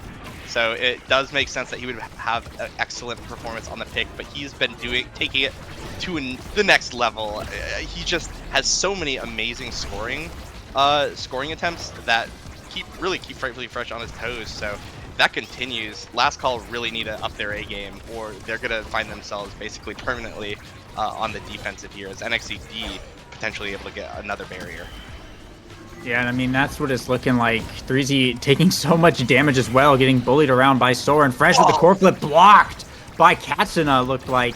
Great repositioning there to keep it held down. And now, once again, just applying offense in this bottom corner here. EKC seem to be really comfortable just doing that, and Fresh is just having such a difficult time getting it out of there between NXCD and Katsuna, just positioning around just really well. However, Borg with the core flip is able to bring down the second barrier here. Soren wins a strike war, but the power cord once again from Borg will seal the deal here. As Last Call able to take a set now of their own. Borg the MVP. If they can find some good damage awakenings here, it could be really nice. We do see Catalyst show up, and we do see Orb Dancer here as well. Not a lot of damage, though, to work with. We'll just have to see how this goes. Borg probably going to have to take Catalyst just to keep it away from NXZD. And that is, in fact, what we're going to see. Yeah, I'm really sad here if I'm Last Call, not getting the Stinger and not getting any sort of damage, Adren Rush even, potentially, or specialized training, and instead forced to deny Catalyst, which, by the way, Catalyst is just good on everyone. It's an incredibly good awakening, and NXC on the other side has to deny that Orb Dancer from the double orb from Frightfully Fresh. So, honestly, kind of a dud draft, I'll say. No one really got something incredibly good here. I think the twin drives from Katsuna might be the most impactful here. He's been playing so well on those boosts that just getting a second one might make a huge difference here for the side of EKC, but feels like it's going to be a little bit of business as normal. So we'll see if Breezy will be able to use that size as well to potentially beat Soren and get more goals. Yeah, I definitely agree. A little bit of a dud draft there, but Borg is going to have that more energy to work with, which is really nice. So, and it's been Borg who's been really setting up a lot of these goals with the power cord and whatnot that Last Call have been getting. And Breezy with the extra size, the extra damage, has already KO'd Soren twice. And like maybe that's just their win condition, is just have Asher run up to the sky and just absolutely just knock him off the map. And that's how you make their goals. And if it works, it works. But Last Call have managed to open up EKC's side of the field right now. Katsuna stuck in the corner, is staggered. So keeping me out of play for a little bit. Is 3Z dribbling up the field. Core going a little bit too fast in overtime. Borg looking to send it back in, but deflected away once again here from Soren. And now it's up to Fresh to find a way to try and get it back up here. Pass over to Borg, who has a core flip up, burns it here. Pass down to 3Z, has a pass splitter, but can't get an angle there. And has a lot of damage. The recovery drone sending him all the way back home. Katsuna blocking, able to find a strike! Oh my goodness, what a boost from Katsuna! Send it right into the bottom. EKC first on the board once again. What an insane play from Katsuna. Do not give this man this character if you want to win your game. That was absolutely insane. Recognizing that Frightfully Fresh was going to pass it to 3Z Breezy, and 3Z Breezy wanting to evade there due to his low health, so he knew he would be able to get that almost uncontested. Just really good awareness, really good mechanics, and just absolutely showing us why he's in contention for potentially the best Luna in the league right now. Is another Rocket's going to open up the net here for Last Call. Breezy able to get one barrier here off of that interaction, but Giga Blast sending it past Fresh. He can't catch it! Can't catch it! Strike shot whiff, and was not fast enough. No speed on the Mako. Oh, it's really unfortunate there for Last Call, but that's putting EKC on match point for game one. Last Call have some energy to work with, but if they got to fully reverse sweep this set, it's not looking good for them. Yeah, do have the energy advantage here, but they'll almost certainly need to burn it in order to get past Soren and Katsuna. but unless some cheeky KOs are going to be found here, unfortunately nothing really found except damage on NXED. Like you mentioned, last call, it has a bit of a mountain to uphold, especially now that 3Z Breezy has used his cooldowns. That being said, all 3 flips here from last call, if they're able to get this point without burning that much, this could be huge. But Soren, an excellent play with a barrage, is going to keep the core in play, and that's going to trickle away the resources of 3Z Breezy and Borg. Oh, and the evade strike from Soren to clear it out once again. 2 insane plays from last call, both shut down, and a third one to boot. My God. Both members, 3Z and Borg, but on the 4th try, it looks like 3Z will be able to get it around Soren. All of that to find 1 point here. Last call looking so good on that offense, but I mean, Soren and Katsuna absolutely held it down and just made it way more difficult than it needed to be for last call to find that point. And I mean, if this is what's going to take for them to bring back this match, then so be it. But they are starting us off nice. They got both of the barriers here. They're looking for more. There's a little bit of time to work with. 3Z is kind of hurt, though, and has to fall back. Looking to grab that goalie orb to heal back up. That does mean Soren gets to push up. Let Katsuna get some cooldowns back in the backfield. Gonna find a barrier, but paying for it with his life, as now Katsuna is down. That last call has the power play here. But NXED gonna find the barrier. Goes for the flip and of the 9 bucket angle. The bounce back. The bounce back. Finds it.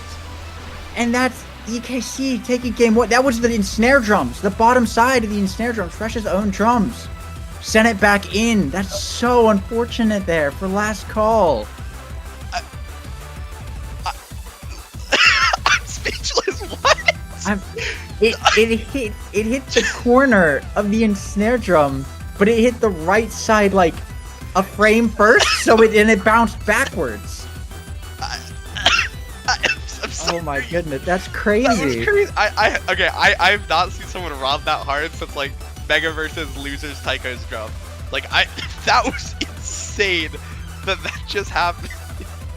Well, NXED as well. I mean, actually, even though we were talking about Katsuna most of the game, he actually doesn't have that many redirects compared to NXED.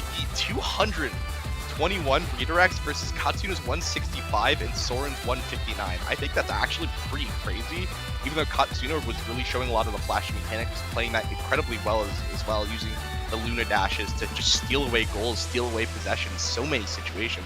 Had a really great defense as well with it, but it looks like it's kind of a quiet carry, honestly, from NXED. I mean, we did see some flashy plays. He had 2 1 versus 2 goals on the Zentaro with the flip. That was incredibly good from him. But yeah, it was incredible. But we didn't see the flash. I feel like all eyes were on Katsuna, but that allowed. But I think the carry of the game ended up being NXED just simply from those stats alone.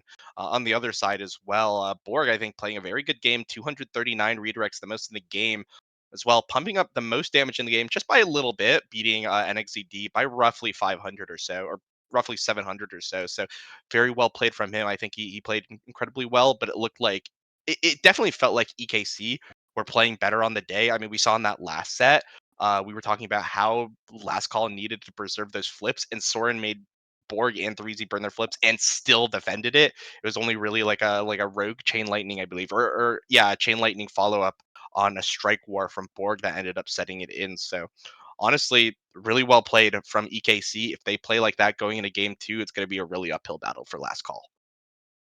Yeah, absolutely. And I mean, like you said, Borg looked like he was playing really well there, and the stat line does show it. But I mean, the problem that we just saw, like Katsuna and NXZD and Soren are playing just as well, if not better, than Borg.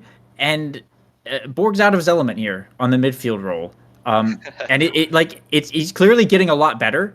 And looked good that game. But the problem is, like, you're up against a team that isn't out of their element and who are also playing good. So they're going to distinctly already have that leg up. And this is just kind of the problem that Last Call has been facing all season.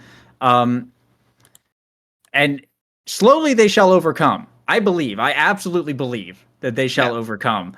But this is going to be a big kind of make or break moment here for, I think, Last Call as a team. And, you know, not just Borg, but all three of them, just like how they're playing together. You know, things are being exposed in this match that I am certain that they will look back at this and they will improve from this. Like, no matter what, maybe even going into game 2, they already have a better idea of like what needs to be done different here. So it's going to be EKC's map pick though on Atlas Lab, keeping it pretty straightforward so far. But yeah, I'm interested to see how they play it getting into it. Yeah. Hold on. The curtains are coming back. The Oracle has been telling me legends. We will see Luda, 3Z Breezy, Zentaro, Borg. I mean, Borg just lost. The last season, the debate of who was the best Zentaro in North America was really between NXCD and Borg really doesn't have an opportunity anymore to show that he might still be the best Zentaro player in North America, if not the world, especially now that NXCD just took a game off of him. So feel like a bit of an anticlimactic end to that storyline. Feels like it de facto went to NXCD. But if the Oracle is true, then we might see a matchup. Though that being said, it is a different, it is a different scene. Mirrors are now off, so we cannot see the Zentaro on Zentaro matchup. But I really want to see it. Last call, do it. Play Kai, Luda, Zentaro, do something. I Well, really want to see it. We'll see. I have some Wait, they have the ban. mixed news. I'm So, seeing it. Yeah, Okay. yeah. EKC got the Zentaro, but last call have picked the Luna. Okay. So they have Yeah, Luna Vice. They have picked Luna Vice. A double like midfield comp. So not quite what we wanted to see, but like almost there, I guess. It's gonna be interesting to see, but it's a lot of damage. I mean, heavy impacts, quick strike start here as well. This could just be, a kill comp moment, honestly, from both sides. I wouldn't be surprised. Yeah, I definitely. I mean, already you see a Luna Vice. You already know that team's game plan. Really interesting to see though, because 3Z Breezy is going to be the one piloting that Luna. What does Borg pick in this situation now that the Zentaro is going to be gone? The Vice. X can be something. It's Vice. He already wait. picked Vice. He already picked Vice. No, because 3Z Breezy's playing midfield. I think that's really fresh on Vice. I think that's fresh on Vice. I think that's fresh on Vice. It is something that he has his character pool. Okay. I think that. Yeah, that's true.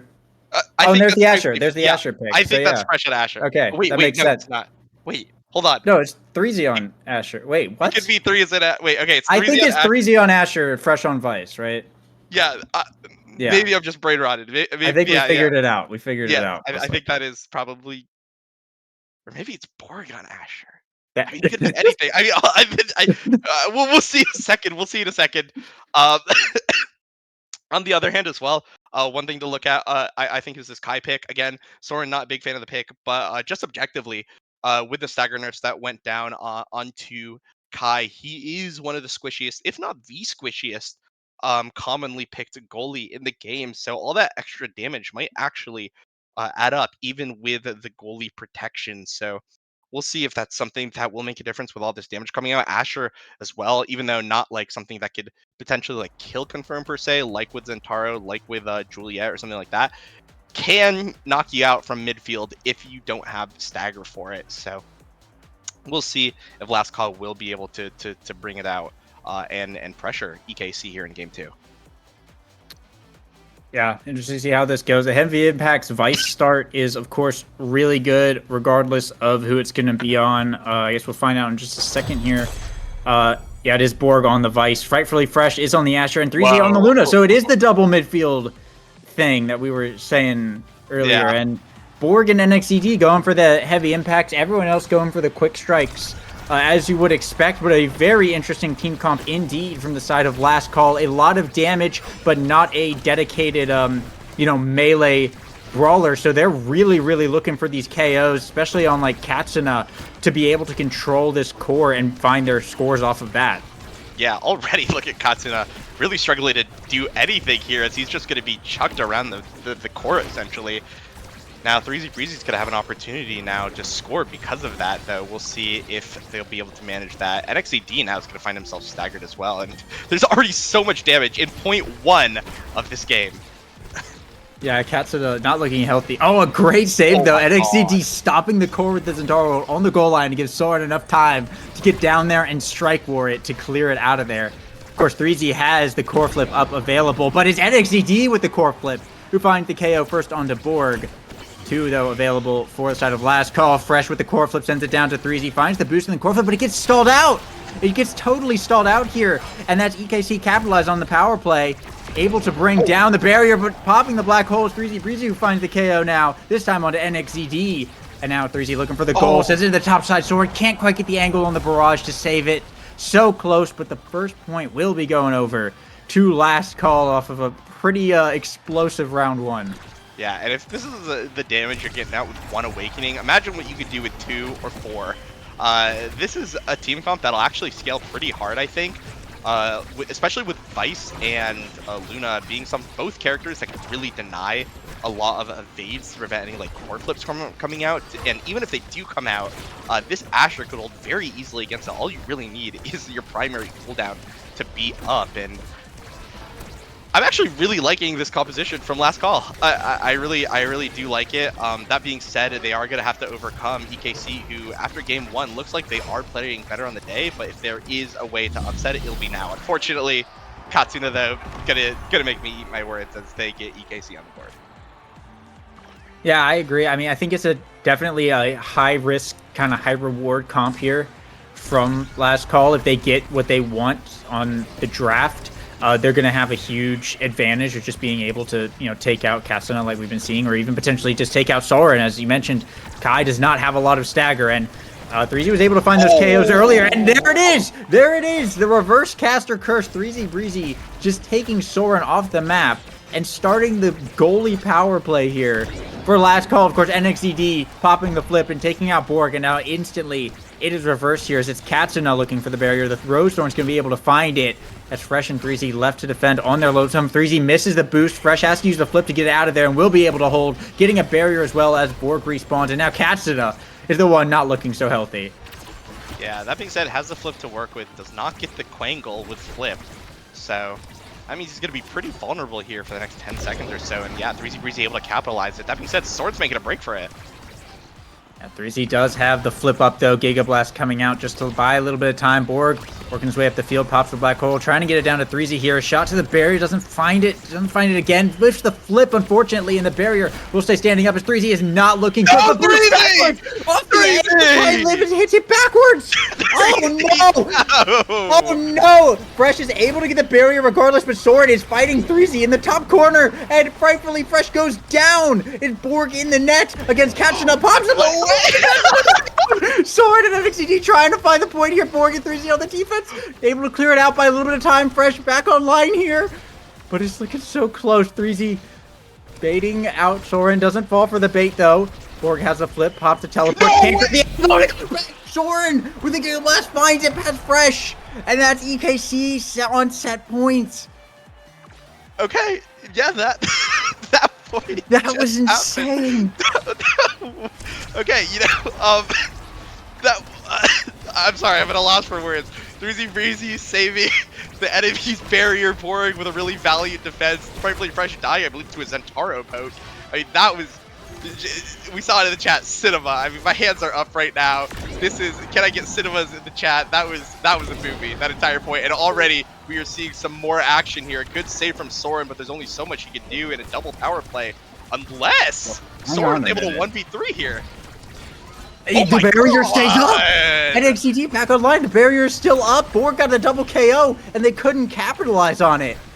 And now all 3 members of EKC are back, and they get a barrier off of the neutral here as well. NXCT taking a lot of damage, though. Is not looking super healthy. Supernova from Borg might be the end. Nice positioning, though, as NXCT will stay alive. 3Z going to pop the flip, get Soren's and the barrier for it, so a good trade there. Last Call need to be able to secure this point, not lose this set. They need these damage awakenings to make this work. As we go into overtime here, Fresh is on the defense, has a to work with, but 3Z is not looking too healthy. NXCD able to avoid the Crater Maker with the Zentaro ult. 3Z dashing down, can't get a hold of the core though. Soren was able to save that one away. Fresh, nice clear there, gets it to 3Z, dribbling on the bottom side, looking for an angle, but can't quite find it. Hits it right towards Soren. Not a lot of places to send that. I think Soren had some cooldowns to deal with that here. And now it's Katsuna dribbling to get that energy up. Has the flip available. Soren finding the KO onto 3Z Breezy with the barrage into Giga Blast here. It's now Katsuna with the flip. Tries to get it through. Fresh off the rebound. Will be able to find it. Now Last Call's goal is open. And EKC have the power play here. The power core from Borg has the flip, sends it into the top and sinks it right in. Right, almost pixel perfect, right above Soren, who is barraging downward. A beautiful shot from Borg is going to see Last Call tie it up on set point. We've got a game on our hands, Lego. I'm so happy to see this. This is Last Call with just the Luna. Imagine if they had the Zentaro as well. This is such a fun game to watch. There's so much back and forth happening. Borg able to absolutely steal that last point right under the hands of EKC. So now we're gonna find ourselves here on match point. Soren notably has a huge advantage, and frankly, Fresh, unfortunately, a huge blunder is gonna cost them here. Katsuna not looking good, but yeah, both barriers going down for Last Call is not particularly great. Soren has a flip up here as well, but Katsuna forced to be stand back a little bit to avoid the wrath of Borg in that midfield. Core flip coming here from Soren. Not going to be able to do too much, but does start the offense here as Katsuna becomes the new goalie. Fresh able to shut down the barrage here. 3Z also falling back here on the defense for Last Call. They cannot afford to lose this. Supernova from Borg to beat NXCD's Zen ult, but NXCD is going to get the core right back in the top corner. Could be dangerous. Katsuna going to find a KO and a Fresh with a piercing shot. And now it's forwards in the net for Last Call. 3Z has a flip, but they need to buy a little bit more time here as we go into overtime. Flip by 3Z Breezy. Sends it away. NXCD trying to send it back into Katsuna. Goes to the top of the bumper. Borg with the flip. It's going to be able to clear it out. They did not go for the shot to the bottom. And now Katsuna is gone. The power play is here for Last Call. Fresh on this bottom side trying to get it to 3Z. Trying to make something happening. Borg pushing up. But Soren is stalling out so well with the dribbling. The Last Call just can't find an angle to work with. And Katsuna's right back online. Yeah, and right now 3Z Breezy might be the one that has the curtains called for him. Now Borg in a 1v2 situation against Katsuna and Soren. Soren potentially getting a flip very, very soon. Just needs one more thing. Right now NXCD though is going to get punished with it, as well as a unfortunate blunder here, I think, from the side of Soren might cost them this offensive play here. As now all three members, not all three members are going to be back on the map as 3Z gets quangled. This is a game. Fresh and Borg on the defense here. NXCD on the top side, but it gets down to Katsuna, who finds the shot to the bottom. And that's EKC taking a long and bloody set one. 3-2. Katsuna the MVP. This draft could determine everything. Spec training and 1-2 punch are on the board for Last Call here, but there's some nice things for EKC as well. I'm curious to see how it's going to go. Stacks could be a risky pickup, but it's going to be peak performance here for the Estelle. Good move to get some stagger going. Stacks pick up by Borg. Not opting for the spec training, interestingly enough. It's going to let that fall over to Soren, who probably would have taken the stacks should it have remained on the board. 1-2 punch on the Luna is pretty nice there. Extra special pickup by the Zentaro and Unstoppable over on Fresh. So interesting draft here. That Stacks a bit of a risky pickup from Borg, but going to provide a lot of reward should he be able to move around a lot. And of course, had to deny it away from Soren. Could not risk that Kai getting any faster. Yeah, I really dislike this draft from Last Call, actually. One thing, the extra special, which is so good on both Luna and Vice, was not picked up by either, especially because both of them are able to capitalize incredibly hard on the other having extra special, because they would be able to burn the stagger needed that would normally answer, you know, the Crater Maker or the Supernova. So even though 3Z Breezy does get 1-2 punch, which can help him with like some combos, and it was mostly denied against NXCD, I feel like Last Call really wants that extra special in order to. Okay, sorry, whatever, man. But I don't know. The stacks as well, I guess, is nice. But Borg has been dying so much. I mean, he just died there as well. That I don't know how valuable it's going to be. I think that's why Katsuna opted into peak performance over the stacks, because it's just such a bloody game. So I really didn't like that draft from Last Call, but we'll see if they'll be able to pilot it. Yeah, I mean, we'll see indeed. They do have an open goal over on the side of EKC. The scoring opportunity is present, but we'll find out. 3Z Breezy having a 1v3 a little bit, taking a lot of damage, and NXCD finds the KO. Taking a lot of damage himself, but it is the power play here for the side of EKC. Borg and Fresh having to hold out. Fresh does have a flip to work with, but looks like they'll be fine. 3Z Breezy back online once again. Flip from NXCD, gets past all three members of Last Call and brings down the last barrier, though. And now both sides open once again. 3Z pass to Borg, the barrage to block it, but 3Z boosts in to able to win against Katsuna and fire it right into the top side. A great shot from 3Z. We'll see Last Call first on the board to keep this a close one. Yeah, that was really good. Actually using the 1-2 punch that he packed past extra special up before. So actually getting a lot of value out of that in order to get the core speed to get it past Soren. But we'll see. We'll see. I really think this extra special not being picked up might burn LC a bit, but we'll see coming into this game here. As right now, there's so much damage coming out. NXED is going to find himself in the penalty box for a minute. Yeah, definitely agree with that analysis, but we will have to see. They do have the power play going once again. They're looking a bit more consistent than they were in the first one, just with a little bit more speed on Borg and a little bit extra damage to work with here. But 3Z not looking so healthy. Neither is NXED. Doesn't have any energy. Borg with the flip's going to be able to find the KO and get another power play going here for last call. Boost from 3Z off of the setup from Borg. Is going to see the barrier go down. Now Borg sending it up the top side. 3Z has a flip, pushes it up. There's the flip. Able to get it through right on the goal line. And now last call. Now they look like they're in their element. They have brought it to a set point, a comfortable 2-0. They don't have any energy, but they're still looking pretty good. Praise the Oracle. Praise the Oracle of last call. They get this comp together partially. They are able to make a very entertaining game and honestly a really strong kill comp as well. Look at Katsuna here. Already, he's going to find himself staggered with flip. This could potentially be huge for last call if they find this KO here. And a core flip though from Katsuna. Sees one barrier goes down. Almost had two there, and Borg able to get a barrier now for last call. KC side of the goal all the way opened up here. This is Borg in the 1v3 trying to set up the score. 3Z coming in as well, but Katsuna working his way up the field here, actually giving Fresh a little bit of trouble, but Fresh will manage to hold. Keep this barrier on lock for last call as long as possible.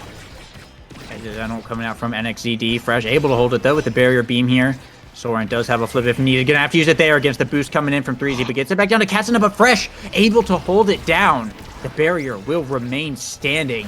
EKC just can't seem to find it past this Asher right now. So has a core flip up here to work with as well to go into the overtime. 3Z trying to get over to Borg. NXED and Katsuna both holding it down in the midfield pretty well.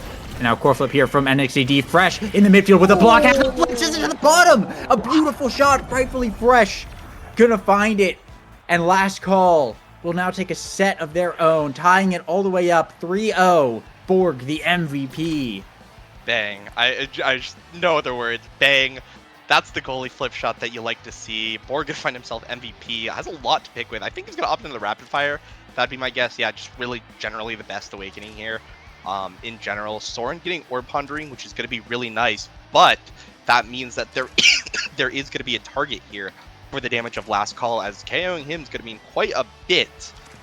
Going into these next things. NXED opting in for the early power, doesn't want to wait for the explosive entrance, just going to get the dash awakening from the aerials as well.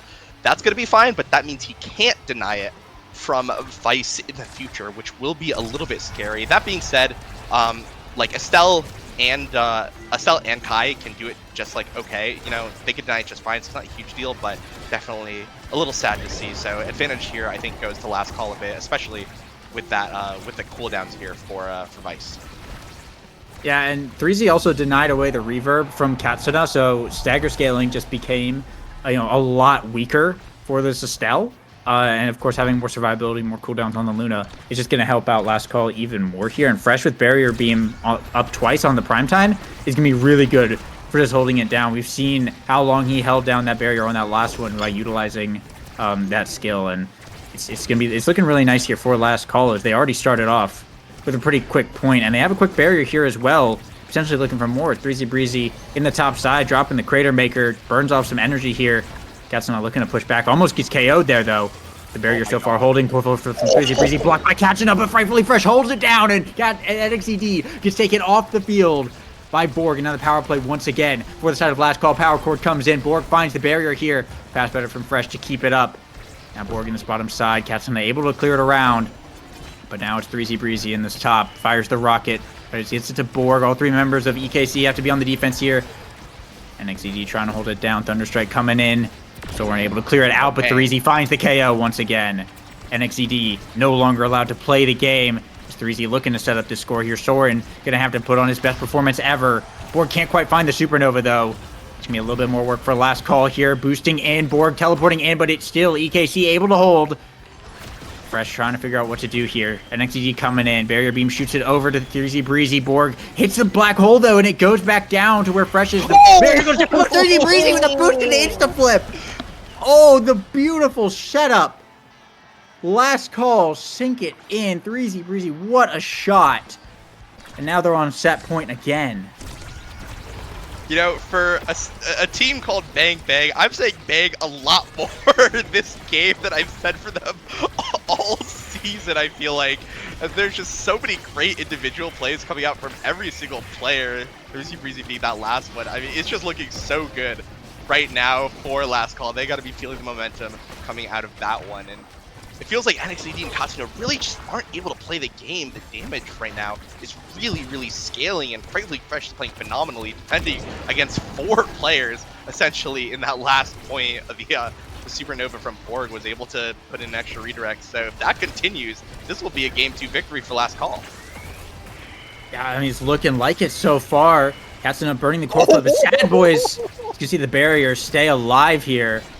Unfortunate shot though, and Ozcall going to be able to have another chance here. Borg, Breezy Breezy, both online, looking to potentially make this play. NXT holding the top quarter pretty well. Zeno coming out, but Rightfully Fresh once again making good use of that barrier beam. Totally shuts that down. Let's head into overtime here. EKC looking for another opportunity here, but Fresh able to clear it out almost every time, it looks like. Just utilizing that prime time really well, becoming an impenetrable iron, while the Unstoppables also putting in a fair bit of work here. Now Borg with the flip, a shot to the top. Soren can't catch it with the barrage. Another beautiful shot from Borg. He's going to see last call send it to a set 4 here, as they are looking to take this one back and potentially bring it to a game 3. Yeah. Oh, and there it is, ladies and gentlemen. No. Stinger for this heavy impact rapid fire Vice. Already there's been so much damage flying out, and with the Stinger it's going to be even worse. Could even elect into the explosive entrance as well. Just flat damage all around the board.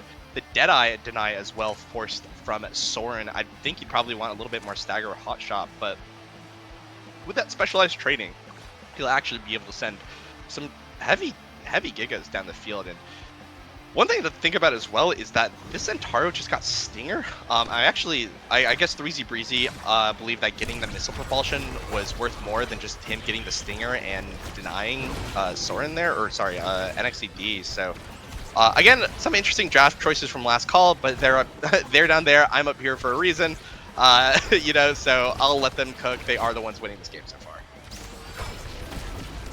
Yeah, it is surprising that Stinger didn't get picked first. Oh, NXED getting absolutely taken out there, but yeah, I would have expected Borg to take Stinger, and then Soren denies Deadeye, and 3Z gets missile prop, and then NXED could take explosive entrance, but since he's already got a dash awakening, it doesn't really matter. But I mean, yeah, it's still a good pickup here on Borg. It's just gonna be more mobility on this Vice, and of course with heavy impacts, it's just everything's gonna be hitting even harder, as we're seeing right now. It doesn't even really matter because NXED has a Stinger, but is not able to apply it because he's dead the whole game.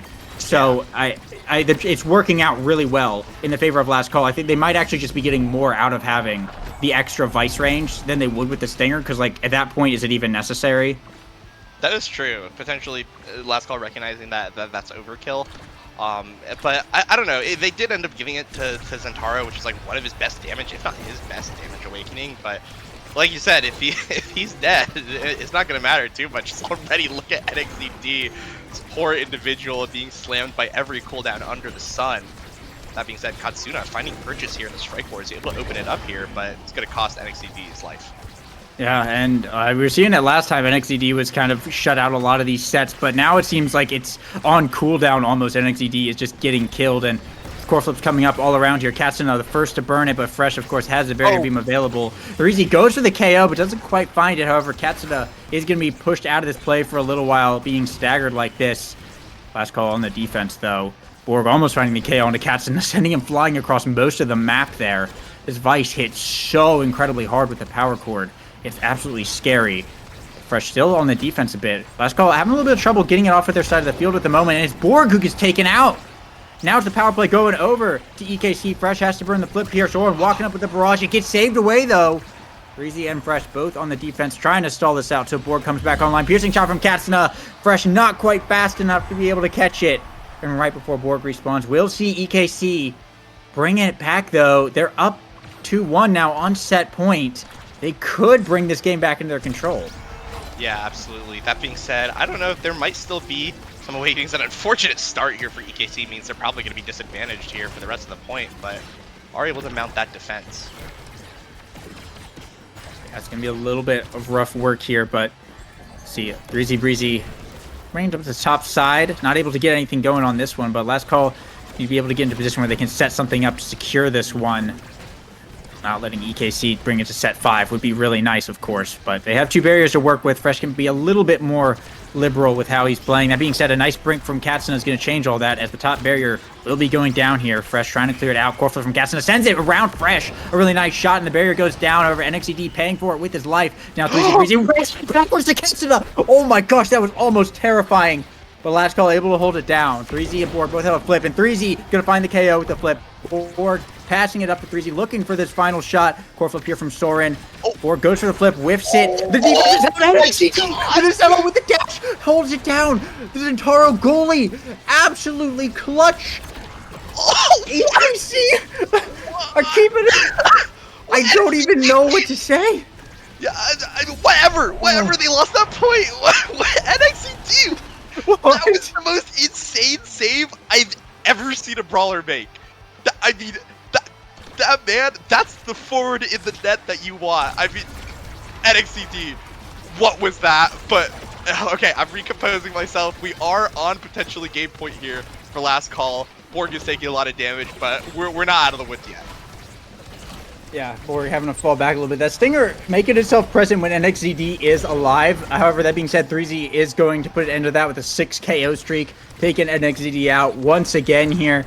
Borg, if frame 1 popping the black hole is really unfortunate there. It does get it back down to Katsuna, who finds 1 barrier, goes for the flip. Fresh able to block it away, though. Keep one up, but 3Z finds another KO, this time onto Katsuna. And now it's once again Soren and NXCD on the defense. Borg at 3Z, but they clear it around the backside. Sad boys moments.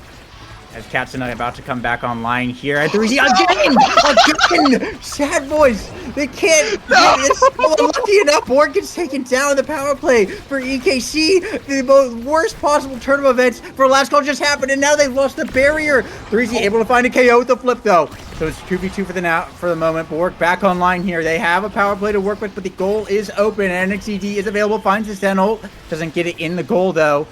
3Z and Borg need to look for this scoring opportunity. They need to find this barrier, but the core getting back to NXCD doesn't die here. The distance to the top almost finds it, but just an unfortunate bounce.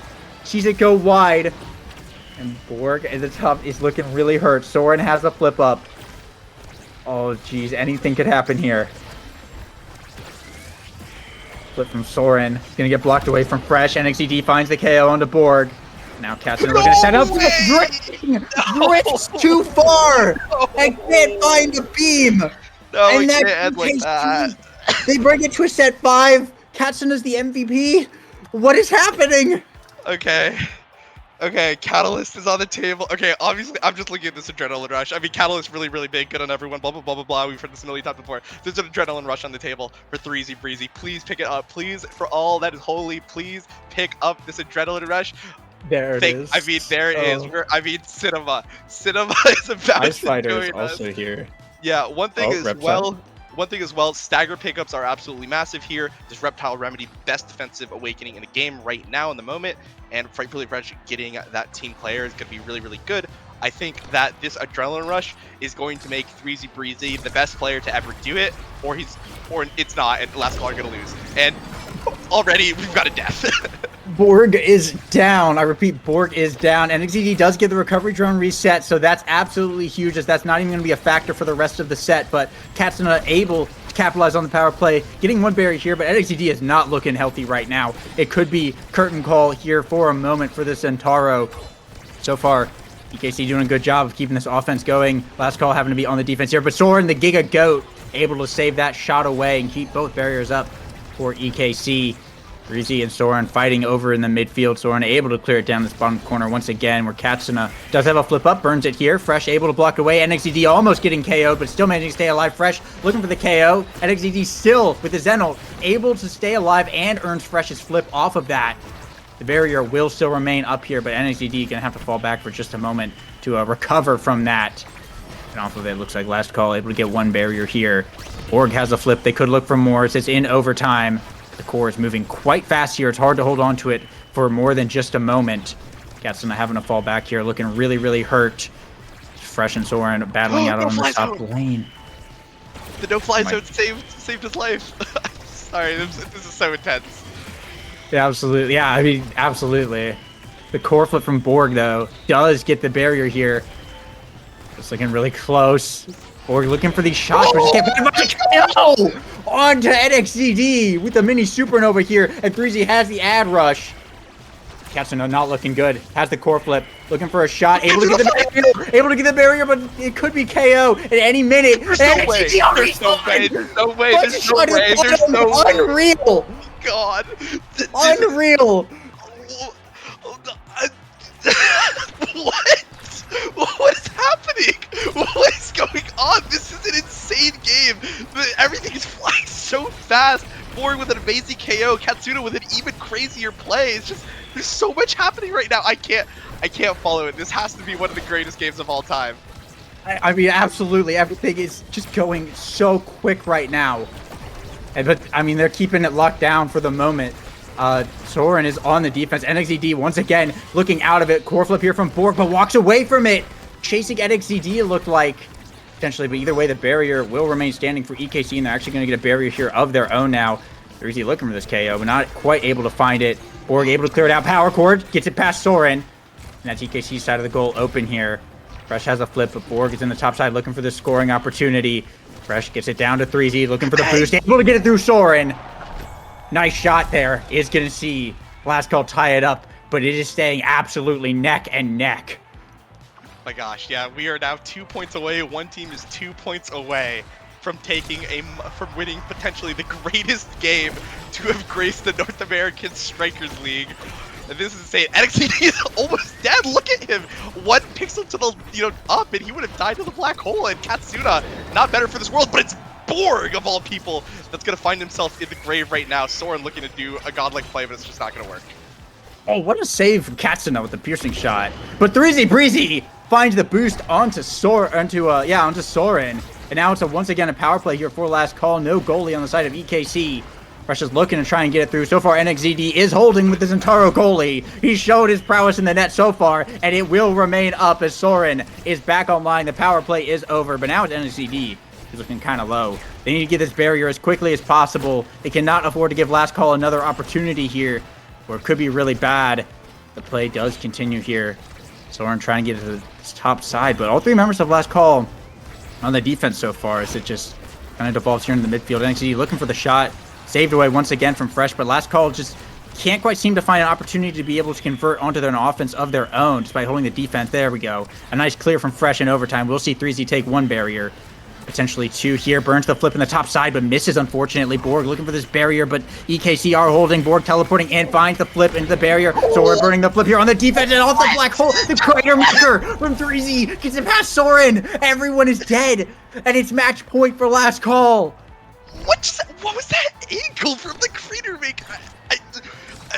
The amount of times that I've been flabbergasted, just floored about what can happen in this game is just insane. Borg almost finds a kill against Soren, and I don't know, this is insane. I want a 0.5. I want to set 5.5. We may just be getting that here as 1 barrier to 1 barrier. But once again, NXED is not looking healthy. Staggered in the corner, and Fresh is just standing right there looking for the KO. Has to elusive to get out of that. Borg trying to set something up in the midfield, but taking a lot of damage for it as well. NXED back to full health here. Borg having to disengage, reset a little bit here to the neutral back in this midfield. It's both sides looking for some opportunity to set something up here. That's really what we're relying on. It's a good setup, and then someone to just kind of follow up with something big. There's not like a big way to just push forward, but some great saves here from Fresh. Does he go in 3Z looking for that barrier? Soren's able to save it away, though. Some nice defensive play there.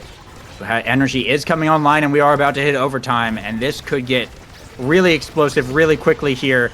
NXED almost died. Corfla from Katsuna sees the barrier go down for last call. And Giga Blast coming through from Soren, trying to get it to Katsuna, but doesn't go for the shot, goes for the triple, but gets it anyway with a blink down, and we are in fact going to a 0.5.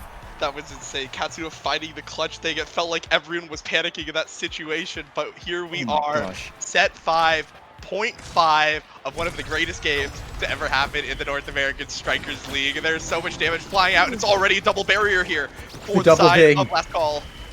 Forward with the flip. Soren saves it away here. Flip from 30. He finds the KO. It's the power play, but flip from Soren sends it back. And Fresh can't get there. Fresh can't get there in time. It goes right in.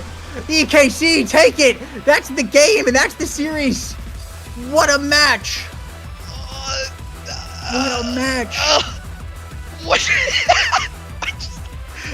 I feel like the entirety of that game was going to a set 5.5. Like 3Z Breezy got the reverse KO. I was like hunkering in. I was locked in. I was like, I'm ready for this. And then Soren just steals it. Soren just steals the show, wins the goal, takes the series for EKC. That was an insane one. I mean, look at these KOs. We have 25 KOs coming out from Last Call, 318 redirects from 4, 298 from Katsuna, 3Z Breezy, a 9+1 respectable goal line. Wow. I mean, had cinema, guys. 80,000 damage. I The Borg has 80,000 damage. that has to be like a record or something. I'm at a loss of words. That was an insanely close game of Omega Strikers. That was one for the record books. Congratulations to EKC for pulling through and grabbing that one over Last Call. A well-deserved series win at the end of the day. I don't know. That was insane. I've just lost my composure so many times. I can't fully ever recover it again. I think it's just an insane game. That was definitely one of the wildest games I've ever seen in my life. An absolute nail biter the whole way through. I mean, that first game, you know, we saw Last Call play pretty well, but EKC just play better and just look better, right? And we coming into game 2, it kind of just like initially assumed like, okay, Last Call is going to run a KO comp, but it might just be the same thing that happened last time, or they might just do the standard kill them and win thing. I don't think anyone could have ever expected what we just saw to happen. I don't even know how to analyze that. It was absolutely incredible. I mean, the light cinema. of God has blessed us today on this game of Omega Strikers. When people enter the launchpad and liftoff for qualifying and they want to participate at the highest level of Omega Strikers, this is the game that they wish to play, and this is the game that people will remember for weeks to come, if not months, or if not years. I mean, that was an insane experience, and I hope we get to see another one of those this season in the North American Strikers League. I mean, yeah, absolutely. I mean, Last Call looked really good there, but EKC, I think it just goes back to what we were saying in the beginning. They were just playing better on the day. Some interesting draft choices. I don't know how much that impacted it, but I mean, just every little decision that was happening. We saw a few blunders, we saw a few whiffs, and whatnot. But I think if this is what we're seeing from Last Call, I am very hopeful.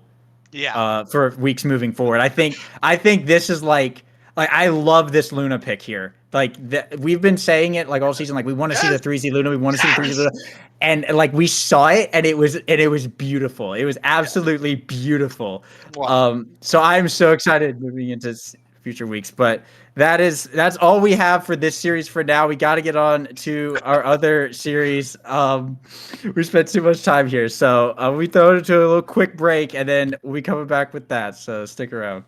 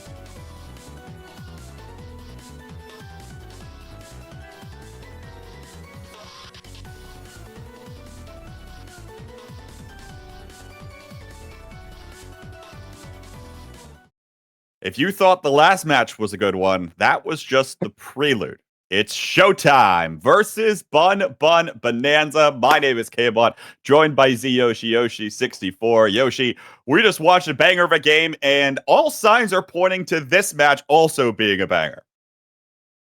We just watched a banger of a game. Dare I say, peak cinema. Like you said, it's showtime, and I'm hoping they're gonna put on a show comparable to what we just saw. But it's also a bonanza, a Bun Bun Bonanza. That's the other team. Look at that, we did it. We covered them both. That's huge.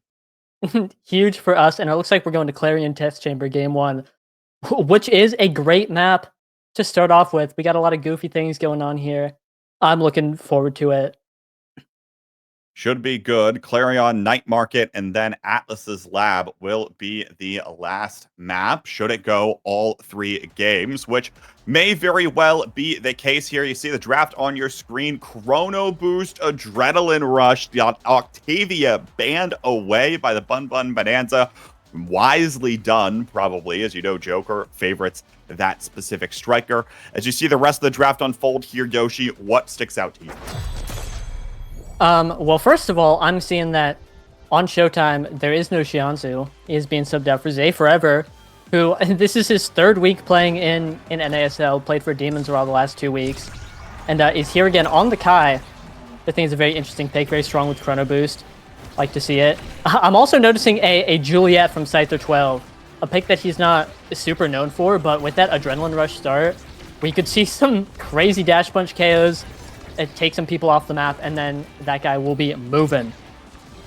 Yeah, you mentioned, of course, Zay, who was traded from Demons Raw, now after their 2-week suspension, over here to Showtime, who needed the extra midfielder.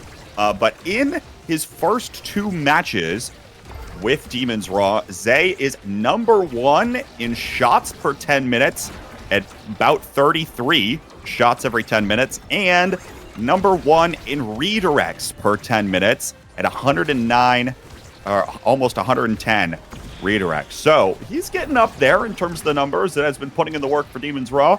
Now it's time to step in here for Showtime against this Bun Bun Bonanza squad, who is incredibly tight-knit. So we'll see whether or not Zay is able to step into the role here and play that same synergistic role and feed Joker the core the way he likes it. Of course, in this case, the Project Expanse orb in the center there will be helping Joker find that goal, but hopefully Zay can start filling that role as we get 2 other forms of the test chambers. Yeah, Zay's here looking to put on a show, really getting the stats up there, and trying to win best or most valuable sub of the series, or of the season. Looking good. We saw Scythe the 12 get the big orb, not able to do much with it, but a barrier goes down for Showtime, which is, hey, you know, something good. Burns core flip from Zay forever too, so Bun Bun's looking pretty favored at this point right now. Looking like it. Liari will burn her energy burst, and now Scyther coming in. There's the Flying Phoenix, but isn't quite going to catch it. Megaverse barely able to catch it, but Liari's there on the rebound. Now back up to Scyther, and there's no one there to stop the core. Well done in order to find that quick thinking shot into the goal. 1 goal apiece here for both our teams. Yep, going 1-1. Moving on to Project Xenocloak, formerly known as Side Streets. Things are going to get really dangerous in these little cubbies with this.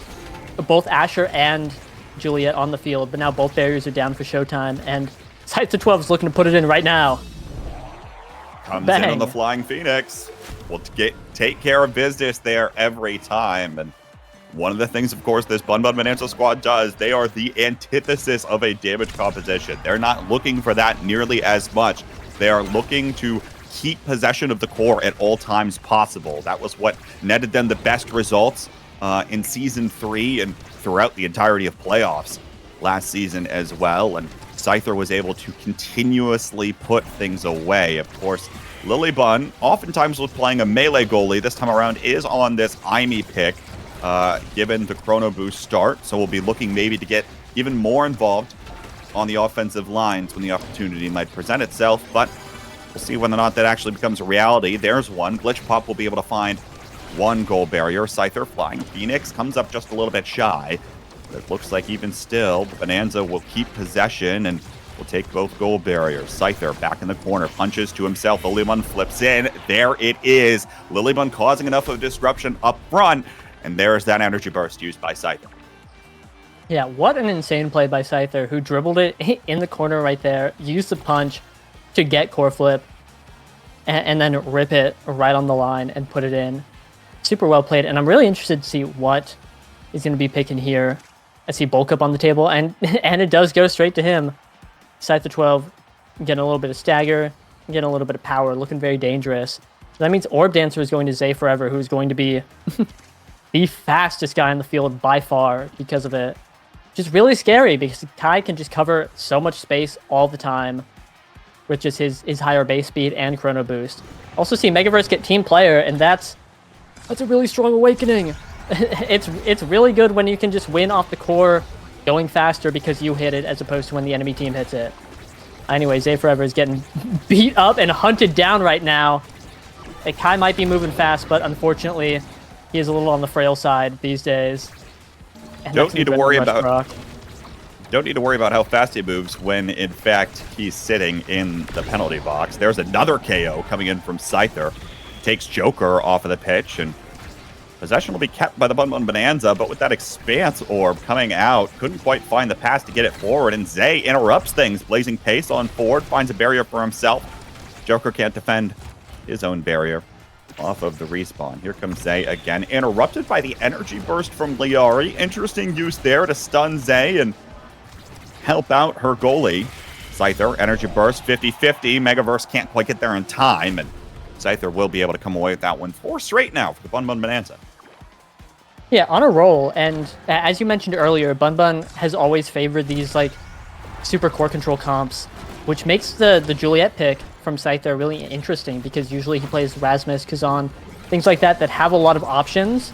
And Juliet is not known for her core control options. She walks around at a brisk pace, she dashes, she punches, and then she gets kills.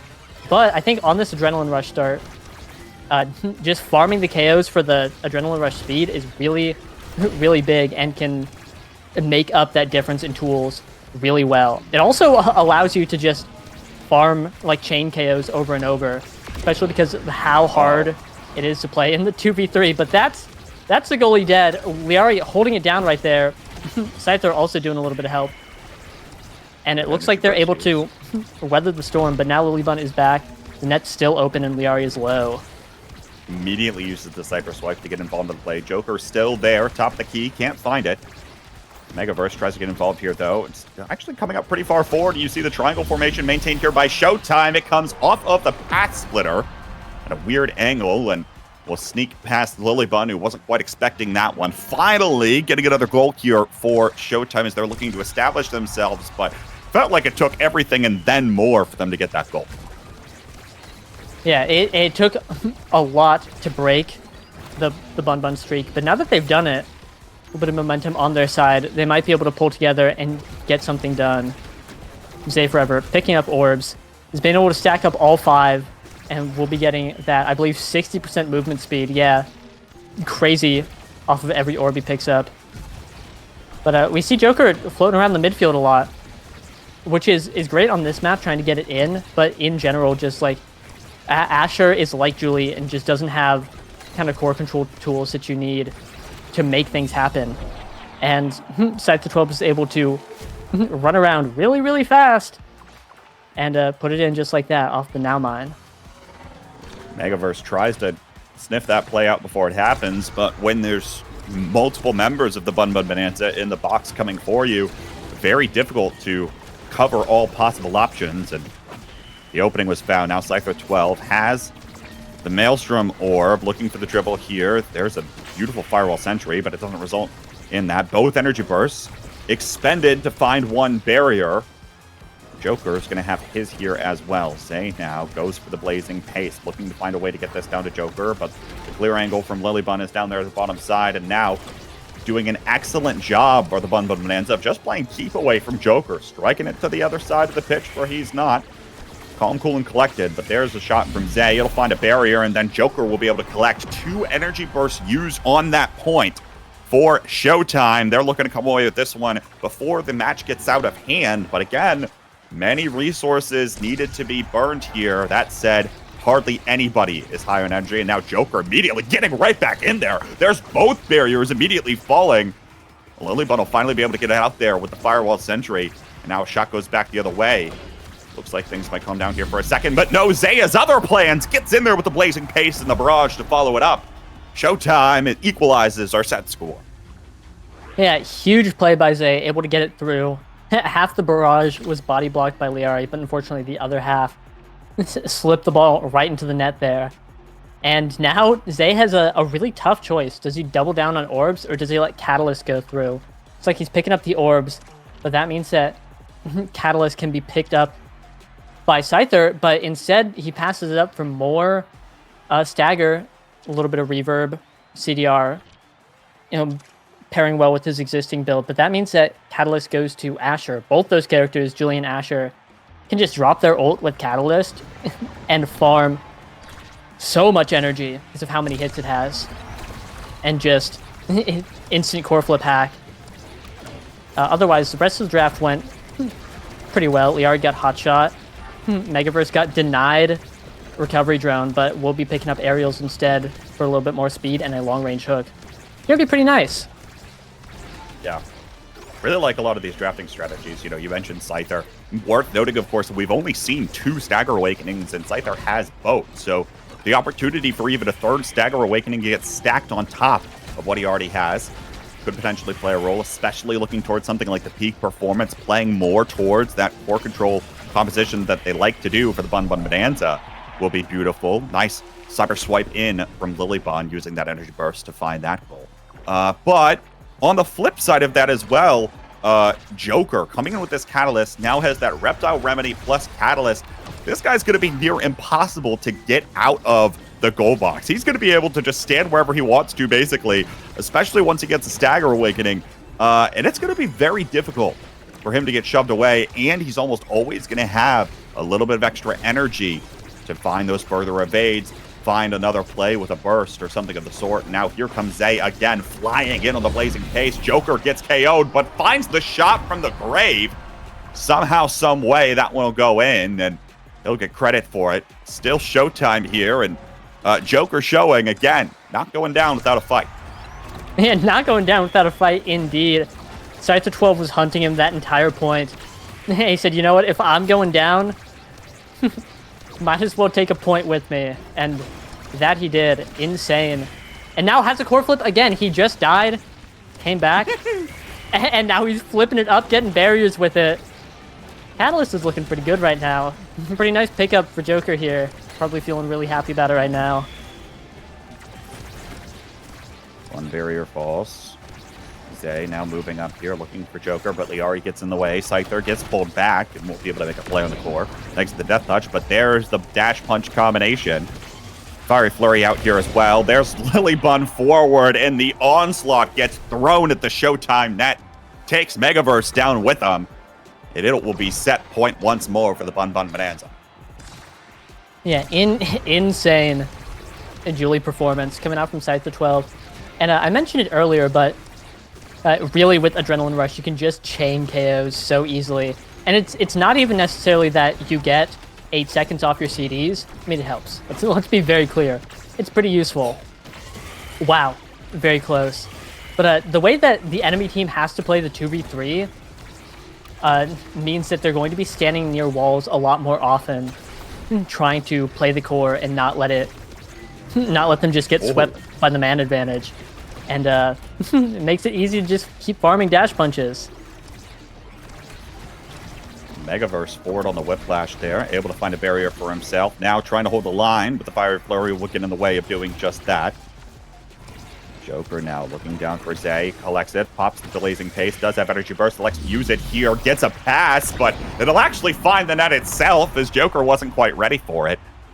Set point for both teams again, and we could start seeing things sway either way. This one looking incredibly close here, Yoshi. Yeah, definitely. Great shot by Zay. Unfortunately, somehow, some way, and I did not see it. It was quite literally an off-screen death. Zay got knocked out and now has 0 orb stacks before having 3. But Joker doesn't care about any of that. Doesn't matter. It doesn't matter at all. Who needs your orb stacks when you've got a full energy burst thanks to the Catalyst? I mean, you don't need that. Who needs that? Who needs that? Walks forward, takes care of business. Zega's first pick here in this next draft. Yeah, looking to deny that peak performance from Scyther and have a little bit of stagger to himself, but that leaves stacks on stacks or heavy impact for Scyther, which are both insane. Going for Rampage, though, also really good. This is looking a bit like a Juliet draft, but that means Joker gets stacks on stacks, which with that Reptile Remedy, with that Catalyst, means that he is nearly immortal and he is going to be moving around. And that means that really Showtime is just so much faster than Bun Bun here. They're going to have so much more coverage over the field, and it's going to be so much easier for them to claim objectives, especially with these orbs and with this Catalyst to just core flip in every situation you need. You know, I need to get a barrier. You core flip for it. Oh, I need to get a kill. You can core flip for it or do whatever Zay Forever just did. You know, they have full control of the game here, it feels like. Joker close to his own, but Scyther able to find the punish against Megaverse. This one's going to go back the other way real fast. Finds both barriers, a couple of extra Rampage stacks. Fiery Flurry won't connect as Joker has an evade for that. Zay looking to send this one away, but no. Scyther will still maintain possession and collect the goal there. Other thing I want to note here, and something that Megaverse was looking to do there, is having both Aerials and Chrono Boost earlier, is not afraid to keep walking forward when he has that Whiplash secondary online, a little bit of extra movement speed for the Rasmus himself, not being afraid to go on forward on a lot of different test chamber stages here. Doesn't even matter, though, when your forwards are able to take care of business even still. Joker finds the energy burst, has yet another one. There's that catalyst again, and throws it into the net. We're still almost even. Yeah, wow. I mean, after watching the last series, I was worried, like, oh, this is just going to be, like, it's going to be fine. This is going to be pretty good. But we are watching two top-of-the-line teams in the NASL duke it out on Clarion Test Chamber. And this is insane. Scyther going for a dash punch. Zay Forever has a core flip. They already had a core flip. Zay Forever is low. Zay Forever had a core flip. There's a lot going on out here. Zay Forever's dead! Scyther. Zay down. Scyther able to find both barriers yet again. Off of the adrenaline rush, looking to find the goal too. And will be able to do just that with Liari's assistance. Well done again. And while Scyther makes the play and Scyther's in the position, it's still the midfielder and the goalie that are funneling the core right on up to him. Liari, once again, perfect position, able to take care of business. Now that Firewall Sentry goes down, continues to apply this pressure for the Bun Bonanza, but hold on, Joker's got an energy burst, and that means at least one of your barriers are going down. Megaverse will take it nearly himself, gets it up to Joker using the Whiplash, and he'll be able to put it away. Now it's game point for Showtime. Yeah, wow. Like you said, Chrono Boost and Aerials on Megaverse. This guy is moving at rapid paces, able to just go wherever he wants.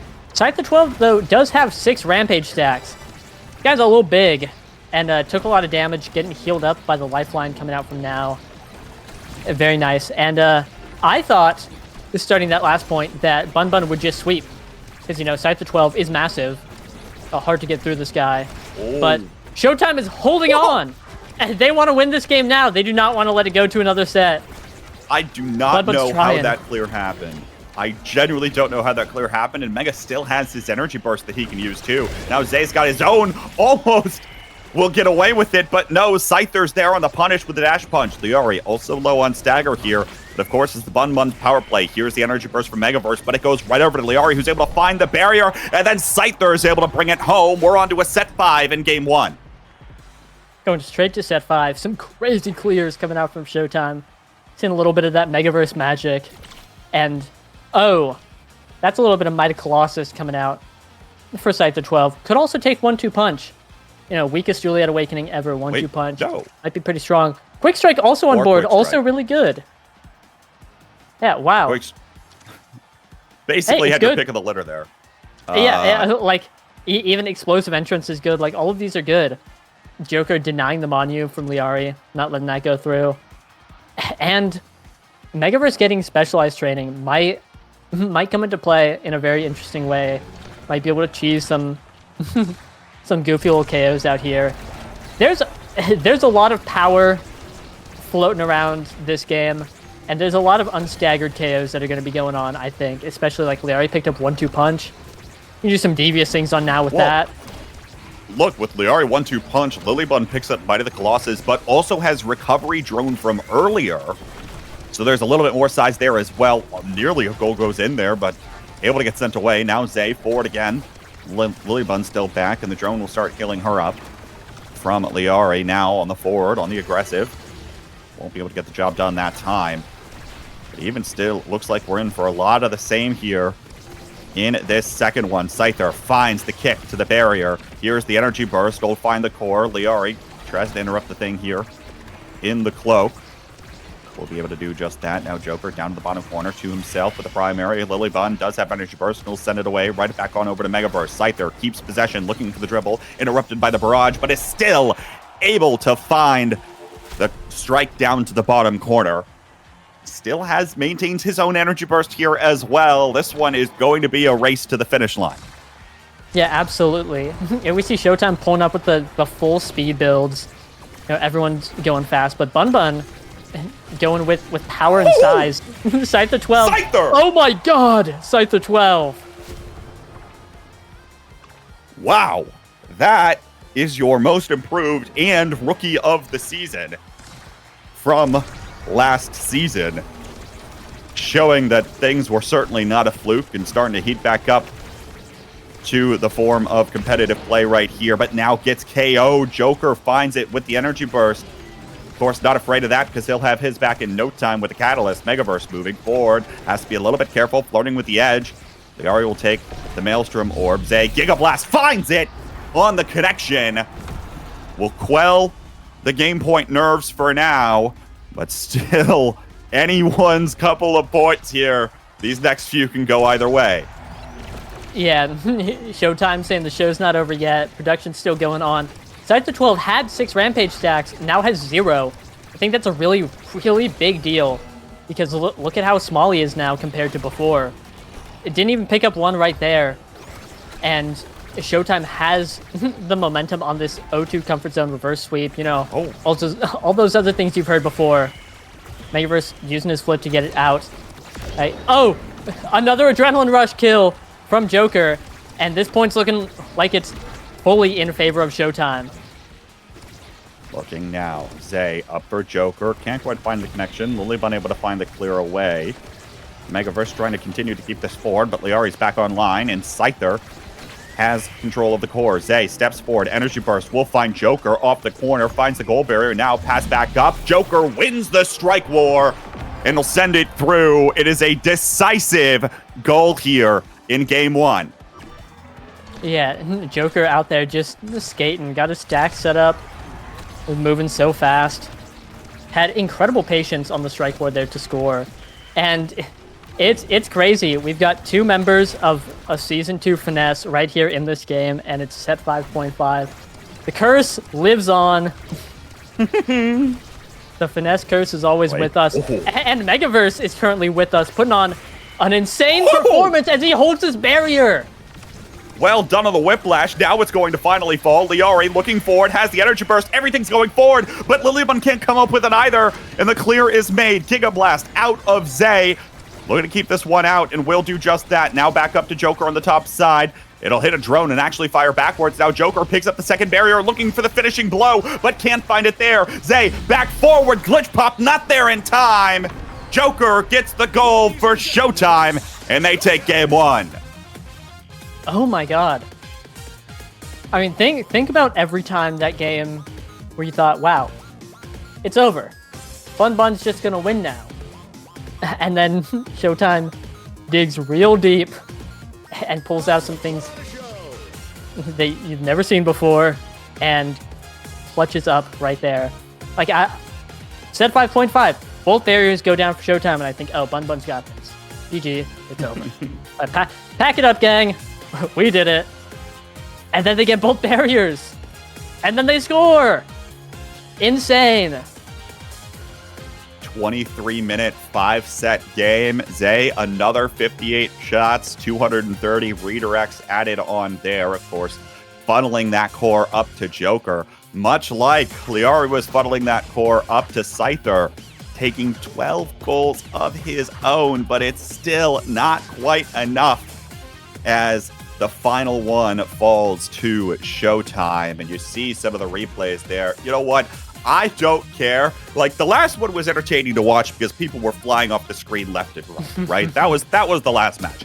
This match is entertaining to watch because both these teams are trying to play a very core control centered style, and both these teams are incredibly good at finding ways to maintain possession and come up with creative plays to surprise their opponent.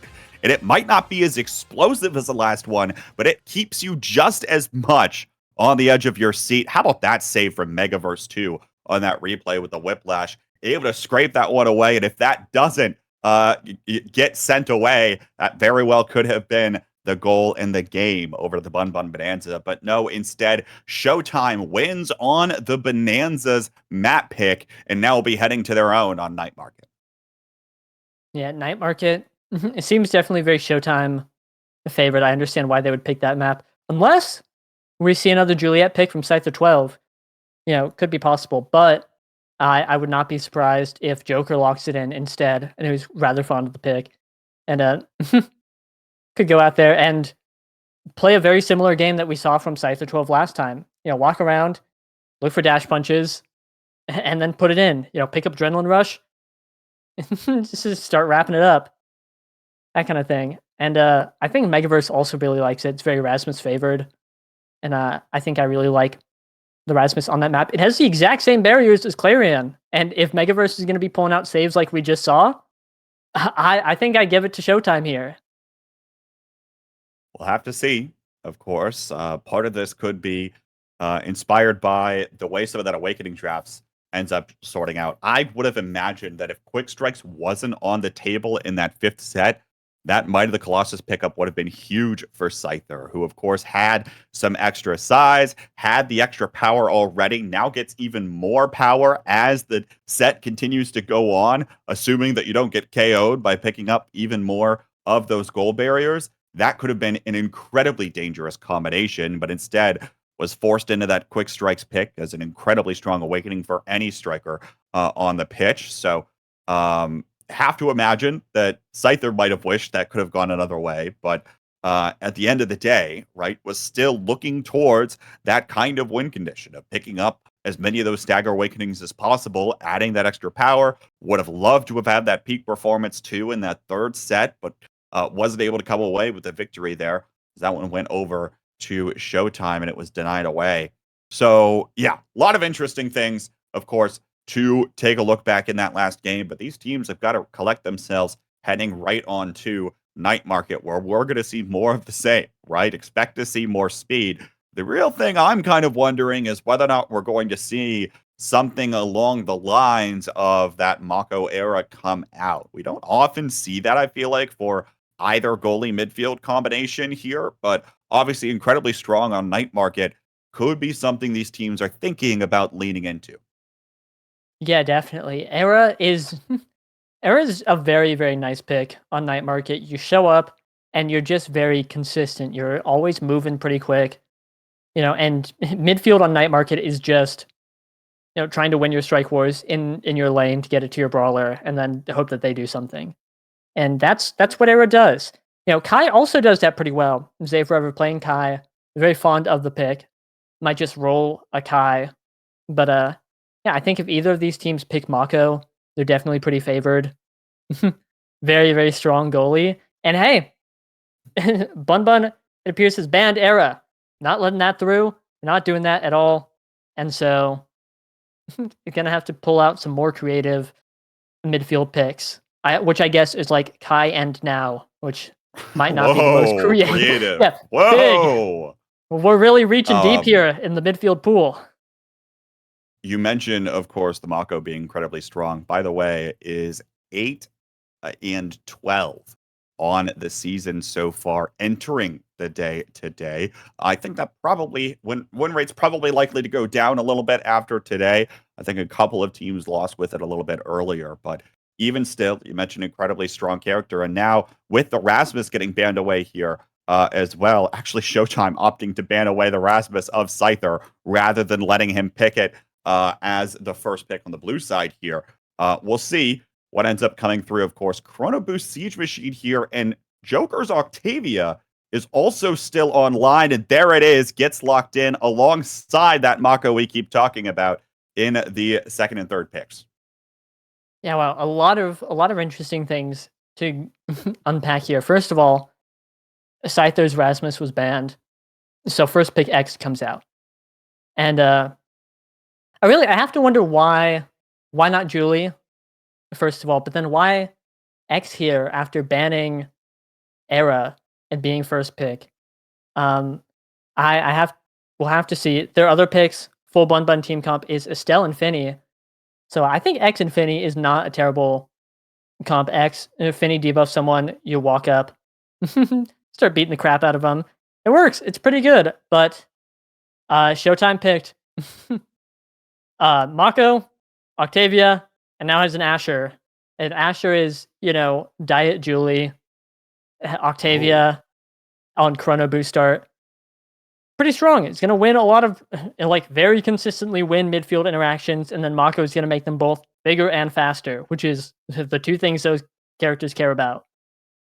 It'll be interesting to see who's playing what here between the Asher and the Octavia, of course. Joker likes to play it. For that matter, Zay likes to play it as well. So both really would love to do that. And that 6th pick Asher could also be a response to the Finny goalie that was picked. Going to be very easy to get this past the ranged goalie of Lily Bun. So we'll see whether or not this works out, because this is definitely a different look for the Bun Bonanza, who, by the way, is down. But you mentioned this first pick X, and I feel like it was talked about in Twitch chat earlier today. It feels almost impossible to deny the X of anything in an Awakenings draft ever right now. He either gets a Stagger Awakening, he gets an Energy Awakening, he gets a Dash Awakening, he gets a Damage Awakening. Like, what's not to like, right? There's unless you're forced into Creation Awakening, which I think there's probably only like one specific scenario where like all 3 Creation Awakenings show up at once, you're basically set. Even then, what? Castellas is currently one of those 3 Creation Awakenings. So you take that and you're fine.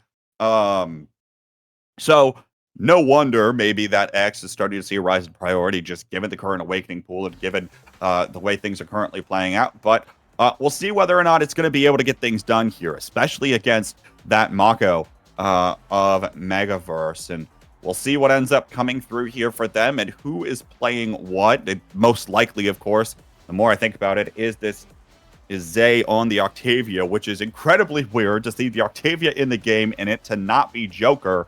But I do believe that's exactly what we're going to see, and it is, as things load in here to Game 2 Night Market for our second game. Showtime up 1-0. Yep. I'm very interested to see how this goes. I definitely agree with what you said about X.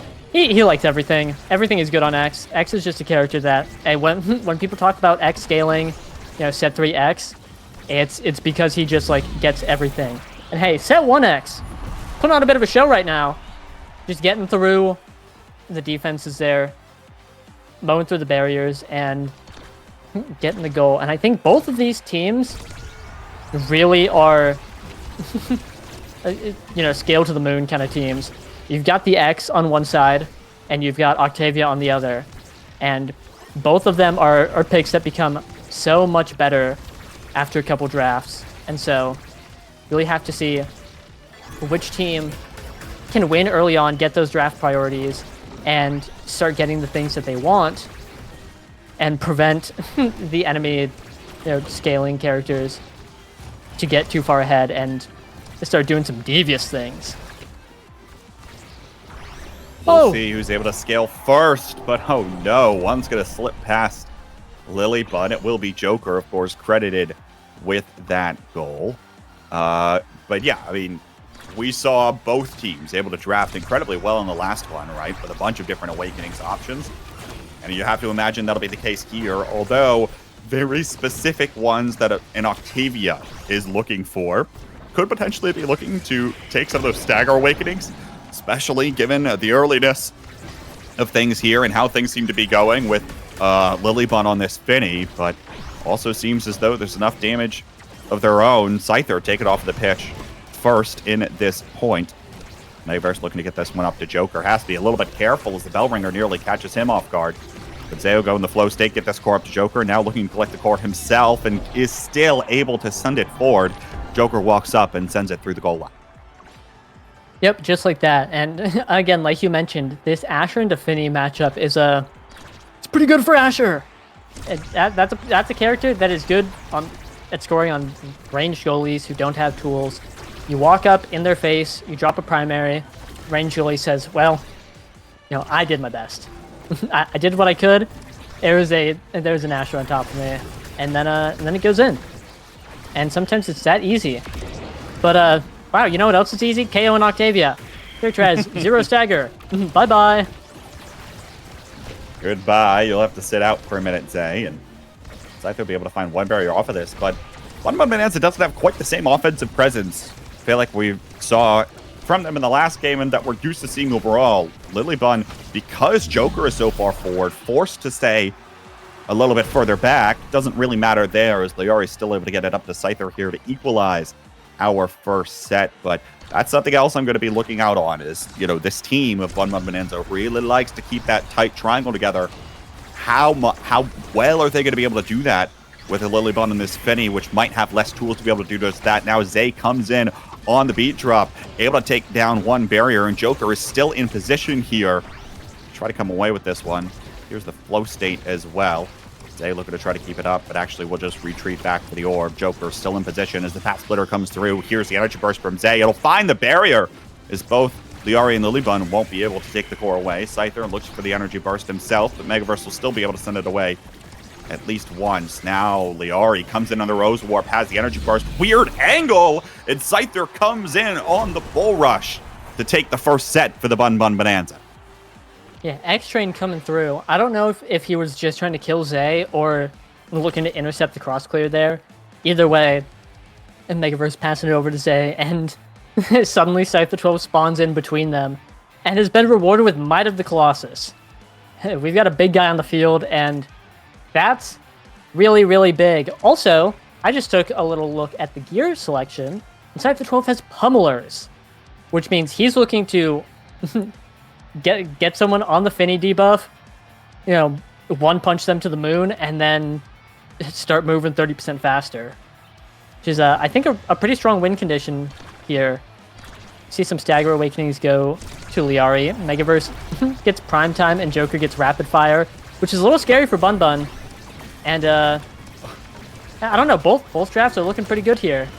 How about Zay picking up the Among Titans as the last thing that guy's here? moving. Now, this tiny Octavia is moving, but quite literally among Titans, positioned right here between both the X and the Asher, each with the boosted size in that last Awakenings draft. Be interesting to see here for this Octavia, because of course, you like to think of Octavia as this striker that likes using at least a little bit of size, right? Doesn't want to sacrifice it, certainly. It'll take the speed nonetheless, and maybe it'll be enough to try to dodge away from a lot of the other abilities that are coming this Octavia's way. You mentioned the debuff. You mentioned, of course, Scyther coming in on the X Maximus. But it'll be Lilybun actually getting KO'd first. Or will drift up here to the top side. Liari still able to send it away. Zay does have Energy Burst, as does Scyther, and Joker is incredibly close. But it does look like we'll see Lilybun come back online. Liari will come back on forward, but now Zay going to intercept things for just a moment. That angle will work. Connects with the barrier, and here comes Beat Drop in for Zay. Liari, though, still finds the barrier with the Energy Burst. Now Scyther collects the core and finds a KO with the Bell Ringer. Now sent away by the Path Splitter of Joker, who also has an Energy Burst that could kill for some time here. Liari tries to throw everything towards the goal, but the triple take actually will be able to save it away, and Megaverse won't get the shot off the Energy Burst into the net. Now here comes a... What? Okay, I don't quite know what happened to my screen, but that was in fact a Bull Rush that Scyther was able to activate, and that came forward. So Bun Bun Bonanza will take the first goal here in set 2. That guy's rocking out with 164 power in overtime, hitting the core a little hard. Moonwalking while doing it. Yeah, wow. A silly little game, small amount of power. Speaking of power, Asher has base 125 power. The thing people don't talk about enough. And just killed Liari with it. Oh, weird bounce off that middle barrier. Zay still able to find the connection to Joker. Almost interrupts the Energy Burst from Lilybun, but she'll be able to find the clear with the core flip. Perfect pitch. We'll be able to connect here. Trying to keep the pressure up for showtime, but Scyther will pop the X Maximus, taking care of Joker and alleviating some of that pressure. Though Zay does have that flow state. It'll deactivate just in the nick of time. Now has an Energy Burst, but Scyther will interrupt it there as well, preventing the core from going at blazing next speeds. But oh no, actually gets misdirected off that middle barrier again. Joker comes away with it and comes away with the barrier as a result. There's that Bull Rush again, but it doesn't matter. It goes right back to the hands of Joker. Sends it to the top corner. Yeah, wow. The core is moving so fast here. Now, we've got a really interesting battle going on of Tiny Octavia trying to dodge all this damage, and the Finian X trying to pick someone to just assassinate. And it looks like they figured it out where Zay is going to be really hard to kill because of how fast and small he is, but Joker is a big target, a big slow target. Just does not have movement options, and it looks like they are trying to knock him out, chip him down, and it's really working. Like last point, Sector 12 was able to get that pummeler speed boost off that, but Joker doesn't care because if he's not knocked out, he is going to be mowing through the Bun Bun defense here. The other thing here too, of course, with that little bit of extra base stagger that the Asher has, all in all, doesn't actually need to sweat everything, right? Can evade maybe one or two of the largest hits out of the X Maximus or the Bell Ringer itself and call it a day for the most part. Still just looking to keep position forward and keep that pressure online. Zay in the flow state, looking to rack up that little bit of extra speed here, but now the core is going to get away from him, and that flow state will immediately dissipate. There's a piercing shot. Liari looking for Scyther. Actually, Scyther going to pick up the orb.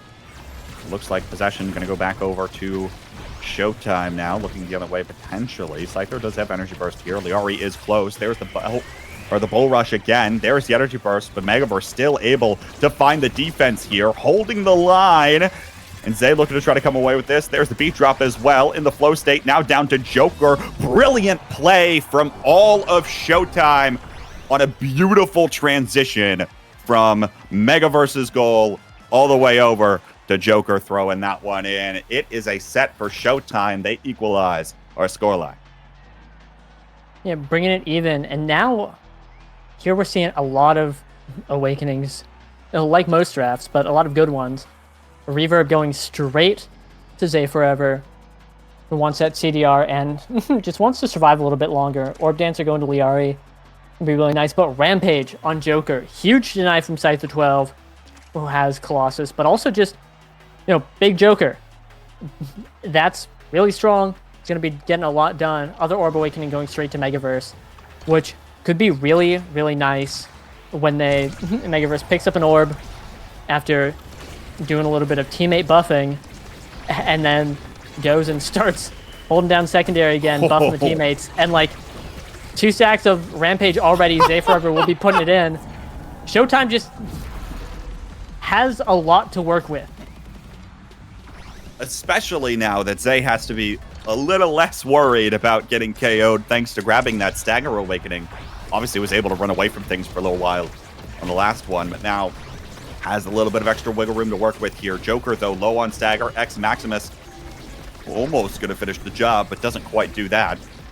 Now Zay looking forward here, trying to take care of business himself on this Octavia. Make Joker proud, perhaps, is what he's thinking. Scyther, another beautiful bull rush, but the KO comes through against Liari. Power play opportunity, no, never mind. Scyther is able to find a KO against Joker. It's a 2v2 on the stage right now. Zay going to be able to play keep away from Scyther here for a little while longer and looking to kill for a little more time. There's the energy burst as Joker comes back online. Megaverse steps forward here, almost up the midfield line, trying to keep this one, and now finally Joker's in position. Zay has to retreat, though, in order to find an orb and trying to stay alive. But there's that triple take debuff out on top of Zay. Lilybun not letting him get away with anything. As we're back in overtime. Joker on the dribble. Over to Zay, who's still able to keep it down to him. Gonna dodge things for now. And retreat back for the orb to stay alive. Now comes back forward again. Here's the flow state. But Scyther's in. The bull rush one more time. Still can't quite find it. Finally, the barrier will fall for Joker, and it'll fall on the other side as well. Megaverse does have an energy burst here. Joker doesn't quite have the speed that he'd like to try to get forward, to try to challenge something. Now picks up the gate. Can't quite find it. Here's the flow state. Zay looking forward. No, the core flip isn't going to connect, and still the goal is going to stay out. Bun Bun Bonanza still holding on for dear life at the moment. Zay going to lose the flow state, though. Scyther sends it back the other way.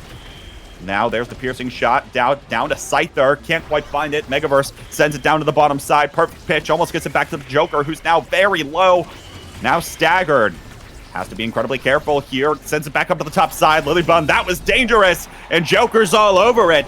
Takes care of that goal as well. And it is another set point for Showtime. Shortest night market point going on there. It's just an absolute brawl going on the left side of the screen, while Megaverse and Zay Forever are trying to hold on the right side.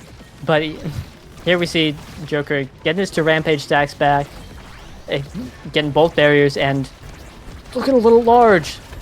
Looking a little close to dead there. Jump scare, but now with the Mako speed trying to go in. And it's hard to see Showtime not winning this set right here. Gotta be something the Sorry, Bun Bonanza has right to make here. an adaptation here. Liari right back up to the top side. Gets it around Joker that time. Lily Bun finally starting to creep forward, but here comes Joker to shoo her away. That's exactly the name of the game right now, and now Liari has to burn the Rose Warp just to get back. Saves that one. Scyther trapped in the ensnare drums for just a moment. Liari trying her best to get it back up to him, but can't get the job done just quite yet. Overtime now. Core goes a little bit faster. Looks like the speed up has been adjusted to now, but no. The pass is going to be clean from Megaverse over to Joker, and they are 1 set away from getting this match. Yeah, what a beautiful pass. And then Joker redirecting it perfectly to maintain the core speed. And that's Octavia with Quick Strike. Or Catalyst if you want, but Quick Strike probably a little bit better. Or Cast. Hey, take your pick, buddy. You've earned it. You won the set. And it looks like Joker will be picking up Catalyst for a 2nd game in a row. And Deadeye, really great on Finny. It's going to be really nice. It's going to help to knock out Joker. But if he's just farming energy off of these hits, especially that triple take, I don't know. It's a dangerous game Bun Bun's playing right now. But we are on set 3.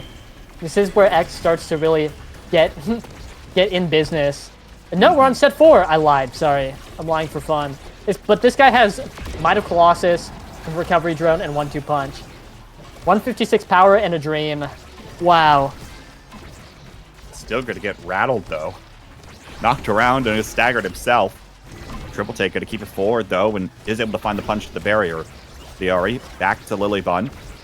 Looking for the top side. Scyther wasn't there. Opted to retreat away, trying to stay alive. And now Joker looks to go for the KO. Can't find it there. Core will drift north of the goal barrier. Scyther still low, still staggered. Now the recovery drone will proc, get him away, even just temporarily. But he'll have to pick up that orb nonetheless. And possession goes back over to Showtime. Zay in the flow state, looking down for the Joker. But no, Core will get killed down to the bottom side. And we're back in overtime. Flow state actually still online somehow by Zay. Using that primary, keeping it online. Here's the beat drop. The goal barrier will finally fall. Mega Burst on the wrong side of the core there with the drum and bass. Scyther credited with the goal. And hey, the Bun Bonanza will take anything they can get right now to try to turn momentum back to their favor, especially a reset here in the goal. They need to find a KO, and they need to find it fast. Right, a little bit of a mind control trick there. I'm slipping it right behind the Mako secondary. Very nice. And here I'm looking at the things that these players have stacked up. We've got 3 orbs on Liari, 3 orbs on Megaverse, and 2 Rampage stacks. And an insane. Oh, Scyther 12. Going a little nuclear on the enemy side right now. Oh my god. It doesn't matter, though. Working against both a Mako and an Asher is rather difficult, but finally will thread the needle down to the bottom corner. Well done by Scyther. Well done from Lilybun and Liari, too, afterwards to maintain some possession there and maintain their own energy bursts in the process. This is 2-0 up for Bun Bonanza. They're looking to send us right back to a set 5. Right, looking to keep this game going, take it, bring us to a game 3. And they're doing it 1 point at a time. Looking really good. They're just getting the barriers way faster than Showtime is, which is the exact opposite of what's been going on this game. And now that they're doing it, Showtime is completely on the back foot. Oh. And things are getting a little scary for them. Last hit of the triple take almost sent that one a little bit too far forward. Liari, though, comes right in on the Rose Warp to earn the set for the Bun Bonanza. We are right back to set 5. And they kind of found a little bit of their own footing there. We'll see whether or not they can opt into even more damage here. Not much on the board, all things considered. Might actually, I don't know. What does, okay. goes into the peak performance here, but that means probably aerials here for Zay, right? Or explosive interest? No, just takes the raw speed. All right, fair enough. Yeah, down. And it might as well just be fast when you don't have flow state. You know, but wow, bulk up going to Lilybun. Doesn't have any other stagger awakenings, but still just raw power. And this Finny is doing a lot of damage in set 5. A little strong. Megaverse picking up hot shots, really nice. It just more at Mako with CDs, really good. You cannot argue against that. Joker's getting beat up out there. Is a dangerous fight, and Scyther 12 is just putting on so much damage. He is such a powerful man. It feels like the damage is finally online here for the Bun Bun Bonanza. Joker still low, finally will get sent away. Triple take saves the barrier here as well for Lilybun. There's the misdirection comes in, stuns Megaverse, who can't find the save on the barrier. Zay, fight against the world, fate of the universe, seems like it's on the line right now, but the flow state's gonna run out all the same. Piercing shot, Liari forward, crystallized thorns, picked up by Megaverse all the same. Won't matter for now. Liari looking to get this one back up to Scyther. There is the X Maximus though. Scyther finds another KO on a 6 KO streak, but the energy burst won't find the core. Liari and Lilybun both close to their own energy burst. Megaverse does have his as well. Won't use it there. No, does use it there after it goes by. And 2 goals away right now with the Bun Bun Bonanza from sending us to a game 3. Yeah, what was once Showtime's entirely their game, just running away with it. Now it's looking super Bun favored. They are just winning every point faster than Showtime, and with 2 like heavy core control comps, that's what you do. That being said, Bun's not running a heavy core control comp. They have Finny Goalie, who's just putting on a ton of damage. Like Zay Forever is so low. He's got an X on top of him. It's so scary. He's almost dead. Someone save him. Someone save him. The poor little Octavia sitting in the middle. Nope, never mind. You're going to get taken care of by the Rose Warp. Barrier falls yet again. Lilybun forward, feeling pretty comfortable right now. Has the energy burst, walks all the way up. Triple take doesn't come out in time. So a goal barrier will fall in the process. Megaverse, though, incredibly low on stagger. Could be getting KO next. Zay has to drop back. Meanwhile, the core back on the other side of the pitch. Its snare drums won't connect with anything. Bull Rush comes through. There's the KO finally onto Megaverse. As Scyther is able to find the bell ringer, and he'll send it home. Game point for the Bun Bun Bonanza. Yeah, that's Megaverse's orbs all gone. Completely wiped away, which is really big for Bun and pretty crushing for Showtime here. Something else I've noticed is that Joker has Catalyst. You know, great. Hard to kill someone with Catalyst, but with this Finny debuff and all the damage that's coming out, then Bun's game plan is to just like blow someone up immediately. And Catalyst helps against like long-term damage. So Joker sometimes just dies. Zay Forever sometimes just explodes. Look at him. Tiny Octavia. 2 HP in a dream. You can't run forever from the Bun Bonanza. They will take game 2 and send us on to an Atlas Lab decider. Beautifully executed as the game went on. It felt like, again in that last one, there were opportunities for Showtime to start to run away from things. But as a matter of fact, Bun Bonanza comes back, resets, identifies the fact that what was working for them early was finding a KO here or there, and doubles down onto it. Liari picks up Stinger. You see Lilybun actually picked up a heavy impact incredibly early, then bulk up in one of those later drafts. And Scyther continues to have the size, so the Bull Rush and the Bell Ringer are nearly impossible to escape. Beautifully done for the Bun Bonanza to modify their style ever so slightly, while also having the tools to do so thanks to picking up something like that Finny goalie in the draft early on. A look that you might have been able to expect, right? Lilybun known to play this Finny every once in a while, but stylistically didn't exactly make sense. Doesn't matter. Beautifully executed all the same from them. And I am incredibly excited to see what Atlas's Lab has in store in us for our final match of the day.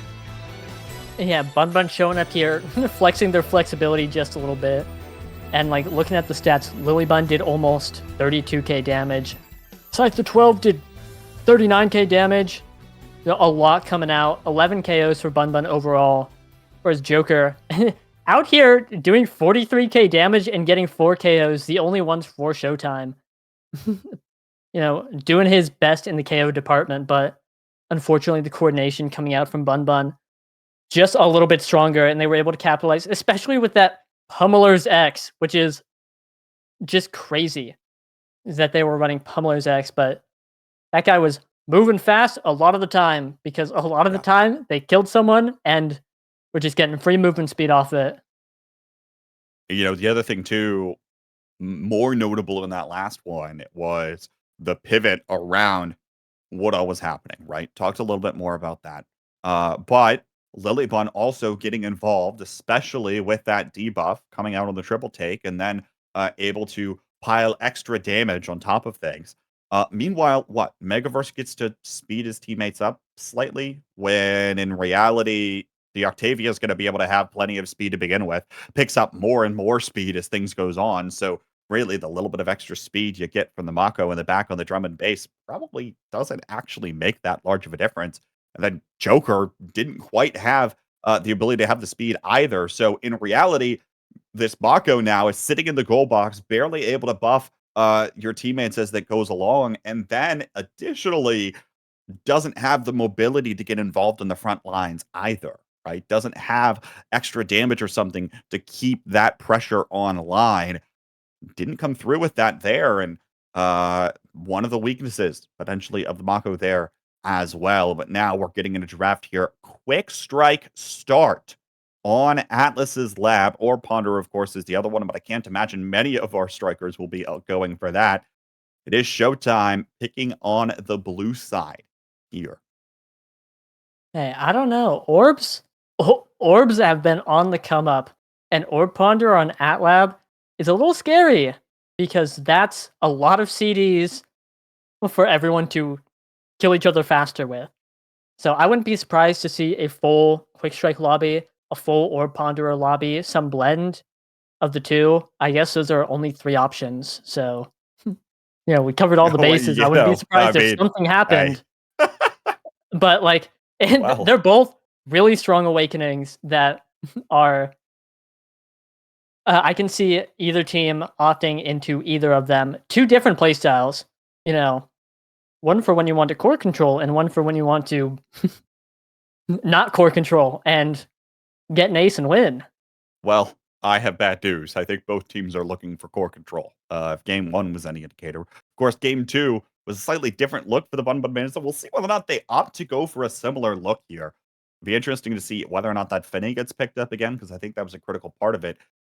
And also could depend, right, on what options there are in terms of this Rasmus, right? Megaverse is probably going to be forced to pick into it on the first pick here, assuming that they don't ban it. No, they'll just ban it outright. So we're not going to see that at all for another one this time around. And again, that does shrink the brawler pool here a little bit. Oh, the X gets banned away here as well. So Wow. brawlers continuing to get banned away. First pick here is the Estelle for Zay, away from Liari. Yeah, very good pick. Actually, I like that a lot. I don't know what Liari's going to opt into on this. Maybe a Kai who's played on this map before. Maybe a Juno, known for that pick. But very interesting. The X ban is kind of crazy, because here. Oh wait, hold on. I'm misinterpreting the graphic. Asher has been denied from Joker, and so now the brawler pool is kind of getting pinched out here.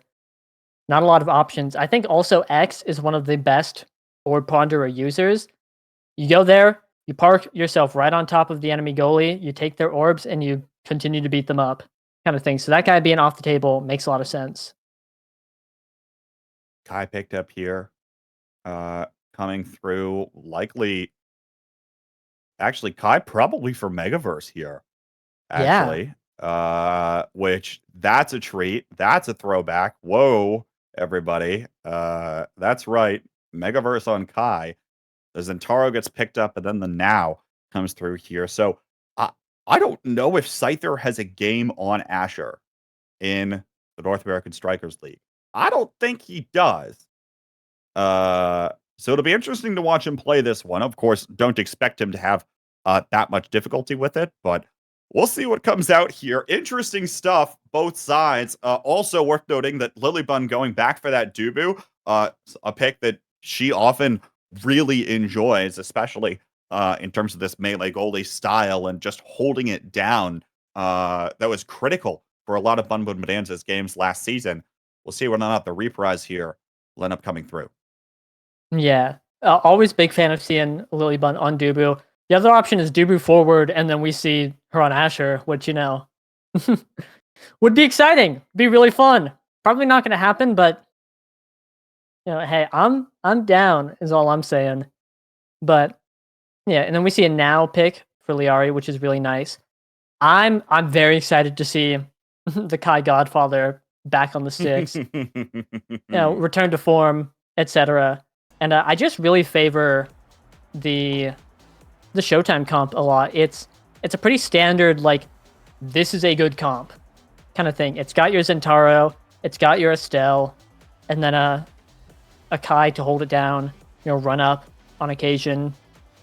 And I think Bunbun's comp is a little bit easier because you have Asher, who just, like, puts it in and wins, and Now, who also just, like, wins interactions and gets it to the Asher to put it in and win. And so, you know, but they're very, very susceptible to getting KO'd.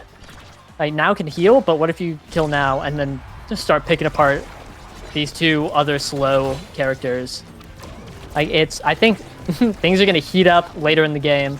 Right now, though, we see one berry go down a piece, and things going pretty slow, pretty chill for a little bit. You mentioned things heating up later on in the game. Well, expect them to, because both of our last games have gone the distance.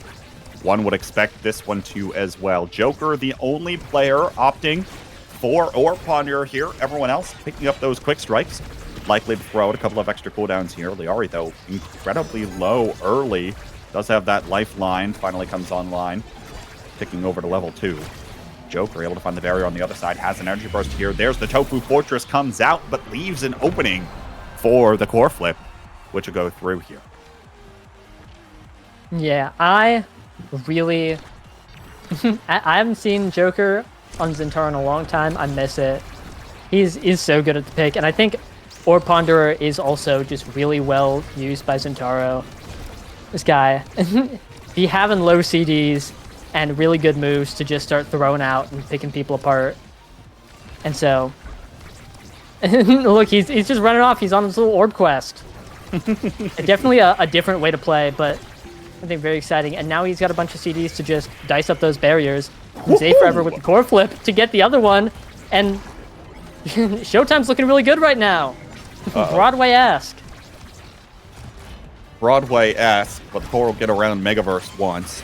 Here's the energy burst out of Scyther. Fadeaway shot. Gets blocked by Megaverse even still. And will come through here. Scyther now looking, almost steps forward. Fast Litter comes up just a little bit short. Liari low on Stagger, has the lifeline. She's trying to heal back up and will be able to do so. Gets back up to half. Corner shot almost goes through, but it bounces it away such that Megaverse can collect and keep it out. Joker, there's another burst and there's another goal. Seems like that's the game plan right now. Once more, just wait for Joker to have energy burst and he'll be able to core flip it and then that somehow. He'll figure it out one way or the other. Yeah, he'll get it. Interesting thing in the call before going into games, people were talking about, you know, hey, who's really good at using core flip? And it was in the Bang Bang versus Lob City game because Fudgy Waffles hit a good core flip, and that guy's good at hitting core flips. You know who else is? First person to get mentioned and only other person to get mentioned is the Joker, who is just really, really good at sealing it up with his core flips. We've seen it for 2 points in a row. Oh, and we've seen Scyther 12 just get assassinated by the Giga Blast here. Oh my god. Full commit for the Bun on Bonanza. Liari was looking for the goal but couldn't find it there. Now Lilybun tries to join the party. Will be able to save it there. on the Summer Assault, but no, Barrier will finally fall. Liari once again looking to take it herself. There's the proximity drone out. Mega Burst, Energy Burst over to Zay, also uses his own, looking for the corner, but Lily is there. Now another burst out for Joker. This time won't score just yet, but Zay comes in with the Crystallized Thorns on the cross clear. Well done there to be in the right place at the right time and utilize that ability to get that one in. Joker credited with set MVP, and Showtime off to a quick 3-0 start. Yeah, Showtime looking really good that first set, and not a whole lot of like Zentaro super bits coming out here. Wouldn't be surprised to see some peak, some primetime aerials, all just like nice awakenings for the character. But looks like, yeah, blocking in that peak, going for speed, primetime going to Megaverse. That guy has 2 barrages. Assembling the beta Kai build. If we can see some rapid fire and some hot shot, and then quick strikes is just like beta strike CD, and he's back. And he's back. And he's back. I think Saya just looked. Striker Saturday #1 was the debut, I think, or close to, of the Megaverse Kai in the goal box, and was something that really got him up to fame early on in beta. Something that not a lot of players could do at that time was play a ranged goalie such as the Kai in the box, and Megaverse was one of the best, helping the team out and getting offensive in more ways than one, keeping the core well away from the goal box in the first place. Of course, consistent opponents at that time could have been along the lines of the Joker playing quite frequently back then, Liari to some extent playing then as well. And then you see the rest of the new blood starting to come in here, right? We've got players now like Zay, Scyther, Lily, all coming through. A mix of both old and new here in this game. But right now, it's all Showtime, off to an incredible opening act and looking to try to keep up that momentum as Joker using that energy burst early to try to see if he can come away with a cheeky barrier. Yeah, we are definitely watching a show right now. Act 3 out in full force right now. Here's where the conclusion's going to happen. Climax of the story. And now it's looking incredibly Showtime favored right now. Like, Scyther 12 is low, has a core flip. They're up a point and up a set. Like, I don't know. It's looking really good. Megaverse is just kind of skating. He ran up and scored the last point. Things are looking really good. Bun Bun's going to have to take one of those. A good core flip on the barrier to start bringing it back. We'll be able to find it there. Now Liari back up to Scyther. Here's the dribbling play. Barrage already used. Scyther will be able to sneak it past Megaverse. Able to find the goal there. Worth saying, of course, as I go on my beta reminiscing thing. Yes, folks, I was around for beta. Okay. I've been casting for a while, too. Back at that point, Joker was very frequently playing the Asher as well. So, of course, didn't get that pick this time around. This time it is Scyther. But now, look at this. Lilybun, get in there! Has the energy burst. And he'll use it for the goal. Set point now to the Bun Bonanza, looking to equalize things incredibly quickly. Yeah, hey. Just when I said, guys, Showtime's looking pretty good, I think. Things are nice. They're winning their points. Doom. Immediately. And they have started losing. And Scyther 12 is skating all over them. Was able to pick up Might of Colossus last set, which means it guy's 15% bigger and is going to be putting out a lot of damage. And is really scary, in later drafts. It's going to be a big problem because, like, there's not really anyone on the side of Showtime that wants to deny size. Nobody feels bad denying size, but, when there are better picks, it kind of sucks. But, like, Scyther 12 is really large, little in charge, putting in some work right now, putting it in, knocking on death's door, says, hold up, I've got one more in me before I lay down, and takes the set, tying it up 1-1 right now in this game 3. He just walked around, got pinballed around for a little bit, then finally at the last possible moment where he could use Energy Burst, the core gets to him, and he's able to slip it past Megaverse behind his barrage. gets rewarded here with the bulk up. Even more extra power coming through on this Asher. Twin Drive is what Megaverse will actually end up selecting here. I would have thought the missile propulsion for more beta build, but no, opting into the Twin Drive, which actually probably was used in beta too. Anyway, rest of this comes through. You see the Monumentalist deny here as well onto Joker. Unfortunate for him that he won't get to utilize one of those awakenings, but even still something that you really don't want to see Liari pick up. I was really hoping for the missile prop for the full beta experience. Full beta experience, yeah. Yeah, really going down memory lane here. Old people posting, but yeah, a lot of another good awakening draft. I think that 1-2 punch on Lilybun is really scary. You don't look at Dubu and say that's a scary 1-2 punch character, but core speed, especially a team player, is always scary. You know what else is? This Asher with a ton of power, 170 power, guys, guys, and quick strikes to just dribble it up right there and put it in. This Asher is looking a little weak right now. Off the gravity well, even. Lifeline comes in, keeping Scyther alive for now. And worth noting here, of course, right, that Joker still doesn't have a dash awakening. It's set 3 now, and this Centauro yet to pick up one of those, and they're slowly starting to get taken away. The aerials, of course, gone as of the last set. Here's a KO, though. Potential opportunity for Showtime to come away with this one. There's one barrier, but it gets past Megaverse. Liari looking to try to keep this one forward. Kill for a little bit more time. Scyther back on the respawn now. We'll collect the orb and make sure that Joker won't get any more for now. But, of course, he's already at 5 stacks. There's the barrier taken away. Off the gravity well now. Nice drone from Liari. Pressure applied to Megaverse. He's got the energy burst, though, to send it away. Now Zay looking for the Rose Warp and Piercing Shot combination. Won't be able to find it there. There's a pass splitter out from Scyther. Keeps control of the core. Barrage interrupts the energy burst there. Back up to the top side. Zay, beautiful piercing shot to keep that one up there and surprise Lilybun after that strike away.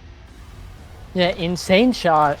Oh, one of those, like, when people aim for that wall right there, you see it and you're like, oh, that's a dribble, that's not. Yeah, that's not something to be worried about. And then it goes in. And then you say, no, hold on. You know, it's a great angle to go for. And I remember when people started doing it originally, people definitely still do it a lot, but not as often as I would expect. And, oh, a little bit of Sad Boys action. This Megaverse pushes it through. The core flip almost good to get it. But at the 12's core flip, we're putting it in, and again, this guy is putting on a little bit of performance on the Asher. Wow. It's good through the wickets and finds the gap between both Zay and Megaverse. Joker still can't quite have the presence that he'd like. Luckily, of course, there will be another set after this, but even still, Bun Bonanza looking to run away with this. Lilybun flying right back in there, rolls in on the somersault and takes care of the goal. You don't expect the Dubu to come flying out of the goal box, but when he does, it's a scary sight. Bun Bonanza one set away here from taking this victory, which, by the way, might I remind you, could have incredibly important playoff implications as we get later on into the season, because these two teams are going to be neck and neck most likely, maybe for some of those last couple playoff spots that could be on the line. And Scyther comes away with his draft picking up Rampage, Yoshi. That's terrifying. That's so much more power. This guy's so big and strong and scary, and he's just gonna show up, you know, standing in front of Megaverse menacingly, and just like, boom, primary. You know, I win, and that's it's gonna be really hard to deal with. That being said, Megaverse has Twin Drive and Chrono Boost, which is going to be very nice for just covering space, getting in there. And playing a little bit of midfield, trying to push up, kind of like Lilybun's been doing. And hey, the Showtime defense is a bit of a movie. Sometimes you see this barrier and say, that's gone.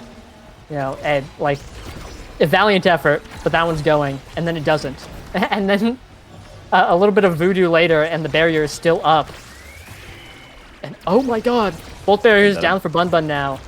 Showtime is looking to win this set. They do not want to lose. Megaverse flying. Won't be able to find much of anything more after it, but that Chrono Boost pickup's going to be huge on this Kai. One of the things, of course, the eject button, not exactly used all the time in beta, but Lilybun finds a shot on the 1-2 punch. Extra core speed, able to send that one towards the net. 2 goals away now for the Bun Bun Bonanza. Yep, we see Showtime alternating on kickoff. Not wanting to go through that. We see Joker pick up Stinger, which I would expect to be a little bit more useful, but Scyther 12 has 2100 stagger, which, you know, it is percentage of health, but you still have to get through all the rest of that health, and when he's doing that, it's a little hard to get through to him. And yeah, I don't know, Joker has to try and kill Liari here. Oh, pass! Pass. Pass to me! Zay impersonating Joker a little bit. Knowers know that Westboard rule. Nonetheless, Megaverse gets in there. Energy Burst utilized from Lilybun, and Mega can't get back in time on the eject button. Zay gonna hold it down in the box, though, for a little while longer. Liari looking for her own drone. Can't find it there. Now Tritch trying to get it back up to Scyther, but Scyther's gonna be able to find the KO against Mega. Trying to play the penalty kill here now. Both Zay and Joker. Liari looking for Scyther. Zay interrupts this time. Looking for something here. Beautiful pass around the gravity well. It finds Scyther threading the needle, and we are on match point for Bun Bun Bonanza. Yep. If ever there was a time for Showtime to pull up and come back from an insane deficit like they have been pretty constantly this whole series, it's right now. It has to be now. And they're holding on so far. Getting a ton of damage onto Scyther 12 here. Could be the win condition. Looking now to find this KO. Haven't been able to find it yet. And now Liari going to heal Scyther right back up with 2 abilities. Back to full is this Asher. So many resources pumped in to that one striker. And yet, it's still not enough. Joker still looking for the KO. Doesn't have the knockback in order to do just that. Scyther back to low, but Liari's probably going to be back to heal pretty soon. There's Scyther now, finally staggered, sent away, has to walk back for the orb. Piercing shot will connect, but it won't do much of anything else. Scyther now back healing, and Liari's going to come up with a core flip. There's the last goal barrier that they need. Just walking forward here. Drone comes up just a little bit shy. Scyther looks for it. Megaverse has the energy burst to send it away. Here's Lilybun, almost is able to find it there. Scyther now forward again, but it's Liari who will put it home. The bonanza continues for this squad as they will pick up another victory here and try to cement themselves a spot in playoffs later on, showing the bonanza has gone nowhere.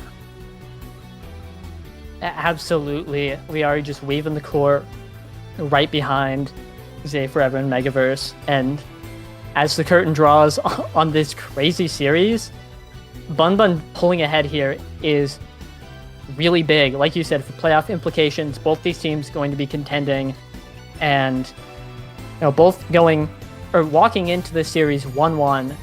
I think a lot of people would expect a 2-0 or something else. And obviously, it's still early in the season. There are a lot of matches left to be played, but being able to pull ahead when you're tied here is really nice. It feels good, especially against another team that you might be going head-to-head with. Bun Bun pulling ahead, getting that 2-1 right here. Showtime going 1-2, but definitely not going anywhere. Putting on an exceptional performance today, and despite the loss, did have a sub and have 6 more weeks. Keep working and make something happen. And both teams played so well. Yeah. It just a couple immaculate games to seal the day. Always nice to see. We expected this series to be a heater, and boy, did it deliver. Coming through there as both teams playing rather similar styles, all things considered. Of course, would have loved to have seen Shianzu there. In no, disrespect to Zay, who still played incredibly well. I think a couple weeks ago when we were watching Zay play, someone at the call was like, I don't think I've ever seen Zay play a bad game of Omega Strikers, right? And certainly didn't there, but end of the day just wasn't quite enough. Win conditions were still found for the Bun Bun Bonanza, even in that game 2 where they played a slightly different composition than they were used to and were able to come away and execute on it nonetheless, finding the damage they needed to by the end of the game. So props to them for coming out on top of that one. And again, starting to set things up and ramp things up as we get further along the line to playoffs. You wouldn't expect a team like Bun Bun Bonanza after their performance last season to be out of playoffs. And you certainly wouldn't expect a team like Showtime, who was incredibly hyped up at the beginning of this season, to maybe be struggling for a spot in playoffs. But that could be the direction we're potentially heading if they're not careful and take a couple more losses along the way. So time, of course, will tell, but some of their more challenging matches are ahead of them. They'll have to regroup and recollect. Recollect. I feel like I've been talking for too long in the past little bit. Now I don't know what are words and what aren't words. Yoshi, what else you got for us? Anything here? Yeah, hey, the season is officially a third of the way over. We've got 6 weeks left. We're going into a new map pool next week, which is really exciting. And not much else left. There's a lot of matches to be played. Things are nowhere near sorted out yet. You know, the teams that are 1 and 2 could turn it right around really quickly. Teams that are 0 and 3 could do the same. Anything's still possible. So nobody's out yet. Nobody's guaranteed. Everything's still up in the air, and there's a lot of Mega Strikers left to be played this season. I'm looking forward to it. Especially if a lot of our matches are bound to be like the last 2, which went quite far along the way towards set 5s and almost point 5s as well. Folks, don't go anywhere. There's a post show coming up next, but it won't be me up here. It'll actually be Tech interviewing a couple of players throughout the day who were able to pick up some victories. We'll get their perspective on the game and the matches that lie ahead. Don't go anywhere, folks. The post show for week 3 of the North American Strikers League is coming up on the other side of this break.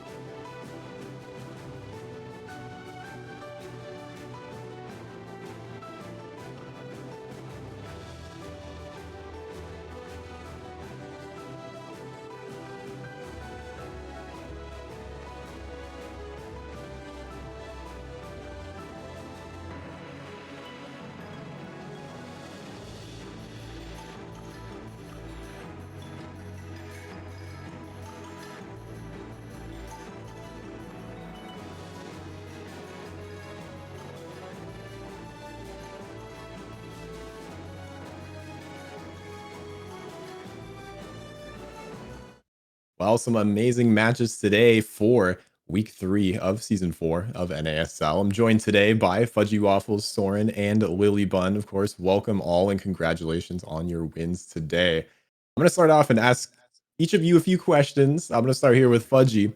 First question is going to be, you mentioned that, you have a great coaching staff behind you. So why don't you tell me a little bit about that? I mean, I've got to tell you, like, no other team has an actual coaching staff the same way we do. It's absolutely ridiculous. I'm so happy these guys are down to help us out. We just added A to our roster, or I should really ask how to pronounce that. But we have, it's A. It's A. Productions told me it's A.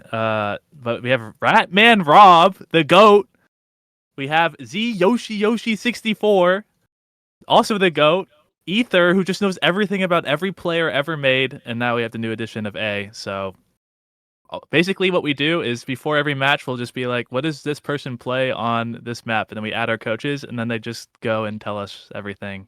They've already given us, I think we're playing Bozo Bench next week, all the maps and stuff they've picked. So I just wanted to shout out all those guys for helping us out for prepping for all our matches. Well, it sounds like you have the cheat code indeed. And, another team to talk about, Lob City. Now that you've had a chance to play about them or play against them, I'd love to hear some insight from a player actually inside the match. Yeah, this was actually the hardest team to prep for. Like versus Showtime and Bun Bun, we had a good idea of what they wanted to pick and how drafts would look, but we didn't even know who was going to be starting for this team today. We were assuming it was going to be Kilius, but we prepared for Mystic, we prepared for Streak. We were ready for a lot of different things, and it was harder, and we also weren't really sure what they wanted to like priority pick. But going in just knowing that like they're going to ban Mako and we're going to ban Mako, that just kind of being what happened made us feel comfortable enough with everything else. So, but I do think that team Lob City especially with Kilius now, I think the synergy that Shape and Kilius has is really really strong, and that team like really shouldn't be underestimated right now. I think they're off to a rough start, but if I do think they're going to take at least 2 wins off of other teams if that team stays with that roster. Well, that's good to hear. Definitely a team to look out for. Moving on to week 4. And Soren, I have a few questions for you. And perhaps one of the most entertaining and cinematic Omega Strikers series of all time, EKC came out on top. So how do you feel about that win? Yeah, I mean, I won't lie, going to the match, we scrimmed last call a lot. I have high regards for other players, but as a team, I think up until this week, I was questioning if they could really beat any teams. So we were definitely really caught off guard going into the second game when they started kind of just like destroying us and killing us on repeat because that's kind of our thing. And yeah, it was a nail biter. I wouldn't say I was too nervous, but yeah, it was a crazy game. We had to pull some like really crazy goals out of our arsenal to take those games, and I actually think last call after this week has a really good chance of making playoffs. Yeah, definitely indeed. And, game 2, your team scored 9 goals while last call scored 12, but somehow you guys still won. So, as goalie playing that Kai, how do you stay locked in when there's so many goals coming in against you? At some point, I just feel like I turn my music up and I just kind of lock in and don't calm as much usually because I'm usually IGL for a team. And I realized after the first few sets on that night marking game that I just kind of had to take it. I had both orb awakening, so it was kind of like on me to really do a lot of the heavy lifting because my team is kind of dying on repeat. So I'll say usually when I'm in game, I think compared to a lot of goalies, I'm pretty like confident usually. I don't really get nervous on the net. So I think that helps me a lot. That I might not like play super above average, but I play consistent, I think. Absolutely. And, you mentioned being IGL. What does team comms look like for your team? Is that hard calming, or is that just like, as you said, turning up your music and locking in? I've tried to really like instill like hard calming on our team because I play a lot of like team or like oriented games like Overwatch and Val where you kind of need to do that. That being said, Kadzuna does not like to talk, no matter how much I try to convince him to. So I mean, I don't think I heard him talk like more than 2 words that entire second game. He just kind of does not talk, and I didn't hear him. I think he just muted his mic actually at some point. NX has been getting better at it, but yeah, I think overall we're really quiet in game. Except one of us dead. Then when one of those two are dead, they start yapping a lot, which is kind of funny. Can't do that when you're live, but no, they're the goats. We don't talk that much. We kind of just have fun too. We don't. I think compared to a lot of teams, we don't like take it super seriously. We kind of fuck around. Like I know a few goals. I was sitting there laughing when like 3-easy or someone made like a really goofy play, or I'd make a good save and stuff like that. Yeah. Perfect. Thank you for that. And moving on, Willy Bun, of course, the most recent match we just got to watch. Congratulations on your win. It Thank was a you. hard fought 2-1. And it was great to see 3 different goalie picks during this series. Of course, Aimee, Finney, and Dubu. How did you adjust after that game 1 in order to take the rest of the series? I'd say that like game 1 was a little unfortunate for us because well honestly both game 1 and game 2 were a little unfortunate because we prepped for that team and we were like the only start we don't really want to see is Chrono Boost start. Because I didn't really want to have to man out the Zay Forever Octavia. Notably he plays the pick and he's like pretty good at the pick and like our team doesn't really have a big answer to Octavia. But especially on the Clarion game, it just wasn't something that I really wanted to play against. So I was like, surely there won't be Chrono Boost start. There's Chrono Boost start. We had a little flubs, a couple little flubs. I felt like I made a couple like misplays. That's like that game was totally winnable. And it was an unfortunate loss. So bouncing back in game 2, I was like, it's fine as long as there's no Chrono Boost start. Like we can play a completely different comp. We don't have to play like KO. You know, we can like kind of go back to our bread and butter. It'll be chill. And then there is another Chrono Boost start. I left the Octavia open for that game. Because Scyther 12 was willing to pick X, and as long as I didn't really want to play X era and Night Market, so I was like, we'll just ban out the era, we'll play the X, and like we'll hopefully just scale damage in time before Octavia just like runs us over. So I was pretty happy with it. I was a little worried picking the Finny because my Finny's been on and off depending on the series. It either plays really well or plays really poorly, I think. But my team believed in me to pick it. Both my teammates are always super supportive of me. I'm a lot of times like obviously like I'm team captain, so like my mood matters a lot in terms of like how like good our comms are and stuff. So it feels really good when my team has like full faith in like me to like play a pick that like people don't think is good for the most part. So yeah, bouncing back after game 2, after that point, like once we won game 2, I was like, okay, like we've got game 3 in the bag. Like it's back to our map pick. There's no way there's a third Chrono Boost start. Like we'll be fine. So yeah. Yeah, that's good to hear. And you talk about being in that mood, and of course, the chemistry on Bun Bun Bonanza is unparalleled, and we talk about it all the time. So, how much faith do you have in your teammates, especially Scyther, who's just getting it done in some of those matches? I mean, like obviously, like I have a whole ton of faith in my team. If you want some Bun Bun lore for that series, Scyther 12 is not really an X player, but he was like willing to pick it, and he was like, "Can I go Pummelers?" And it's like, I feel like most people would be like, "Can you play like Kazan or something like something he normally picks?" But like our team was just kind of down for it. Like if Scyther thinks he can perform on something, like it doesn't matter what it is. Like if he wants to play Pummelers Rasmus, or Pummelers X or whatever, like our team's usually pretty like we just kind of have faith that like whoever's confident, whatever, like we'll play it. I think like our team's been in enough set 5.5s last season and this season to kind of just like not really like there's a lot of trust. Like I don't feel like Liari is ever like stepping on my toes when I'm playing like goalie in like a tense situation. Like she just trusts me to like get it out. I don't feel like Scyther walks back too much. Like our team's just really like confident in each other. And I think it helps a lot, especially in those tense games when it gets really close. I think a reason our team comes out on top a lot is just because we have a lot of like faith and like friendship and chemistry with each other. Absolutely. Well, that's great to hear. That's of course what you want to hear from a team in the NASL. It's just having fun and taking wins. We have a look at the standings here, and I'm going to ask one more question to each player. Fudgy, currently Bang Bang is 3-0 in NASL, the only undefeated team so far. Do you expect next week to be another win playing against a team like Bozo Bunch? What are your thoughts? Yeah, we're kind of. I'm looking forward to this game a lot. We're kind of hoping they would win their match today, although it was a tall mountain to climb. I was hoping they'd win that so that we'd get the 3-0 versus 3-0 matchup, but we'll be a 3-0 versus a 2-1. Bozo Bunch been super interesting this season. They used to be kind of like a one-trick pony type team, but they've been picking damage. They've been picking all sorts of things. So we're going to be in the labs, in the mines, figuring out what we think they're going to pick, and being prepared for that as we do for every other team. So, but looking forward to this matchup, and of course, we're confident and think we're going to win. That's right. The Bang Bang analyst going to be working overtime this weekend to try to figure out what they're playing. Soren, another key match to look out for. EKC up against Sad Boys. How are you feeling about that, and how do you think your team fares? Yeah, I'm really excited for the run back. We've been scrimming Sad Boys a bit, and I think they're probably the hardest team we've like matchup wise that we fight. They have us on read, so I'm hoping that over this next week we can develop a plan to fight them pretty well. I think we can beat them. We have taken sets off them before. It's not impossible. I think if my team can play consistent, which we do lack sometimes with our team comps, is just to see if we can figure that out in the next week. I think we could definitely take it. 1 and 2, not super great. I'm not too really worried about us make playoffs at least, really.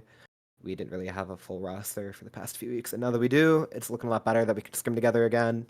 This week was kind of just like our last week to shake off all the rust because Katsuna's been MIA for a few months because of family stuff, and it's just kind of been me and NX playing with different people. So yeah, I love playing against Sad Boys too because they, at least when I fight them, it feels like they're the most technical team with how they take attacking me, and it's really interesting to try to figure out ways to defend against like Bells because he's probably the hardest brawler in the game to defend consistently against because MOBA's broken.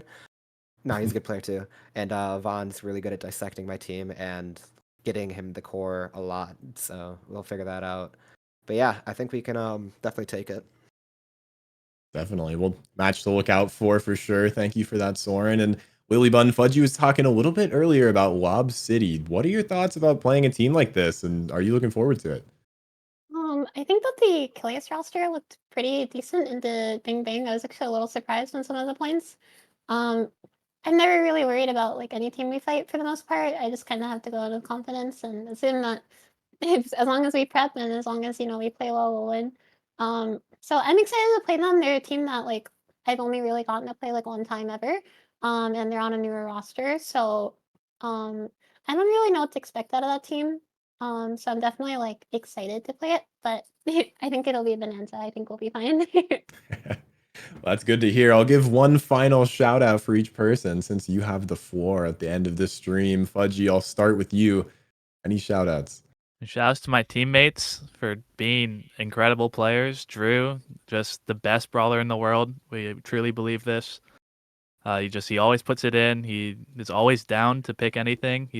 It's crazy how like he's just like a quiet assassin in the corner. Me and Gramella are like yapping the whole game, trying to like how we're gonna win this game. And Drew's just sitting there like if he's just all he's thinking about is like once he gets the core, it's over anyway. So like he's wondering why we're talking so much when it seems like he already knows how to win. But shout out to Gramella. It's been such an awesome teammate to have this season. We both just love talking about the game and preparing for our games every week, and it just feels really good every time to win. We all are. It feels good to be on a team where we're all friends, and just wanted to shout out my teammates. Nice, Soren. I'll pass it to you. First, a shout out all my college boys, always watching them every week. I get DMs from them every week. All of our subs, they're becoming clutch lately because we've been trying to scrim pretty much daily, and getting all three of us together for that every day is really hard to do. So Josh and Zoro specifically, kind of the goats making it there in time. I'll shout out all the all the goalie players. I feel like a lot of goalies get underrepresented, and Fresh specifically. I love yapping with that dude. I played against him today. Dude's always the goat. One of the best goalies in the league, in my opinion. And yeah, I mean, my teammates, besides my subs, Ketsun and NX, always the goats. It's really easy not to get burnt out when you have them as your teammates because like everything is pretty. It never gets boring really when we play together. So it makes us like I can put a lot of time in this game and not really get tilted beyond just like normal in-game stuff. But yeah, they're the goats. Nice shout out to them. Yeah, we do have the full goalie post show on right now. This is hype. Shout out all the goalies. Lily, I'll pass it to you. Yeah, I forgot Fudgy's a goalie now. Yeah, goalie waffles. Shout outs to obviously Bun Bun Bonanza. Scyther and Zoe are always great to play with. Obviously, I love them both. Shout outs to Plink Plonk for warming us up both today and yesterday. We couldn't really find too many teams to scrim with, especially because we were the last team. So shout outs to them. Plink Plonk Bonanza, our goats. Shout outs to Overcharged for cheering for us in the background after we lost our first set in our first game against Showtime. Shout outs to anyone in RCS who's watching.